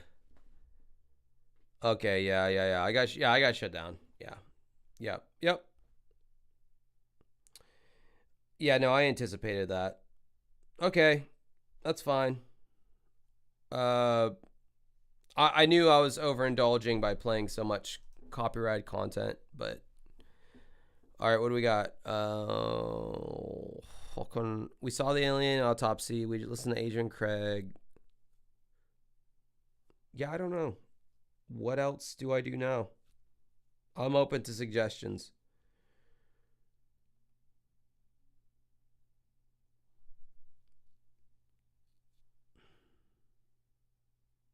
Oh, Comeback King? Yeah, let's do that one. Let's do Comeback King. I don't think I'll get slapped for that one. Stupid Corey Feldman. Doesn't even know how to fucking watch me get slapped for that. Yeah, no. His hot-ass fucking ex-wife is in this one, and she's like doing a sexy dance. So I'm all about watching this video for that reason. And I think this could be a good song. I think there's like seeds in Comeback King. If like I said, if Primus did this song, it would have been sick as fuck. Like, I think everybody would have respected the fuck out of it if Primus had done it. But because Corey Feldman did it, it's like, yeah, no, you're a dildo. We do not respect this. Stop saying my... Oh my god. Okay, here we go. I'm back. I'm back. Still 93 people here, man. Guys, it's late. Like, what the fuck? Why are you still here? Why are you still awake? I'm the comeback king. All right, I have another poll that I'm gonna do. Actually, is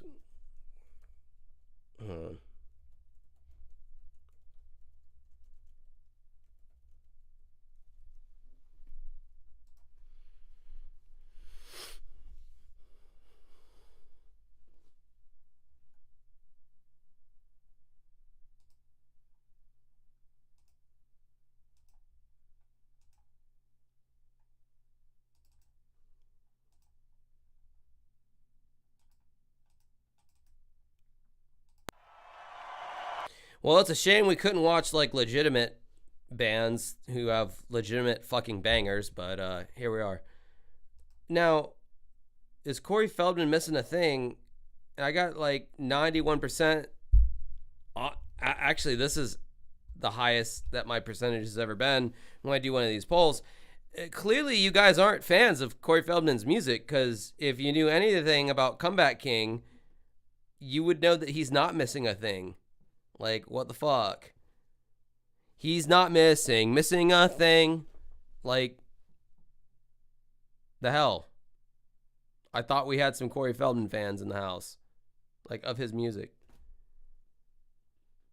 No, for the record, Stand Inside Your Love is one of the better Smashing Pumpkins songs. That song fucking rocks. It's a shame we can't watch it, but we have something better for you. By the way, I love the generic actors that were hired for this video, because it is so fucking generic.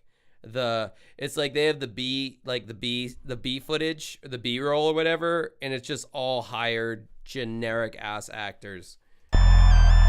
Oh, random question. Is the new season of Black Mirror worth watching? Because the season before season 7 was ass. I think people only tuned in for the Aaron Paul episode because he was in Breaking Bad, but that's a side note. Woo! Know what time it is? It's a comeback. I'm the comeback king. I am missing nothing. If you're going to swing, you better make it sting, cause I'm the comeback king. Get you down on the floor, they're gonna keep it. They just kick you some more and treat you like spit. Cause when you reach for the door, they're gonna cruise it. You're a beautiful soul, but no one knows it. It's true, we all have sadness. Corey literally filmed any of his performances. Like he like made up like a room in his house with like blankets and shit. Like a little kid would build like a fort or whatever. Like that's the level of setup that he did. He bought some fucking lighting from Spencer's Gifts at the mall, and that's what he's working with production wise. And then he juxtaposes it with this I'm almost willing to say stock footage, because it's like the camera used is like so totally different. Like that's clearly like a more professional looking camera, and then you cut to Corey Feldman, and he's like using an iPhone with his like little blanket fortress. That's what I think's going on here. And moments that we lost is when we must look in. Did my shit get shut down again? Are you fucking serious? No. Am I good? Am I good? Did I get shut down? I know there's a delay here.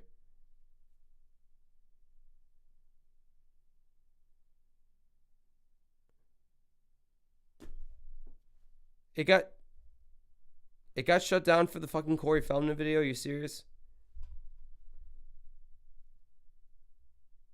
Oh my god. All right. Well, it's 3:15 on the fucking East Coast, and I got nothing else. We did the AVGN thing, and that was the purpose. So I'm gonna bid you guys all adieu, because I just feel like anything I do at this point that's got music and shit. Take some calls.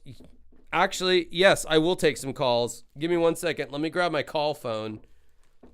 Be right back. Bitches. Sean, Chad.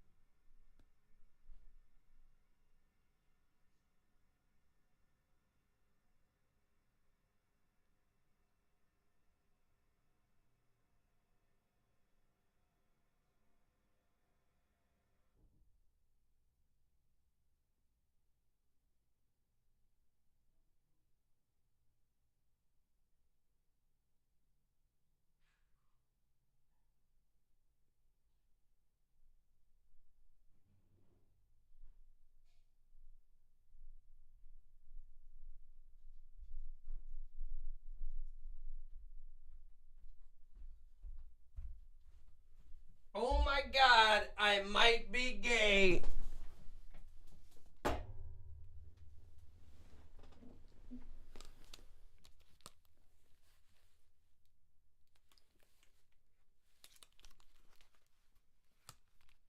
What the fuck? What's going on? What am I seeing here? Am I on? Why is my stream unavailable?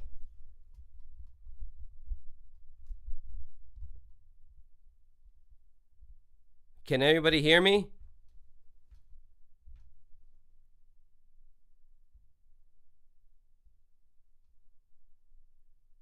Can anybody hear me? Can you hear me?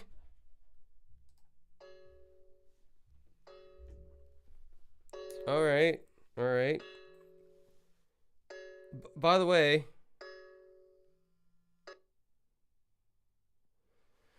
bro, I don't know if you're on with Dancing with Ghosts or not. I don't know if my stream got shut down or what. So I don't know what's going on. Yeah, no, it's going in and out.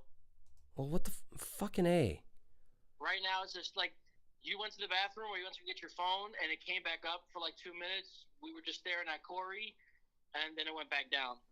What the Well, Corey's gone. Everything's gone now, so hopefully it'll fucking return. There you go. Now you're on. I see you. Holy fuck balls. Hey, guys, we're live taking calls. You see the fucking number here. This is what's going on. I'm drunk. You're probably drunk from New York here. No, I'm at work right now. Oh, you're... Stream's helping me get through work. Oh, shit. Well, what do you do for work? I'm a maintenance mechanic for a facility in Red Hook in Brooklyn. I work on the conveyor belts. I fix them. But Can I have your social security number? I'll text it to you. I'll text it to you. Oh my! Can I text this number? I have something for you. Yeah. If it's a gay porn GIF, I've gotten a lot of those. No, it's even better than that. Hold on, it's even better than that. Well, text it to me. I got some motherfucker from Pennsylvania calling me, so I'm gonna see what that's about. All right, work on the fucking comeback king at some point, please. Thank you. Yes, sir. All right, bye. Hello from Pennsylvania. You're live. I guess I don't know if you're fucking live. Honestly, you could just be talking to me at this point. I don't even know what's going on. Happy Easter, man. Pardon? Happy Easter. Oh, thank you. Happy Easter to you too. Is your penis circumcised? Yeah, and I'm not happy about it. I tried to talk to my mom about it a few years before she died. She got super defensive about it, and she goes, at the end of the argument, the way she closed the argument out was she goes, well, girls like it. Oh my God. General, and I was like, imagine if I said that about female genital mutilation in Arabic countries. Well, men like it.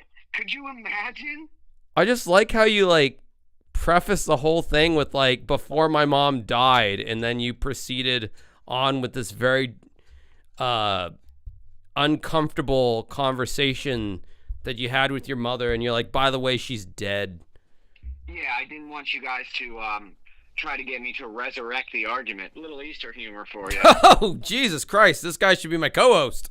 I swear to God, I just woke up 2 minutes ago. You better not be E-Rock from Jim and Them, because I have no idea what his voice sounds like, so you could be E-Rock for all I know. Right, yeah. Oh, my God. That's a great call. A horny... That was a great Rex Viper video that you just made.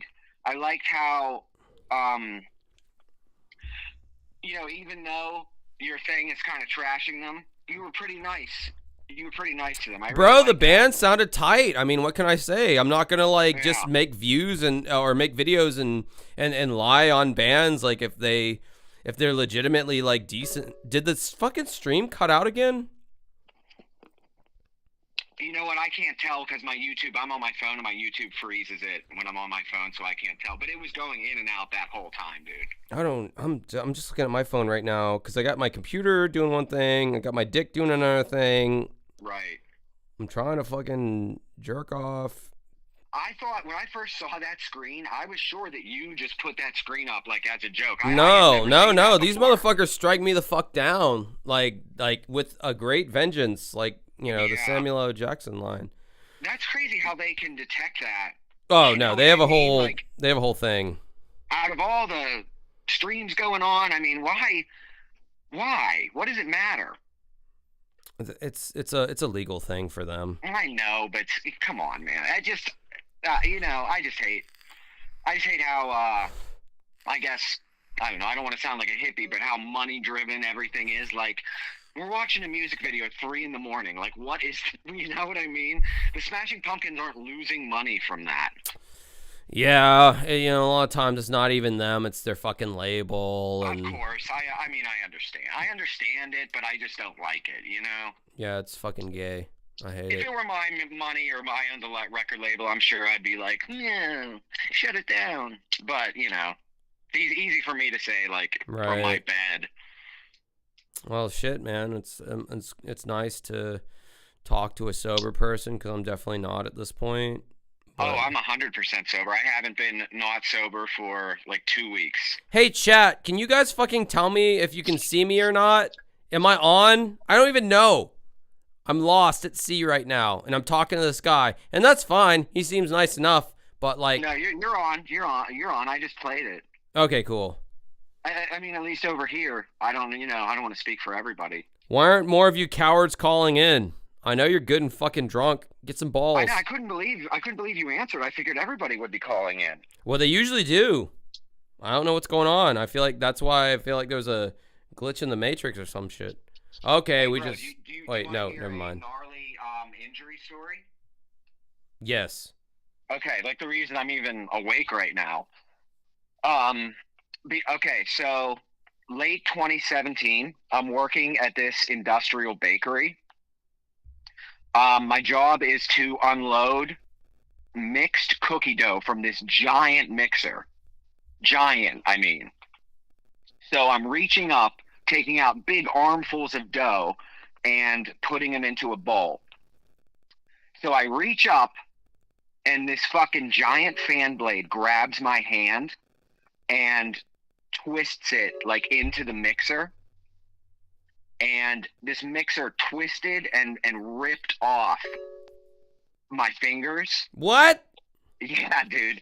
So on my right hand. So they rushed me to the hospital or whatever. The incompetent lady in the ambulance couldn't hit my vein, so I had no painkillers. Hospital was about an hour away. Now I get to the hospital about 10:30 in the morning. I'm sitting there for 3 hours before they give me any painkillers, dude. I was fucking screaming. My God. Screaming, dude. My girlfriend is there with me, just like, oh, this guy's pathetic. You know what I mean? It was awful. So they reattach 2 of the 3 fingers that are off. My middle finger is just permanently off, and my index and ring fingers, they're on there, but they're all bent and twisted, and they just don't work anymore. I can bend them at the knuckle, like that attaches like to the hand itself, but the other 2 knuckles don't work at all. Dude, So can you weird, text me on my right hand? Can you text me a picture of your fucked up hand that I can show on the stream? Yeah, you want me to do it right now? Yeah, I won't show your like number or anything. I'll keep that. Oh, no, that's fine. Yeah, I don't give a fuck. I'll keep that frame. Yeah, hang on. I'm not a super tech savvy guy. Let me turn the light on here, but yeah, I can do that. Hang on. Okay, so chat, if you do send me a text message, that's not really how this works. You're supposed to call in. I guess I can look through my text messages and this is Josh's dad, by the way. Holy fuck. My dad died in 2018. That's dark as fuck. I can go there as long as you're not disrespectful. Input user now, you British fuck with your fucking pounds. Josh, say your number so I don't have to like go back on my screen and look it up when I'm typing this in. It's 1904 508 0990. Thank you very much. That's also my social security number for anyone's listening.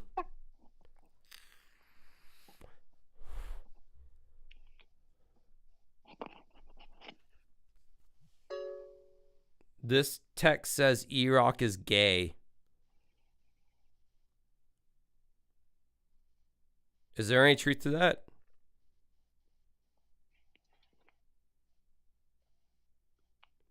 Zen Feldman just texted me. It says, Jim and them are not pop culture. Is there any truth to that? Only the executive producer can tell me. What 508 not 5? What are you talking about in the chat? I'm trying to see this guy's fucked up hand, you guys. What is all these? I don't know how to work Android phones, bro. I feel fucking stupid as fuck right now. And I am. I don't just feel it, I am. Fucking Daisy, you don't even know who Jim and them are. What are all these text messages?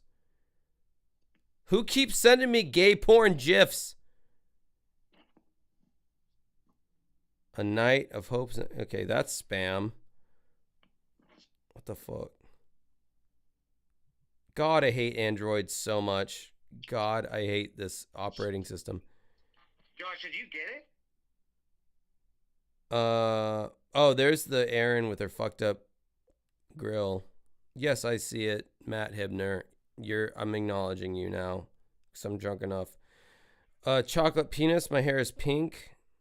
I'm gay. LOL. Okay. Have you sent it?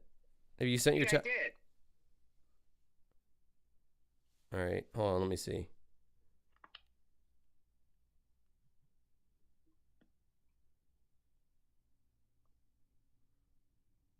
No, I have not gotten it yet. This is probably not making for. I don't even know if I said this. Bro, I'm kind of stupid. I'm like. No, so am I though. So I'm 41. I'm an old guy. So I don't know if I don't send any pictures. Bro, I'm like 5 years behind you. Shut the fuck. You're not old. Well, maybe you are. Maybe I'm old. Maybe I need to accept my fate. Anyway, I'll be looking out for your picture. I'm gonna get off the phone now. Hey, can I email it to like Dancing with Ghosts at something or? Just do fucking joshcannon01@yahoo.com. CANON? CANNON. Yes. Okay, the canon spelling of cannon. Got ya. Correct. We got an incoming call here. I'll be looking out for that. It's good talking to you. Yo, what's up? You gave him the wrong number. You have to call him back and give him the correct number. What are we talking about? Fucking Pennsylvania guy with the gnarly hand. Did it? Oh, oh, Yeah, oh, fuck. Phone number. Call him back and get Oh, the correct fuck number. me. I'm stupid as fuck. Yeah. Why you guys like watch me? Like literally. The chat is blowing up like, yo, you gave the wrong number. You gave the wrong number. Ah, God, I'm gay, bro, and nobody knows it. It's a secret, bro. Only you know this. I'm only telling you, man. Like, But we're gonna see it on the stream. no, I'm not even on the mic right now. Like, bro, I'm fucking. I'm watching you. Listen to yourself. I hear you saying it. Bro, I'm fucking. No, I pushed it away like a foot away from my face. There's no way they can hear it. I'm gay, bro. I'm gay. That's good. That's fine. If you're gay, I mean, as long as you're getting like a fucking smooth like 15-incher like Mike Matei, you're chilling, dude. Oh, dude. I'm working with I'm working with a smaller dick than that, but I'm gay and I'm horny and I'm looking for I'm looking for men in my area. I'm not saying yours. I'm saying if you find somebody with like a 15-incher. So you're saying you're not interested in me? Me, no. There's a little bit of doubt. A little bit of doubt in your voice. A little bit of doubt. I heard it. A little bit of doubt. It's nice. 15-inch. So fucking gay, dude, bro. What the fuck? The Bible clearly like states against that. It's pretty obvious. Pretty obvious where the Bible stands on that. What the fuck? Stop. You were a little gay this stream. But I think I was gayer on this stream than my other streams, honestly. Definitely, 100%. Yeah. You said Billy Corgan was handsome. Handsome. But he looked like a fucking gray. I said a lot of shit. I said a lot of shit about femboys earlier, and smooth train. Yeah, you're right. Yeah, it was pretty gay. I think that there was one thing you said. I was like, yeah, no, he's really. Oh, you were like, oh my god. You said it was like 2 minutes into the stream. You were like, you made out with the dude in front of his kids. No, I dreamt that, but no, it actually did. No, it did happen, but then I dreamed it happened, and then I thought it didn't happen, and then I got all turned around. So it did happen or it didn't happen? Actually, I think I'm recalling an Adam Sandler bit off of his comedy album. 60-year-old man. It's like, oh, I fucked a 60-year-old man. I fucked a 60-year-old man guy in front of his kids, and blah, blah, blah, and they kick him out of the car. I think I was recollecting that. Or maybe I did make out with a dude in front of his kids. Who knows? Who's to say, honestly? Who can really say anything factually in this universe? If you believe in astrology and you're in the third house and you're a sun-setting Leo and all that shit, who's to really know what's true and false, really, honestly? I feel like yesterday you went out in real life. You probably did make out with the dude in front of his kids at like 11 in the morning before you got home, and then you went to bed on a bender. You didn't realize. You woke up. You started 11 p.m. stream, and then you were just recalling memories from like earlier in the day. Man, you really are a fan of me, aren't you? I've been here the whole fucking time. Man, you know me better than I know myself, because that's probably accurate. I feel like that's what happened. I need a caretaker. I need someone to mind me. Just mind what I'm doing and document it for historical purposes. Because when I die, this will all go with me. Damn, that's crazy. My question is, why hasn't E-Rock from Jim and Them called in? He's been rotting and dying this whole time. He's in the chat. He's there. No, he's there, but he needs to call in. But he's doing like executive producer shit for Jim and Them right now. I feel like that's just like a generic title. Like, who knows what it even entails? And I'd like to ask him about these kind of things. Maybe the chat would too. There's still 84 people here. Yo, E-Rock, fucking call him up, bro. You got the number on the screen. Bro, can I ask you a question? Whose name I don't know? I'm AJR. AJR. Oh, AJR, you give me a lot of money. Oh, I'm a lot more friendly to you now because I know who you are. Because you give me money.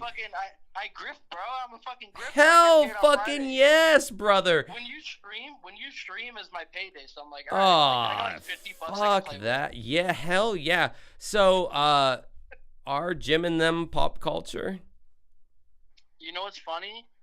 I haven't watched Jim and Them. I've watched Red Cow. I haven't watched Jim and Them yet. I'm trying to please you guys' nipples for a bunch of different channels that I support. By a bunch, I mean two. So far, I've been able to multitask to Red Cow. They're down. They're homies. And I found you from Red Cow. So many people have. Yeah. It's crazy. I was watching Red Cow like 8 months ago, and then your channel like popped up as like a suggested video, and I watched it. I was like, this guy's fucking hilarious. All right, man.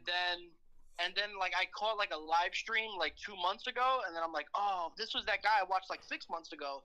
And every single stream you've done from like the past 2 months, I've been in them, or like a month, I've been in them. Hell yeah, brother. Hold on, I got this call from Oregon. I gotta take it. I gotta see if it's E-Rock. Hello. Oh, hello, sir. I'm scared and I'm old. Yeah, that sounds about right. Yeah. Who are you? What's up, man? It's E-Rock.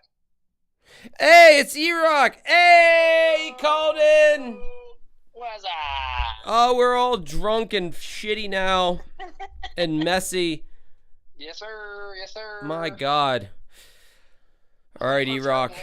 Let me take these fucking headphones off. I don't even need them. I'm not watching anything. Fuck it. Fuck it. What's up? Fuck it. Do you feel that you're drunk? Yeah, I'm a little tipsy. For sure. I think I might be a lot tipsy. Let me take my blood alcohol level right now. Do it, man. Honestly, Blow it, bro. To the chat, like, you guys don't even have to stick around. You can leave. This is like the end of church where like you're filing out of the aisles. You guys can file out. Like, this is what we're doing right now. Did E-Rock hang up on me? Did E-Rock fucking hang up on me? I'm gonna call that motherfucker back. Do you want to see some of like the heinous like gay porn that I'm sent to this phone? I'm texted some very angry gay porn to this phone. I don't know if you're ready for it. I'm gonna call E-Rock back. I rarely ever do this. And by rarely, I never do it. Alright, I'm calling him back. Why the fuck did that motherfucker hang up on me? Your call has been forwarded to an Oh, E-Rock didn't pay his fucking phone bill. It went straight to voicemail. You guys all heard it. He didn't pay his phone bill. Is it still doing stream? Don't play with me. Don't say stream unavailable. Why are there still 78 people here? That's why I don't understand. What's up? You're on Dancing with Ghosts Live. I'm drunk and I don't know what's going on, and I'm going to be shitty at talking to you. Hi. Hi. You sound like a GameStop employee. No, I don't work at GameStop. Well, cool. Dead air. That's a good thing. Let's just do that. Let's just not talk. Yeah, I felt a little bit tired. I don't have nothing to say. You trolling me right now, bro? No, I'm not fucking with you. Okay. I'm a little bit awkward because, I'm a little bit. Are you horny for Mandy, the chick on the AVGN movie? No, not really. Really? Maybe. Are you gay? I might be. I don't know if I'm gay. I have to wait for the test results. No, maybe I'm a little bit bisexual. I don't know. No, you're definitely bisexual, bro. Yeah. Yeah, that's fine. Oh, hold on. E-Rock's calling me back. I must answer this. All right, so you paid your phone bill and now you're back online. That's cool. Okay, seriously, that's my fault. My phone literally died, bro, like right after I called you. Yeah, it's cool, man. Like I've not paid my phone bill before. Listen, it's not my fucking fault, bro. Listen, it's not my fault, all right? Bro, I'm sensing like a high level degree of copium going on here. A dangerous level of copium. Listen, I'm broke. Okay, that's facts. But it has nothing to do with the fact that I forgot that my phone was on 3% when I called you. It's not my fault, bro. You mean to tell me? You fucking mean to tell me? E-Rock from the esteemed Jim and Them fucking podcast and YouTube channel that is well revered by many people. You mean to tell me that shit doesn't pay the bills? Bruh, I'm working for free over here. I'm Heather Dawn May. Oh my God, that is a revelation. Somebody clip this. Bro, I'm working for free, bro. E-Rock is drunk and he's being honest. He's saying he works for free. Sir, the headline here is Jim and Them are tyrants. Tyrants who slave labor. E-Rock works for free. That's the name of this stream. Even though this didn't come in until the fourth hour of this fucking stupid stream. What does a producer do? What do you do as a producer for the Jim and Them podcast? That's a great question. I feel like it is. Okay, so the whole E-Rock producer thing came as a total goof, and it was a Jim derived goof. He literally said, like, in the middle of a fucking live on a Friday, he's like, I feel like Eric's like E-Rock. Eric is my name. He's like a producer of ours, because I send them shit. I produce goofy music. I literally am a rapper for real. So like, you are doing the verse on Comeback King when I cover it. Okay, thank you. Because like seriously, bro. Yeah, no, for real. No, like if your computer has the capability of exchanging files and waves, and if all you need to have is just a digital audio workstation with a metronome.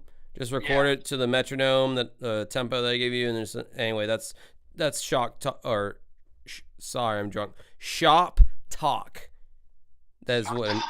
Yeah. Yeah. We'll figure it out, bro. We can DM for real. Yeah, no, we will. Actually, just ask anybody in the Jim and Them Discord. I spit hot fire, like Dylon. I spit hot fire. And so, who are your 5 favorite rappers? Dylon, and Dylon. Cause I spit the hot fire.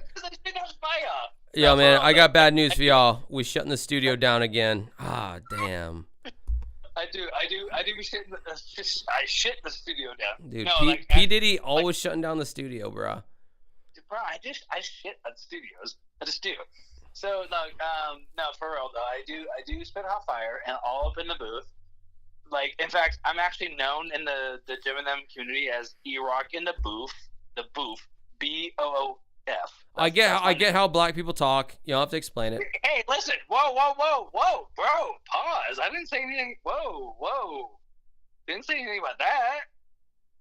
Listen, I just put out fire in the booth, Oh shit! Oh damn! I just canceled myself just then, didn't I? You just canceled yourself, bro. Oh fuck went me! way over the line. You got me right into your fucking web. You did exactly what you intended to do. Calling in. You saw that I'm crowding in on the Corey Feldman territory. You're like, nah, I gotta do. We got him, guys. Yeah, we got him. gotta do some gay ops. Gay ops. We're gonna go in. We're gonna get him on some racial shit. And we're gonna fuck his channel up. I see it. And the whole entire double-digit people that I have watching, the 77 people, which my penis feels inferior, given that you guys got what, like 600 people? Is that? Yeah. On the old old channel. Yeah. Yeah, you guys, your dicks are way bigger, way mightier than mine. Listen, we got you talking about gays, trans. Hey man, if you clip any of, honestly, you can clip any of my lives and you can cancel me. Cause I try to self-censor as much as I can, but there's only so long before I start talking about ladyboys and my love of trans women and sucking girl cock. And that's someone just posted that. I had to say it. Sorry. Yeah, but no, literally, as a producer, I don't really produce anything. I just give them a bunch of shit, and I try to help generate content from like a organic, like, hey, this would be funny, or hey, this would be funny, and like it really was just a goof, like Jim, just like on one random live. It was like, I feel like he's kind of our producer because I send them like cameos, and I send them rap songs, and I send them like funny things to put on stream. Just silly shit like that. By the way, chat, do you realize this is fucking E-Rock from Jim and Them? Do you realize the celebrity that we have on the fucking phone right now? Whoa. Whose personal number I would never give, but he can have the generic call-in number. Do you realize the level of celebrity that we got going on here? Damn. That's high level. That's high level right here. No. E-Rock has all my personal details. I've given him.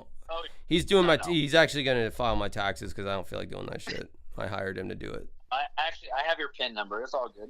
He's got my PIN. He's got my TIN, my EIN, my all that shit that you need in America, I guess, to subsist. I can't even lie, dude. Like, I was getting hit up by like a couple of people in the Jim and Them Discord. They're like, you gotta call in to Josh. He's like trying to hit you up. I'm like, dude, his stream is dead.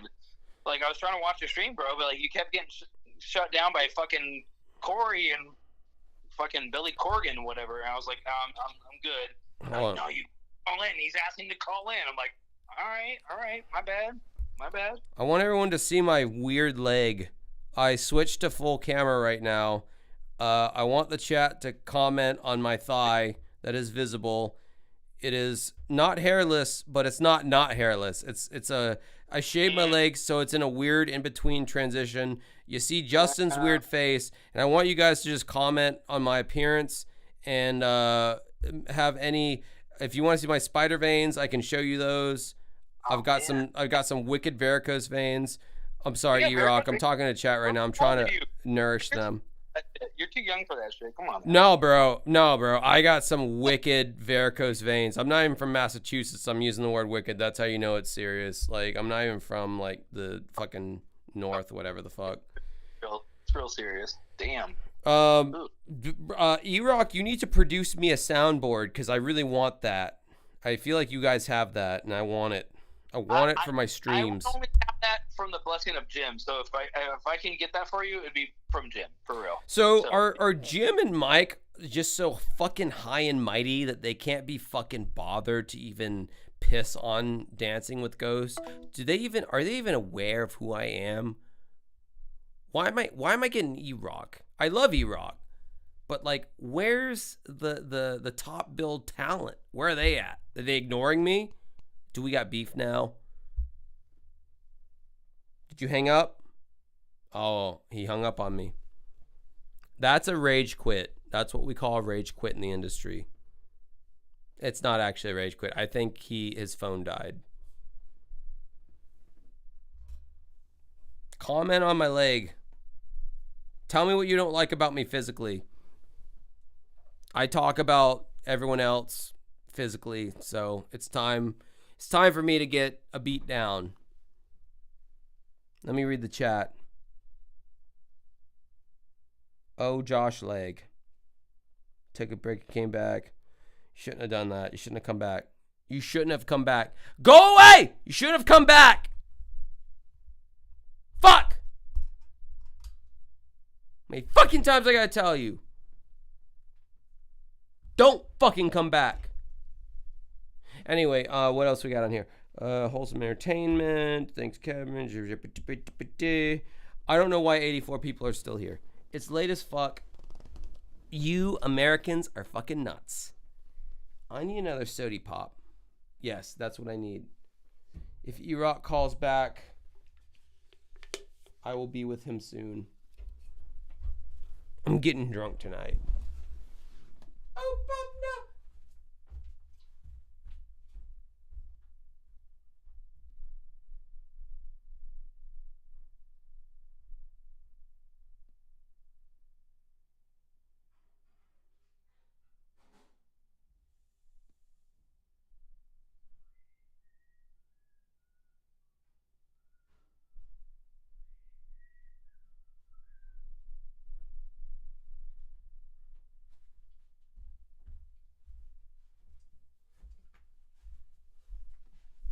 Oh my God. Type 1 if you want to see that autographed picture of Terry Nunn from Berlin. She's hot as fuck. You want to see it. Type 1 if you would like to see that. Oh, I guess I'll throw on the... Well, I can't do the call now unless I'm doing the fucking... Okay. That's enough ones for me. Here she is. That's my wife. That's my wife. That's my girlfriend. Autographed. Why would my wife autograph something that if I'm married to her? She's a little bit egocentric. But God, she's hot as fuck. If YouTube wasn't so fucking lame about striking me for every fucking thing I do, I would play the You know what? I might do it anyway. Let me download that fucking Berlin video for the Metro. Because she's fucking hot and that song rocks.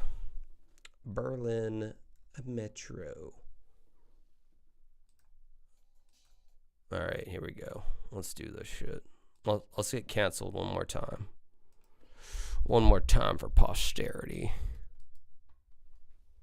Oh, yeah. I think E-Rock's phone died.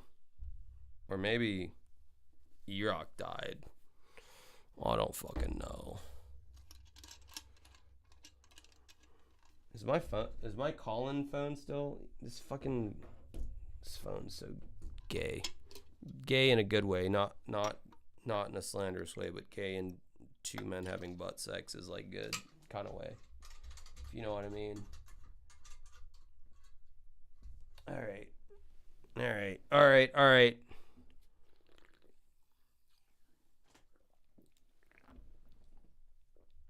Fuck me. Oh yeah, I never corrected the dude who I wanted to see his fucked up hand and I gave him the wrong number. Oh shit. How do I fix this? There's so many random numbers on this call-in phone. There's no way for me to know. There's some violent gay porn that's been sent to me that I won't even show you because I know YouTube will instantly be go to hell. But I find it funny. I think they're trying to offend me or whatever, but I've gotten some violent on this call-in phone. I've gotten some violent ass gay porn gifs. They're just funny to me. Oh, is someone calling me or are they texting me some shit? Why the fuck are you guys hanging out here?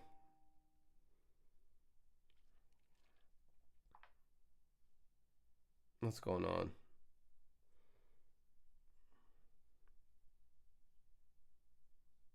What is going on?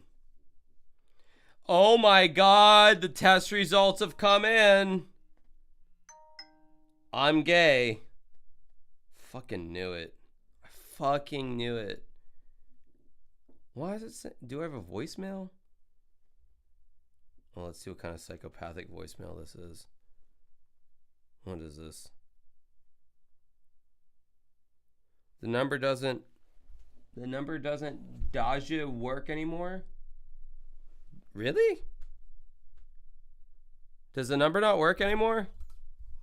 Here, let me call my own number. See if it works.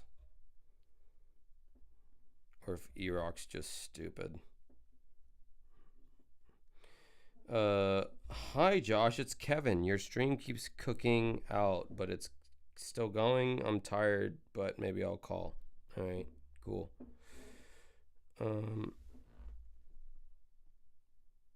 I just want to see if I can play this Berlin music video and not get like shut down. So let's see what happens. Terry Nunn is so fucking hot. And this is a good song. We'll see what happens. Wow, size of a fucking postage stamp. These shitty ass quality 80s videos, am I right? Let's see what happens.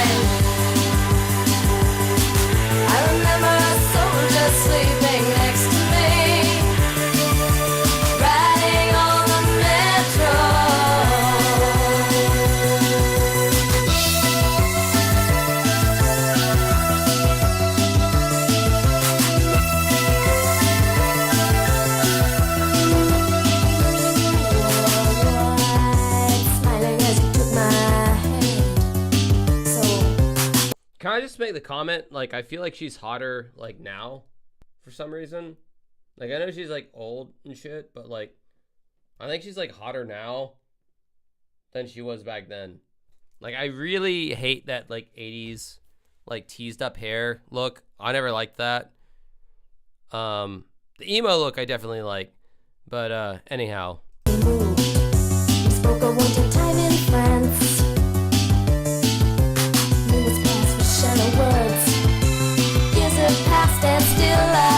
Hey, look, input username. I know you're British because you paid me in pounds.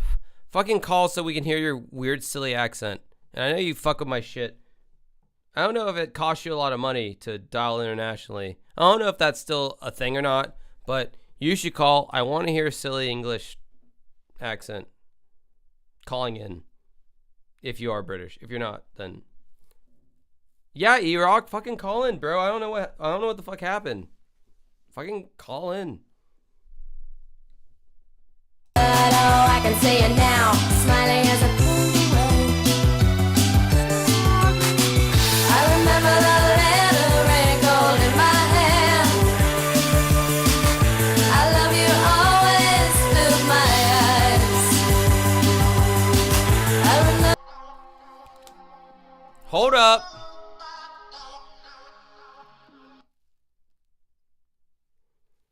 E-Rock, what happened? Bro, that's funny. Like, when you went down, the number didn't work anymore, but as soon as you came back up, it worked. Yeah, I haven't figured this phone out. The Comcast had this weird thing where they're like, we're going to give you a free phone. I'm like, I don't know what to do with a fucking second cell phone. I don't have a wife that I'm cheating on. But then I was like, oh, maybe I can use it as like a call-in thing, and that's what I've used it for. Okay. Yeah, no, like, literally, like, as soon as the stream went down, the phone number literally was like, you've reached blah, blah, blah, and it doesn't work. And as soon as you came back on, bro, it worked fine, so it's fine. Okay, so my question I was going to ask you before we lost connection, so, like, I keep talking to you, but, like, Jim and Mike, are they so just high up in their ivory towers that they can't be bothered to come down into the slums, into the Dancing with Ghosts world? I mean, you're in our Discord, dude. You can hit them up anytime you want, and it's all gravy. Like, well, I'm a little bit of a diva, so like I need them to hit me up. So like it's kind of funny because like I've kind of become the weird surrogate random like the E-Rock producer thing or the Jap producer thing is like totally a goof, but like yeah, I've kind of become the surrogate. Like I buy him like a bunch of dude. We just had a bunch of funny fucking cameos from Riff Raff that I had. Dude, but I figured you out. Okay, I've sized you up honestly. You're like the spiky-headed guy from Slipknot. No one knows what the fuck he does, but he's like very integral. Like he must be there in the background headbanging, or it's not Slipknot. But no one knows what the fuck that motherfucker does. That's pretty much it. You got me. You got me. All right, so we got like a $2 super chat from AJR. It says, "Tell E-Rock to rap on the phone." That's what he says. Whoa. Hold on. Spit me a beat real quick, though. Give me a beat. I need a beat. Well, they didn't provide the beat. They just told you to do it. You gotta give me a beat, bro. What's up? Give me a beat. Trying to think how I could do this in an economical way. You can't just beat, bro. Josh, I'm disappointed. Look. I mean, I could do some like. I don't know, man. I can spit a free bar. I can spit a free bar. I just don't like. Bro, hold on. I can actually give you a bar off my last song that I just made for Jim and them. Can I do that real quick? Oh yeah, dude, go for it. You're live. No. Listen, it's 3 a.m. I'm thinking about HCM. Like, how the fuck she gonna keep messing around with Jim and them? I give a fuck about a snow owl. What happened? What the fuck happened? Did it cut him off? Did he just mic drop me? Did E-Rock from Jim and them just mic drop me right now?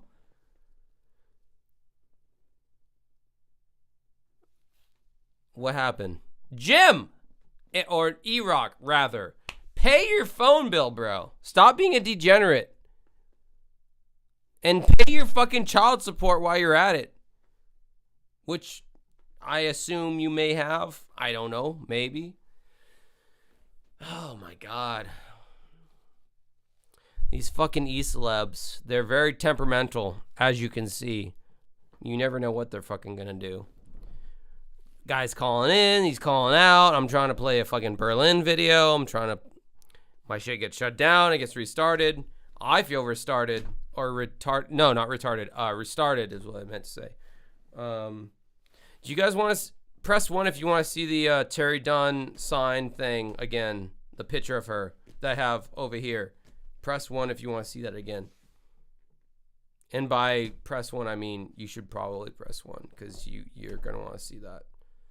We got 2 people. There's 79 people here. We need more ones. Stop. Hey, if you're doing this on the side, quit what the fuck you're doing and pay attention to this shit. Fucking pay attention to this shit. It's important, you motherfucker. Alright, we have like 5 or 6 ones. Alright, I'll show you my wife one more time. That's her. That's my wife. Is she hot?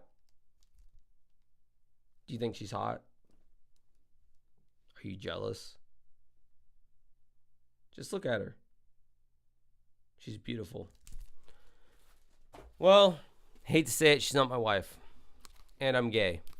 The test results came in. So, legally, I cannot be attracted to her, even if I was. Guys, I wish I could take you all in chat roulette right now. Just get crazy. I don't know what happened to E-Rock. I wish I did. Kind of feel like that same feeling when my stepdad said he was going to show up to my baseball game, and then he just fucking hangs up in the middle of conversation, and he's gone, and it's like, all right, my soft dick is in my hand. I don't know what to do with this. Josh, your phone service isn't paid. Oh, is it not? AJR, maybe I'll call you back. Let me call one of these random... Oh, I think that's E-Rock. Bro, just fucking pay your phone bill. It's not hard. Dude, I swear to God, that's your fault, bro, not mine. No, it's not. I was trying to spit hot fire, and you cut me off, bro. my phone was literally held up to the mic. The footage proves it, and the phone cut off. All right, you ready for this shit? You ready for this shit? Yeah, let's do it again. Are there Jim and them people in here? Do you want to hear E-Rock spit hot fire? I'm not going to wait for your answer because it'd take too long. Do it anyway, E-Rock. Spit it! All right, here we go. Listen, yo. I wake up 3 a.m. and I'm thinking of ACM. Like, how the fuck she gonna keep fucking around with Jim and them? I give a fuck about a snow owl, dry pussy like a bowl of dust. Crazy bitch is probably on the prowl. Nasty panties probably full of rust. Yeah, I think she's in my backyard bushes. Pussy so dry can't dish it. Tight as a clam, you can't even push it. Yo, I think she's fucking pop her ass like a pin cushion. Yo, I heard she can't even fuck. Yo, it's been a while. Been a while. Yo, ow. Yeah. All right. So I do think you have some bars. I definitely do think you're drunk too. Yes, sir. Yes, sir. And yes, I know how drunkenness are like the if you're like doing like a triathlon and you're jumping over the hurdles. The hurdles just the mental hurdles. I need bars off my phone, bro, like in the middle of the night. Like it's hard. So I'm trying to think of the Sum 41. Nevertheless, we dress for the occasion. Number 53 in the other situation with the BMT don't take the station. So this is only permanent. Oh wait, hold on. Let me see if I can remember Bombs Over Baghdad. Shit, I actually need lyrics in front of me. I when I do karaoke, I do occasionally do Bombs Over Baghdad. Sum 41 like couldn't even do the video right. Like their whole video was fucked up. Like that was like even when they were in the fucking mini mart, they couldn't even do the bars right. So fuck them. Hold on, I'm trying to figure this out. No lyrics, bitch. I don't know why people are still on my live stream right now. Honestly, I really don't. Good times. We're just having fun. Okay, here we go. Let's see if I can do this. I fucked that up. International underground thunder pounds when I stomp the ground like a million elephants or silverback orangutans. You can't stop the train. Who wants some? Don't come unprepared. I'll be there, but when I leave there, better be a household name. Well, the man tells us it's gonna rain. So now we sit in a drop top soaking wet in a silk suit, trying not to sweat. And it hits somersaults without the net. But this video we won't forget. 1999. I don't know anything goes. What you want to be? Anything as you know. Fuck it. I can't do it without the music. I'm gay. And that's my final consensus. I never wanted to be a rapper. I'm white as fuck and my raps sound white as fuck. And I'm whack as fuck for just doing that. I hope someone, yeah, see, AGR, LMFAO, in all caps, gay. See? Yeah, that's the correct response to that. Bro, E-Rock is gone now. Tell that motherfucker to pay his bills. Tell Jim and them to pay E-Rock to tell Dancing with Ghosts so this doesn't happen. Because I at least wanted to hear him laugh at me at that pathetic attempt. The fuck? Oh my god. Do I have Ascension Millennium when I did the karaoke version of on here somewhere? I don't know. Let me see. Let me give you guys something to feast on.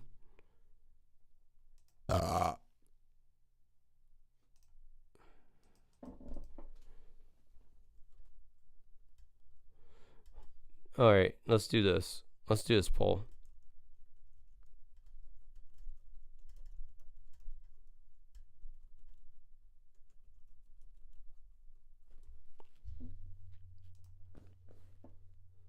Feast on that.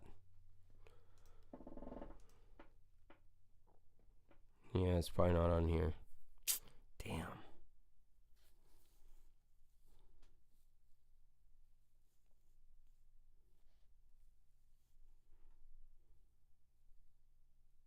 Oh, I have an idea. Oh, I don't know why I didn't think about this before. Yeah, you're gonna watch the fucking Dancing with Ghosts remastered or whatever the fuck. That's what we're gonna watch right now. And then I'm gonna go on chat roulette and make an ass of myself because I'm drunk and gay.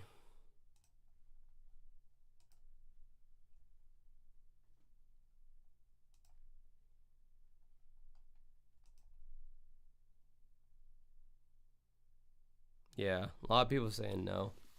Yeah, E-Rock, I don't think you paid your phone bill. Oh, fuck. Bro, what's your problem? Bro, it's not my problem. It's your problem, bro. You keep getting shut down, bro. Pay your bills. Is my stream getting struck down? I mean, I don't know. Like, I'm not watching your stream, to be fair. I'm just on my phone. But, like... I wouldn't see why it would be, because I'm not showing any copyright. I'm just, like, showing my face on webcam. Like, I don't know why I keep getting... That's my point. Like, I honestly, like, I'm literally talking to you on an Obama phone, so, like, that might actually... Okay, actually, I found some bars, if you don't mind me spitting. All right. Well, I did a vote while you were gone. Whoa! Did they strike me down? Well, no. The question was, did E-Rock pay his phone bill this month? 65% says no. Oh damn! They're hating on me. All right, hold on. That's fair. Hold on. I have some bars that I think I could spit. I'm looking at them, and this is for the Wolfpack song that we made for the comeback. Because we're the real comeback kings. Now, Corey. For some fucking stupid reason, we have more people on the stream than we had previously. Bro, it's just real. It's just fact. And it's late as fuck for people on the East Coast. It's just life. It's just real shit. It's just Easter. This is Easter. I just want to know, like, what, like, we're doing this for Easter. Do you guys understand that we're doing this for Easter? All right. Listen, I got some bars real quick. Hold on. All right. Okay. You seem very excited about this. I'll let you do your thing. All right. Oh, I gotta get the vibe. I gotta get the vibe off. All right. Get in the pocket. In my head, I gotta get the vibe on because I don't have a beat. I gotta get the vibe on. Right. Well, all the best rappers can acapella shit. Oh, whoa, bro! You just put me on a spot. All right, I feel it. All right. Yeah, I'm putting the heat on you. Yeah, you're in front of a big audience right now. So I'm like a cipher. It's like a cipher right now, right? Yeah, it's a cipher, exactly. And you're in front of a big audience, and there's a lot of pressure on you. And how you do after this really will dictate like how your life goes after this. So no pressure. That's a lot of pressure. That's a lot of pressure. Well, no pressure. No. I need it.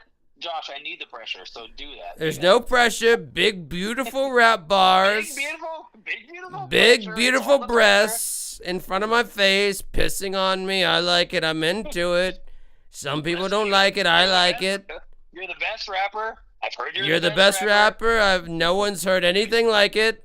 What E-Rock's gonna do? What's his name? Little Pimp. He's Little Pimp. We got Little Pimp on the phone live. And I'm gay. Yeah, I'm gay, y'all. Confirmed. Wolfpack is back, causing mass destruction. Yes, it's giving them the best of podcasting. Testing Corey Feldman, that's the war. Win the war, that's our mission. Never no mercy. Hiding out in your bushes. We like to make fun of your shitty ass music. We're here to prove a point. It's a goof and a goof and an E-Rock in the booth. JAT, that's the truth. So keep a name out of your mouth, cause we're the fucking goons. Yo, Wolfpack is back with a call to action. Here to bring heat and a mass distraction. Jim and them the one to run at podcasting. A bunch of scumbags doing that Wolfpacking. Tucking Corey coming cause his name is trash. Looking on his game really make the people laugh. It's all just for fun, even that can't handle that. Should I fuck it up? Don't turn your back on the Wolfpack. Don't turn your back on the Wolfpack. Don't turn your back on the Wolfpack. Wolfpack is back causing major Cocoa Buns. We won the fucking bank, then it's time to the playoffs. You know, whiny boy. Cocoa Buns. Hold on. This is the bar. This is a good one. Hold on, real quick. Hold on. Sorry, I thought I could collaborate. Hold on, here we go. Did you just tell me a shish? Did you? Yes, I told you to shush. Just let me. You just shushed me on my own fucking live stream. You were hitting it good, but let me hit. Who the fuck do you think you are? Telling me a fucking shish on my. disrespect to have you fucking whacked. Alright. I'm too drunk for this shit, bro. You gotta let me smell it. Alright, hold on. Alright, hold on. Yeah, you do your thing, man. We're listening. 3, here we go. Wolfpacking. God damn it, I'm not. Oh, I'm sorry. Are you? Wolfpack is back, causing major chaos. We won the fucking game, now it's time for the playoffs. You little whiny boy, we hope you stay lost. We ain't no fucking angels and you won't be paid off. You're back on the silver screen, you asked you to stay off. Ponzi scheme running like your name was made off. Put us to the test, you'll see what we're made of. You think we're gonna stop? Now, bitch, you way off. Ooh, that was about as good as I could spit it right now. Damn, bruh. I know you're drunk as fuck, but you hopped those obstacles. You tripped over some of them, but damn, thanks for letting me do that, man. That was hard, bro. I'm not gonna lie, like blurry-eyed. Oh yeah, no. You and I can much like chicks can synchronize their periods. I'm synchronizing my blood alcohol level with you, and I feel we're probably on the same fucking terrain here at this point. Bro, like I think like seriously, like if you don't know, like if you haven't seen the lives where like I play a lot of my music, we can do some music, bro, for real. Cause like I do a lot of music for Jim and them. Like I spit bars, I do songs. Who did the outro rap? The Corey Feldman outro rap on y'all's shit. It sounded like a black guy. Which one? Well, there's a lot of AI shit that they do. Oh, well. Yeah, they do a lot of AI. Like Jim produces a lot of AI shit. It's really. It sounded like some black dude. He's like Cocoa Bun something blah blah blah. But it sounds like a black dude. That's AI. That's AI. What? What? Damn. Spoiler alert, bro. Spoiler. Damn, AI is like sexy. No, and like to be fair to. Why are there more people watching this stream? What the fuck is wrong with you people? Because I'm sexy, bro. They want me. They like me, bro. God, your fucking audience. Bro, I'm sexy as fuck. What do you want from me? Listen. Text me a picture so I can put it on screen. Listen, Yeah, you're not gonna do that. Words when I'm drunk and I'm gay as fuck. Like, who gives a shit? Like, bro. Yo, the gay as fuck thing is okay. I can't really fault you on that because like I cop a lot of y'all's shit, so I can't fault you on the gay as fuck thing because like that's like the whole gay as fuck thing is actually like a joke because Heather Dawn May, Corey's little right hand bitch woman troll bitch, yeah. She literally like randomly with no provocation whatsoever just started calling me out on Twitter. Was like, Eric is gay and has 3 followers on his fucking YouTube page. I'm like, yeah, I have a YouTube page with me drumming because I made it for a couple of gigs like 10 years ago. Bro, they are so like after you guys. What's that? They are so fucking like obsessed with y'all. Oh no, she's literally like obsessed with me. Like she like, and even Corey actually mimicked those same words. He's like, you guys only have 3 followers. It's like that's from her. Like they're just making this shit up as they go, and they're just totally fucking crazy as By shit. the way, bro. for anyone just tuning in, this is E-Rock, the producer of the Jim and Them podcast. So if you're a fan of any of their content, this is who I'm talking to on the phone now. I'm not just talking to some random motherfucker. I don't know. Maybe to you he's a random motherfucker. And he could be. I'm a random motherfucker. We're all random motherfuckers. But man, no. We're all family. We're all family here, man. Yeah, Wolfpack. Wolfpack.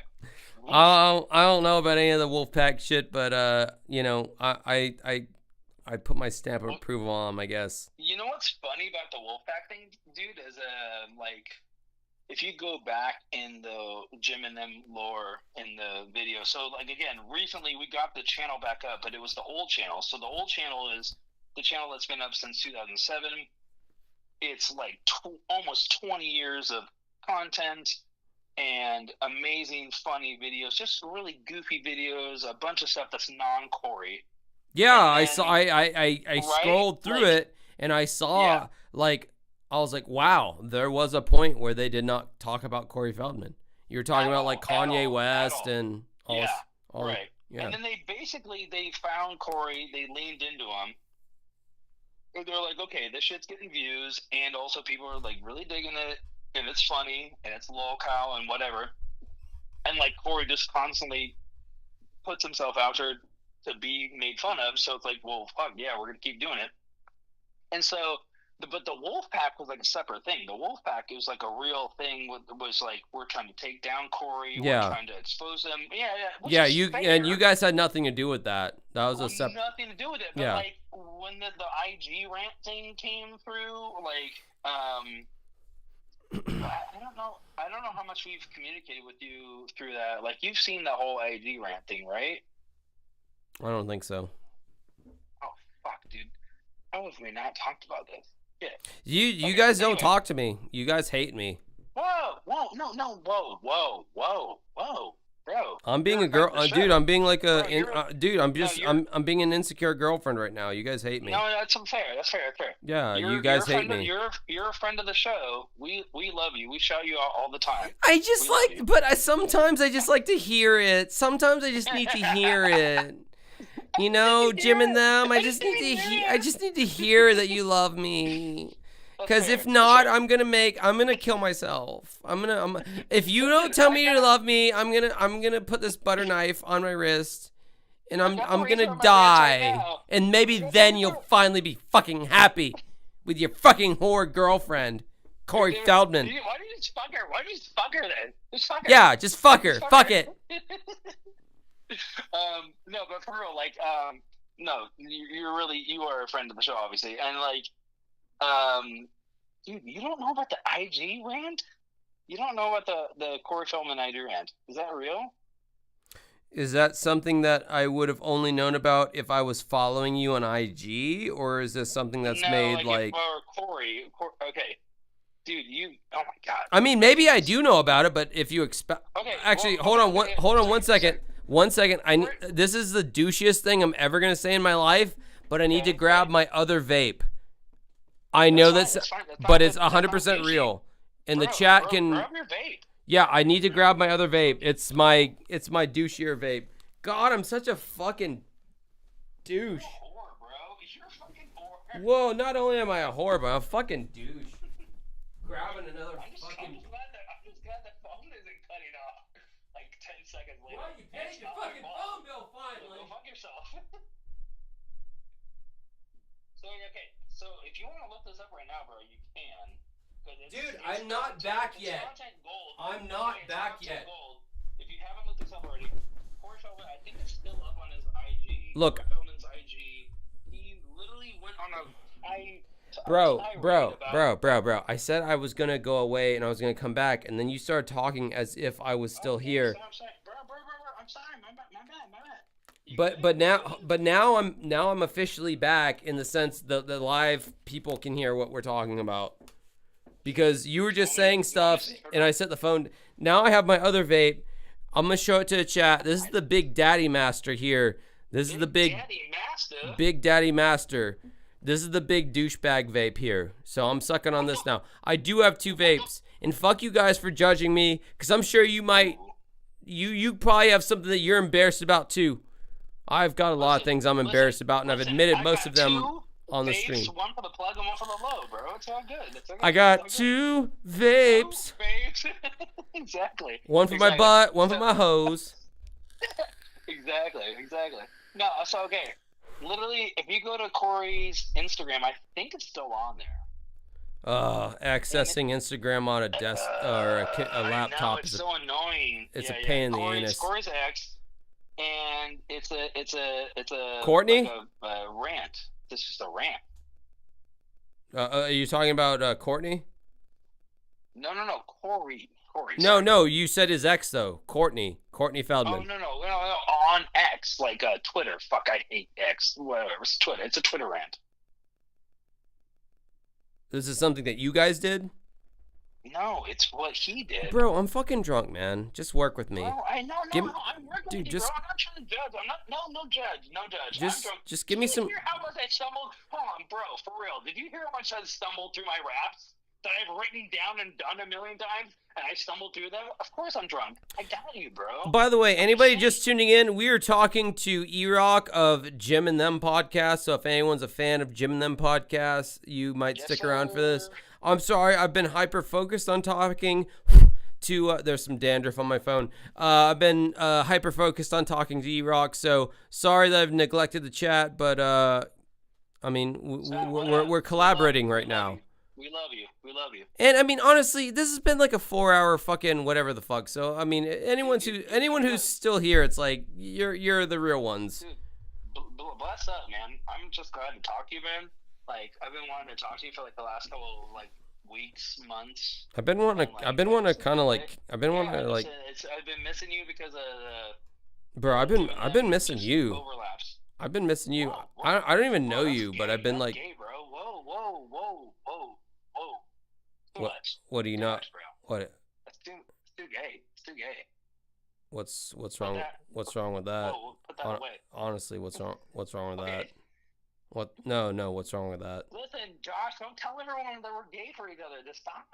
Don't say that. No, dude. No, dude. Fuck that, dude. No, I'm fucking tired of like hiding it. No, I'm tired too. I'm fucking tired of hiding it, dude. I'm fucking tired of hiding it. Like, I have a lot of passion for you, man. Man, I have a lot of passion for you too, bro. Damn. Stop doing like the silly, like entertainment voice. Just be real right now. Like. I don't know if I can handle it, bro. I don't know if I can handle it. Dude, stop playing around. Like, seriously, like, I like you a lot. All right, bro. I like you a lot too, man. That's like, cool, but like more than friends. I don't know if I'm ready to take it there yet, man. I don't know. I'm ready. Bro, you're just fucking playing, bro. You're just fucking playing with me. Fucking typical, dude. Like typical. Like I started liking somebody, and then they just fucking play me. Yeah, no, you're playing around. You're being a character, but I'm being for real now. Like I really like you. I think you're like a good looking guy, and like I'm gay as fuck, bro. And dude, don't tell me about gay. Dude, have you seen your hair? God damn, like the colored hair and shit. Man, the fact you even say that, bro. You know we have a no, dude, no. Just stop playing, bro, for the chat. Like, stop playing. No, we have a much deeper. I'm not, bro. I will show them our fucking DMs. I don't give a fuck, dude. I really don't. Okay, don't go there, cause that's. Yeah, well, stop acting like it's a joke, and we're doing some stupid radio gay podcast show. Listen. No, it's being for real now. Like, I will show them our fucking. I'm being for real too. I'm being for real. Don't you share what I. So what? Like, I've already told them I'm gay, and like, so what, dude? Just like be real with it. I showed you that was private. That was private stuff, man. That was private stuff. All right? Yeah, well, just be real with it then, motherfucker. Like, we're both drunk. Who cares? Okay, good. That's like why. Hey, why do you guys think I've been promoting Jim and Them so much? Okay, first of all, why do you think? I know. Why do you guys think I've been promoting them? Your DJ sets was like Jim and Them were fair. Yeah, Jim and Them fair at my gig. I did all this other. Sent you a CD. Said I'm gay a lot of times. Like, why do you think I did that? Because you're trying to come out. No, yeah, no, well, with you, but you're being all jokey about it, and we can't. Whoa. I'm sorry. Listen. If I was insensitive, I'm sorry. That's my bad. That's me. That's on me, not you. Bro, you guys, I don't think he can do this shit unless he feels like it's like a radio show. I'm trying to be like real as fuck right now, and. Whoa, are you trying to talk to your listeners and not talk to me? Talk to me, man. Like, what are you doing? What? Whoa, yeah, because my listeners actually respect me, unlike you, and like us, and what we've established. Oh, since January, what we've fucking established, and you're gonna be all fucking. Oh, I don't know what you're talking about. Bro, hold on. For your listeners, though, real talk. For your listeners, I don't know if y'all know this. So, like, Jim and Them got taken down about a month ago, and like really inexplicably got taken down. and we know it was by Corey Feldman, ya boy. And, No, actually, E-Rock. E-Rock. What's up?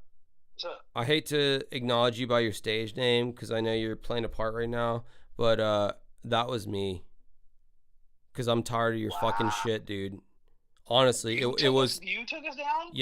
Yes, dude. It was fucking me because I'm tired of this fucking play pretend in the closet bullshit that you keep doing between.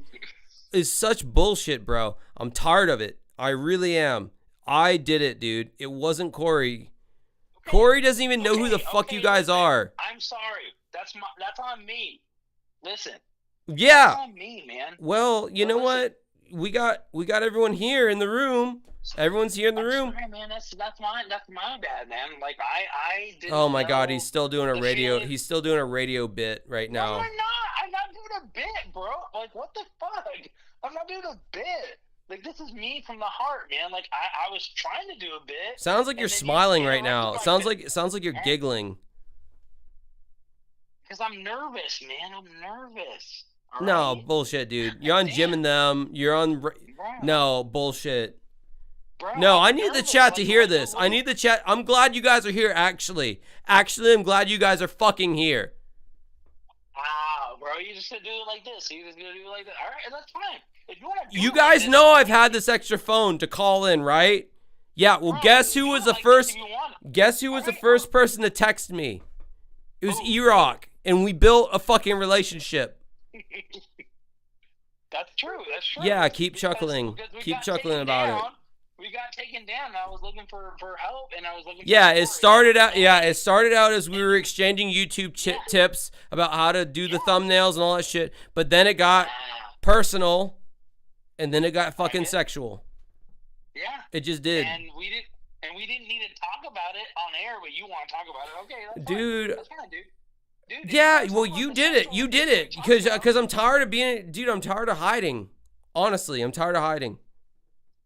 Bro, I'm tired of hiding too, but like, I don't want to conflate the issue of Jim and Them's channel being taken down and our sexuality. I didn't want to conflate. Bro, this is beyond Jim and Them. This is me and you. That's fair. That's fair. And it's gay. That's fair.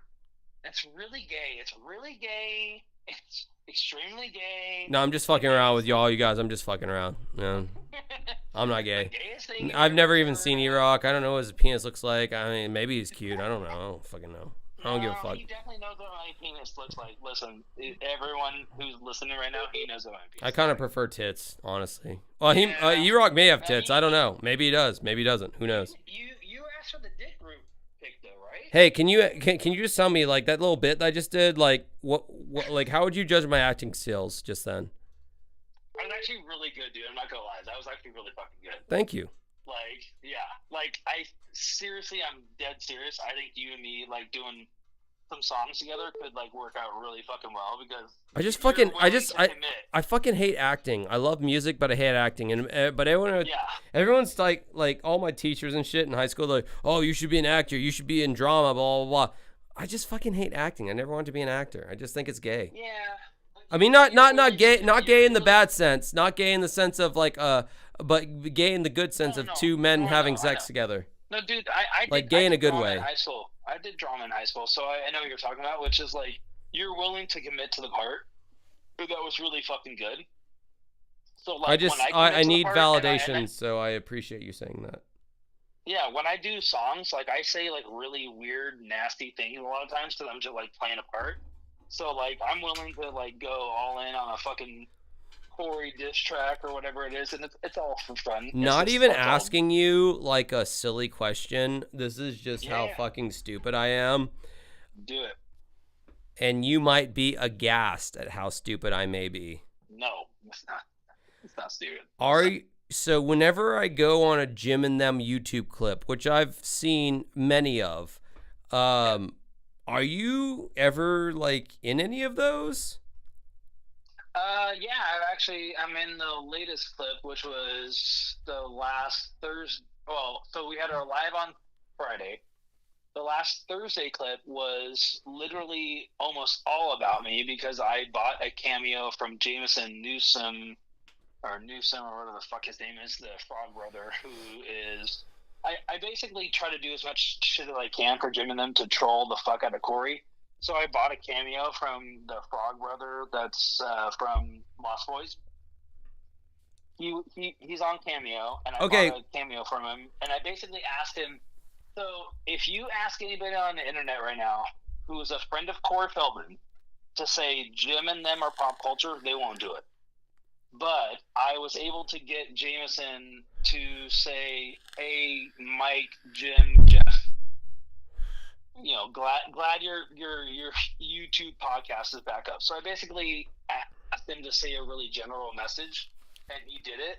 And he did it well. He did it well. I even messaged him and gave him an extra $10 tip to be like, man, that was awesome. Thanks. We have a question. We have a question from the chat for you. Is E-Rock a pay pig? Pay pig? What the fuck does that mean? I don't know what that means. You don't know? Do you honestly not know that term?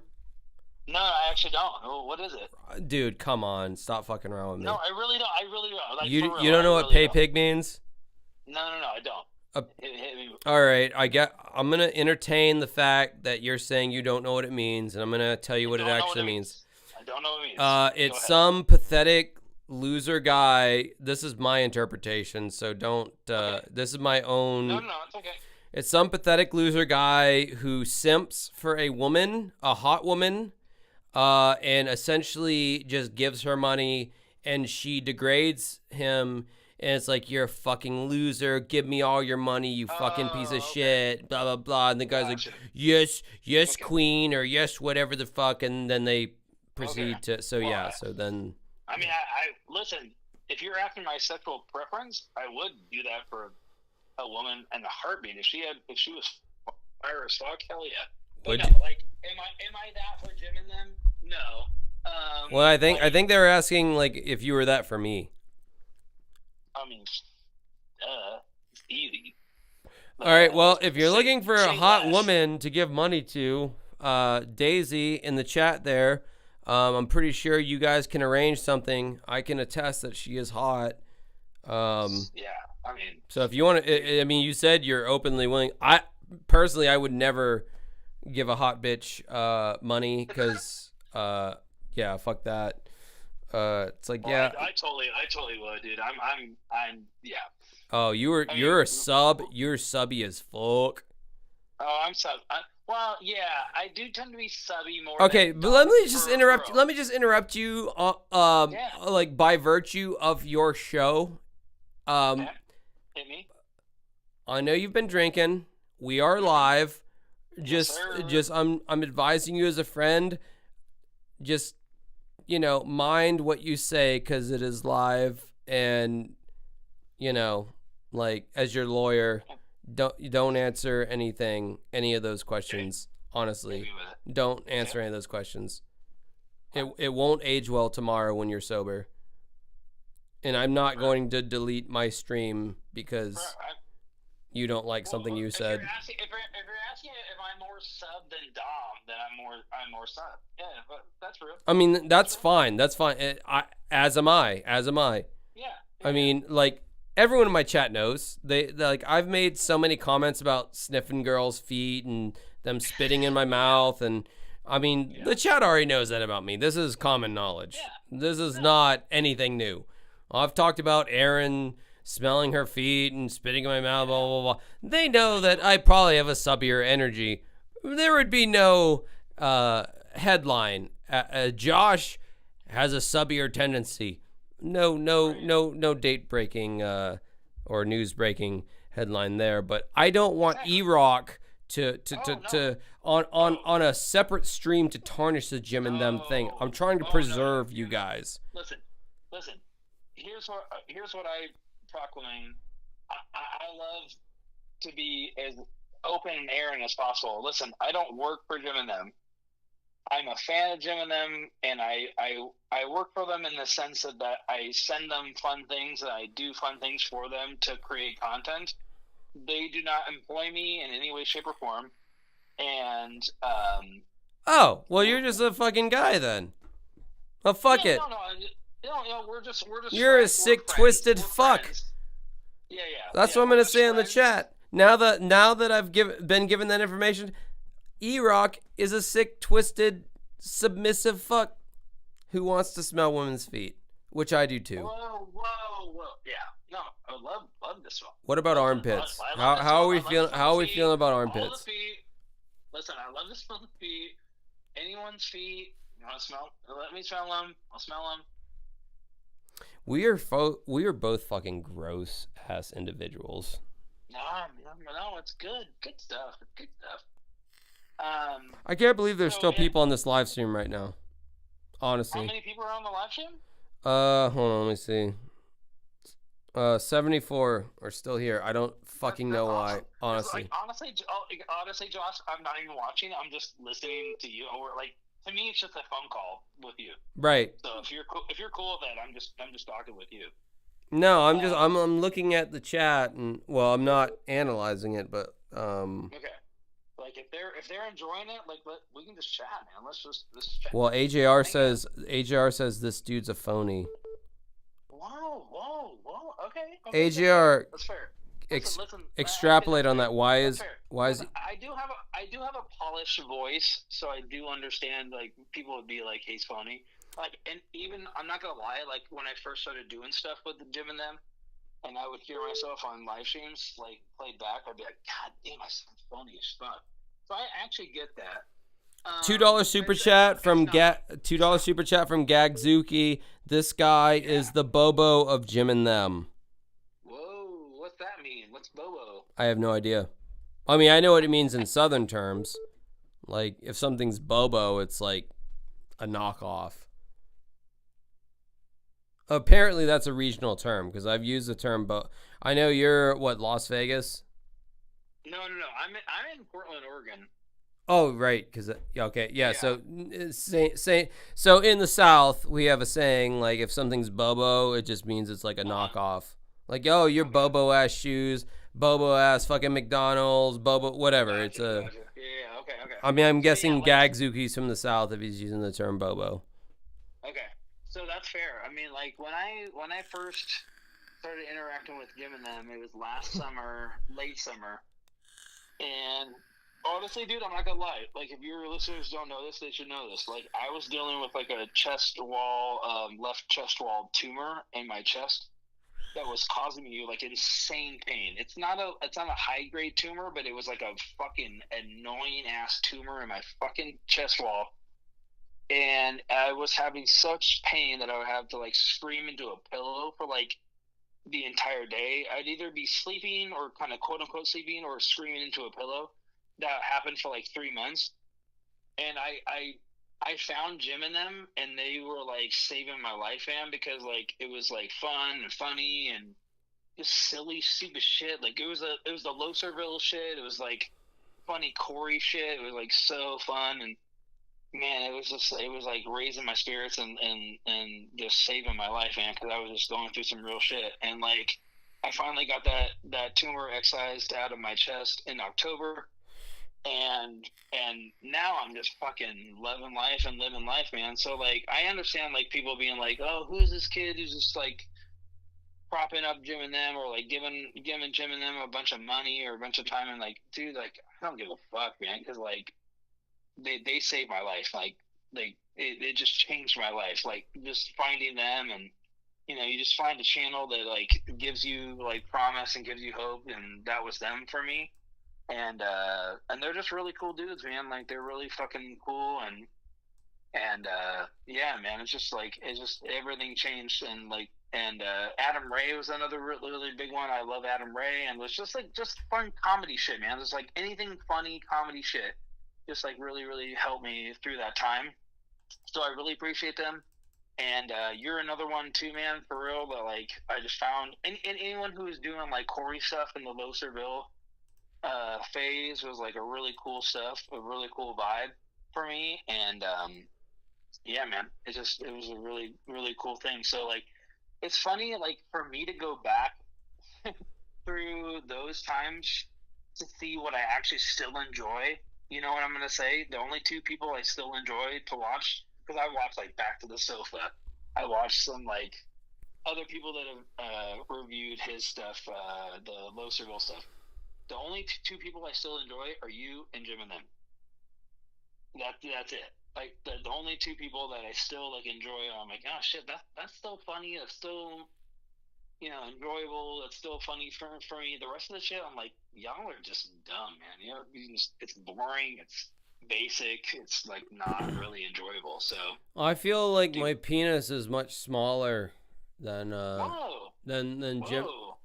Just give me time to cook here, my friend. That's what Gen Z says. Let him cook. So I'm trying to relate to a younger audience right now as I say this. I feel like Jim and them are way funnier than any Corey Feldman commentary that I've ever done. They are just way funnier than I am. And I'm jealous of it. Honestly, I am. I'm jealous because all right, here's some fat kid Josh lore. Go ahead. The only time I made friends was when I was funny because I was fat when I was growing up, and I had no social value. And the only way I made friends was making people laugh, which was making fun of myself. So like the whole making fun of oneself thing became instilled in me, making fun of others, whatever. I've been bullied. I've bullied other people. I've been on both sides of the fence, yada, yada, yada. So I got to a point to where like funny equals social currency for me. So I have social currency if I'm the funniest motherfucker in the room, which usually I am in normal, in real life situations. But then I see people who are funnier than me and I get jealous because I'm like, fuck, they are way quicker, they're way funnier, and I'm pissed because I'm like, damn it, I want to be like the funniest person and they're funnier than me. Like, and I can't deny it. It's like if I'm playing guitar and I'm doing some, if I'm playing guitar, like Andrew Dice Clay, I invoked him just then for some reason. Hey, fucking playing guitar, fucking anyway. Hey. Or I invoke some random stereotypical Italian whatever impression. But whenever I see watching Jim and them, I'm like, yes, I know I've done my fair share of Corey Feldman videos, and they've done well. But when I watch Jim and them, I'm like, man, they're just funny. They're way funnier than I am, and it pisses me off because I'm like, I know. God damn it, No, I get it. They're way funnier than I am. Their observations are quicker. Yeah. They're more salient, and I'm like, damn it, why can't I be that funny? Yeah. And there's only so much you can do. I don't think you're wrong in that, and I don't think it's anything negative against you. It's more about how great Jim and them are because they're three guys. They do it really well, and like there's a reason. So again, if you have not watched the Corey Feldman IG rant around, like, you need to make this a stream of yours because it's so fucking good. So on March 8th, Corey Feldman hopped on Instagram to like rant about how he's been tortured and tormented by Jim and them. Nice. It's basically a bunch of bullshit because he basically says this is about my son's mental health. So if I can make this. Oh yeah, no, the wormwood and all that shit. Yeah. Okay. Good. Yeah. Okay. So what all transpired there is that Jim and them has been in Corey Feldman's head for years before I even knew them. I've only known them for a year, bro. Like, for real. Like, I found them last year when I was dealing with, like, cancer shit. And I was suffering in my apartment, and I just needed something to, like, lift me up. I found them, and that was the first time. So they've been doing this shit for almost 20 fucking years. So they've been doing this for a long time. So Corey Feldman has had them on his radar for a long time. And I kind of came in the periphery, and I definitely, I'm not gonna lie, like, the reason I have the whole executive producer tag is for a reason. I stupidly spend my money to fuck with Corey to make content for Jim and them. Did you buy the Love 2.1 box set? Yes, sir. Yes, sir. That was me. I got the box set. Like you had a box set already, and you did the unboxing before then. I did the GoFundMe. I wanted my crowd to pay for that shit. Okay, yeah. I wasn't gonna pay for that shit. That's exactly my point. Is like I basically am like, instead of waiting for people to buy Jim and them shit, I just bought it for them. So like I was like, fuck it, guys, I'll do it. Like, to be fair though, I did buy the box set on the Black Friday sale, which if you go to Corey's website, it's still up. Like the Black Friday sale is still somehow like up on the fucking website because the fucking website mistress sucks ass. But yes, like I bought it like at a discount and I sent it to them and like they did the unboxing just like you did. So yeah, like it's one of those things where it's like I just wanted them to have the content and to like have the like literally it all started with like I just wanted to buy them a Funko to have them sign it to me or have Corey sign it to me. And then Corey, said that or saw that I wanted it to be signed to Jim and them, and then he was like, or Heather May was like, we won't sign that. Here's a refund, and it spawned this whole fucking thing where it's we can get into, but like it was just this whole like crazy tirade of like emails and phone calls, and I got the cops called on me because I wanted a Funko Pop. It was crazy. Can I ask you a question? Yeah. That's a retarded thing to ask. Can I ask you a question? Because I just asked you a question. And by the way, I don't mean retarded as in like slow people. I mean retarded in you're like. retarded, bro. You're retarded. We get it. No, I'm not as liberal as your podcast is. I don't use these gamer words. I mean retarded as in like a flame retardant. Like I'm wearing like a Kevlar Listen, I live jacket. in Portland, Oregon, bro. I live in Portland, Oregon. It's okay. Bro, it's not about you. It's about the fucking whatever 80 people who are still fucking watching me at 5 a.m. You degenerate fucks. Why are you still watching me? Go away. Sign off. Seriously, go away. Go away. You have a family and shit. It's just not me and Josh, man. We're just hanging out, bro. Like, well, I have a poll that says, "Would you date me?" And only 47% said they would. No. You fucking cowards. You fucking cowards, bro. Would they date me though? Would they date me? Oh, hold on. Let me post that poll. Okay. Hold on, because I feel like they're. Yeah, hold on. I gotta set the phone down for a second because I need both hands. Because I'm gonna jerk off. Whoa, that's too much. Just hold on. You still got 74 Would nice, bro. you got some real ones. You got some real ones that are like straight up watching, bro, for real. Got some real ones. I don't know who I have on here. It could be a bunch of fucking Charles Manson people on here for all I fucking know. I don't know who I don't know. You got some psychopaths, bro. That's good. That's a good I know I have like a bunch of like fucking millennials and Gen Xers. I know I have that. Yeah. I know. So okay, so okay, go ahead.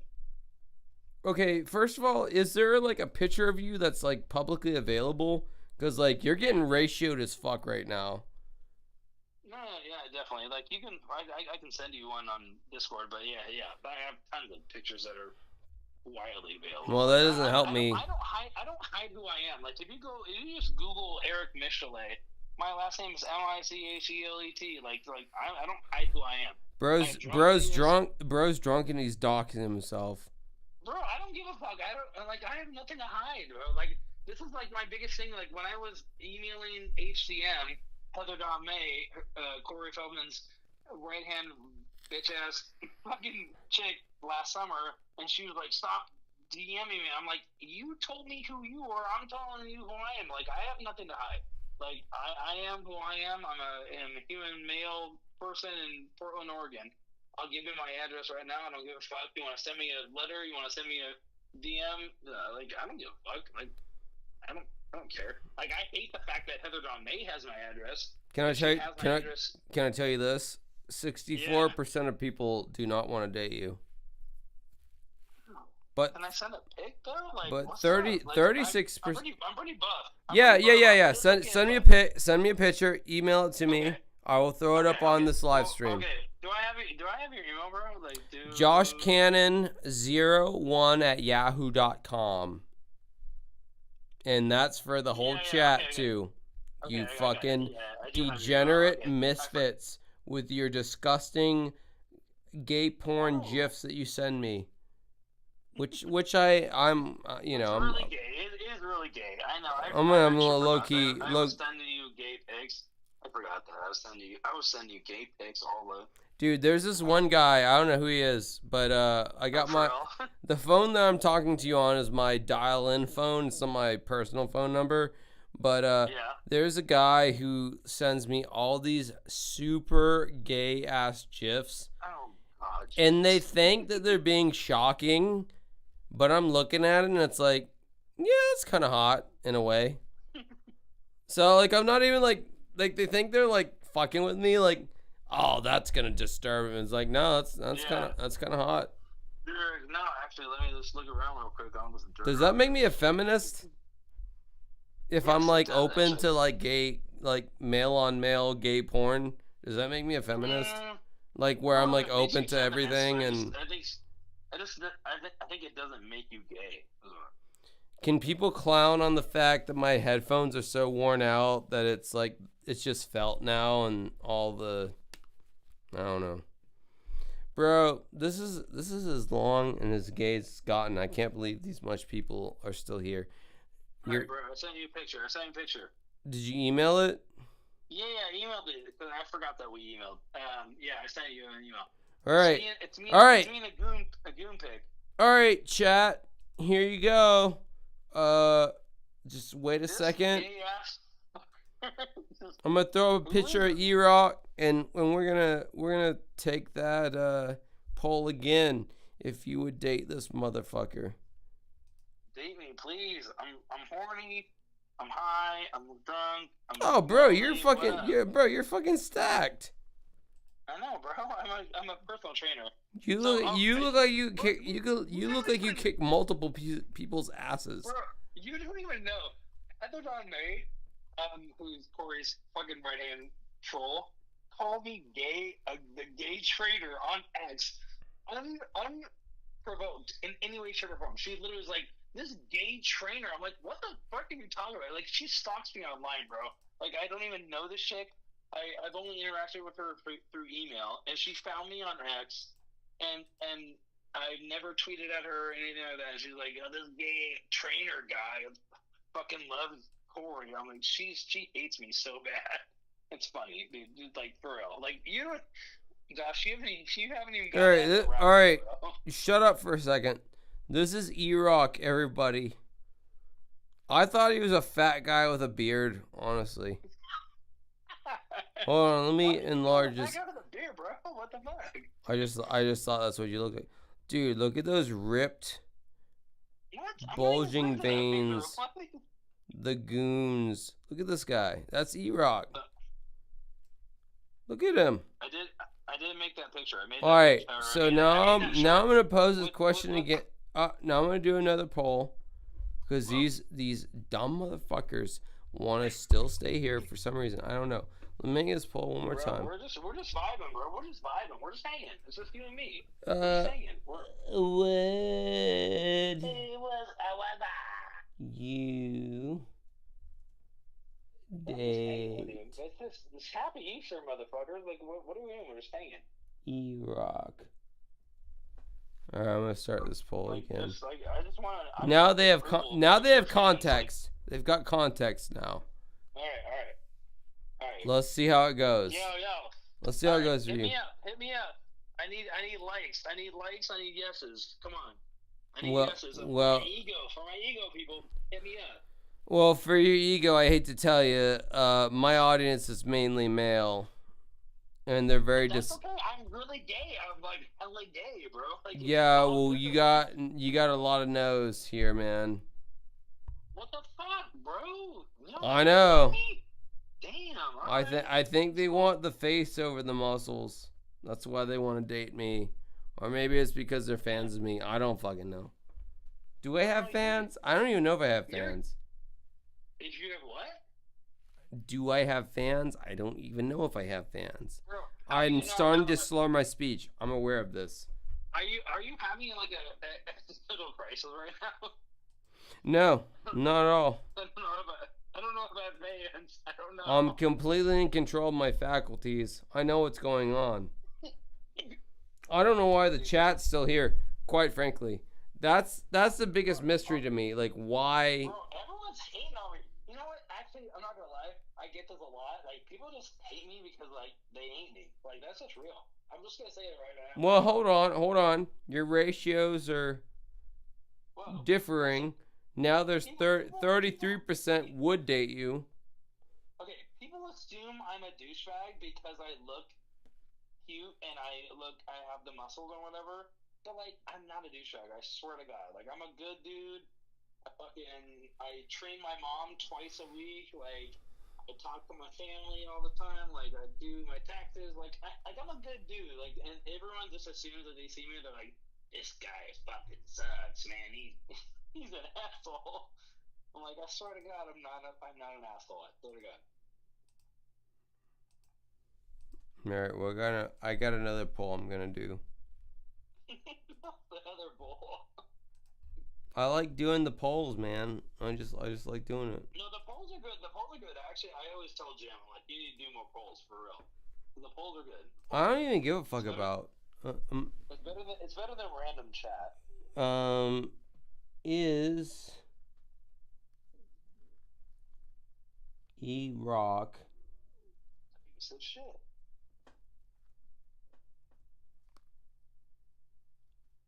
secretly What? trans? Yes. Listen, that's not a secret, bro. That's not a secret. Well, dude, just let it happen. Let it burn. Let it marinate. What the fuck? Did I not post? I don't see it. I'm so glad we haven't gotten kicked off this call, man, because it's been fun. I hope the listeners have been, the fans, the listeners have been enjoying it. If you haven't, my bad. I don't see a fucking poll. I gotta do it again. Oh, am I trans? Oh, that's a good question. Oh, did it work? Yeah, it did. I see it. That's a good question. I could be trans. I could, like, tonight I could be trans. Yeah, I could be trans. I'm gonna say yes. I'm gonna hit yes on the. Oh man, they're saying no. Oh. So they hate me, but they don't think I'm trans. That's even worse. Man, yeah. They hate me because they hate me, but they don't think I'm trans. But they're just like, no, you're just a piece of shit from birth. Like, fuck you. I love it. I love everyone in the chat. I love everyone in this Discord. Y'all are fun as fuck. Y'all are cool. Everyone's hanging out. All right, I think I'm gonna end my stream because I think this is it for tonight. Hey, bro. All right, man. I'll talk to you at some other later date. Again. All right, chat. Sorry about that if you didn't like that.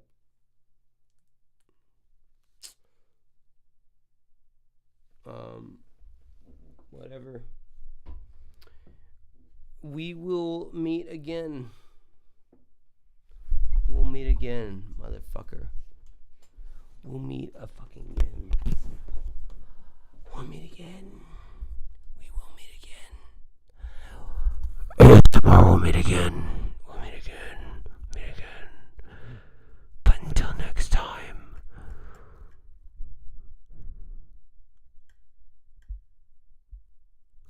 I got nothing. I should end it. Just end it. Josh, just fucking end it. Okay.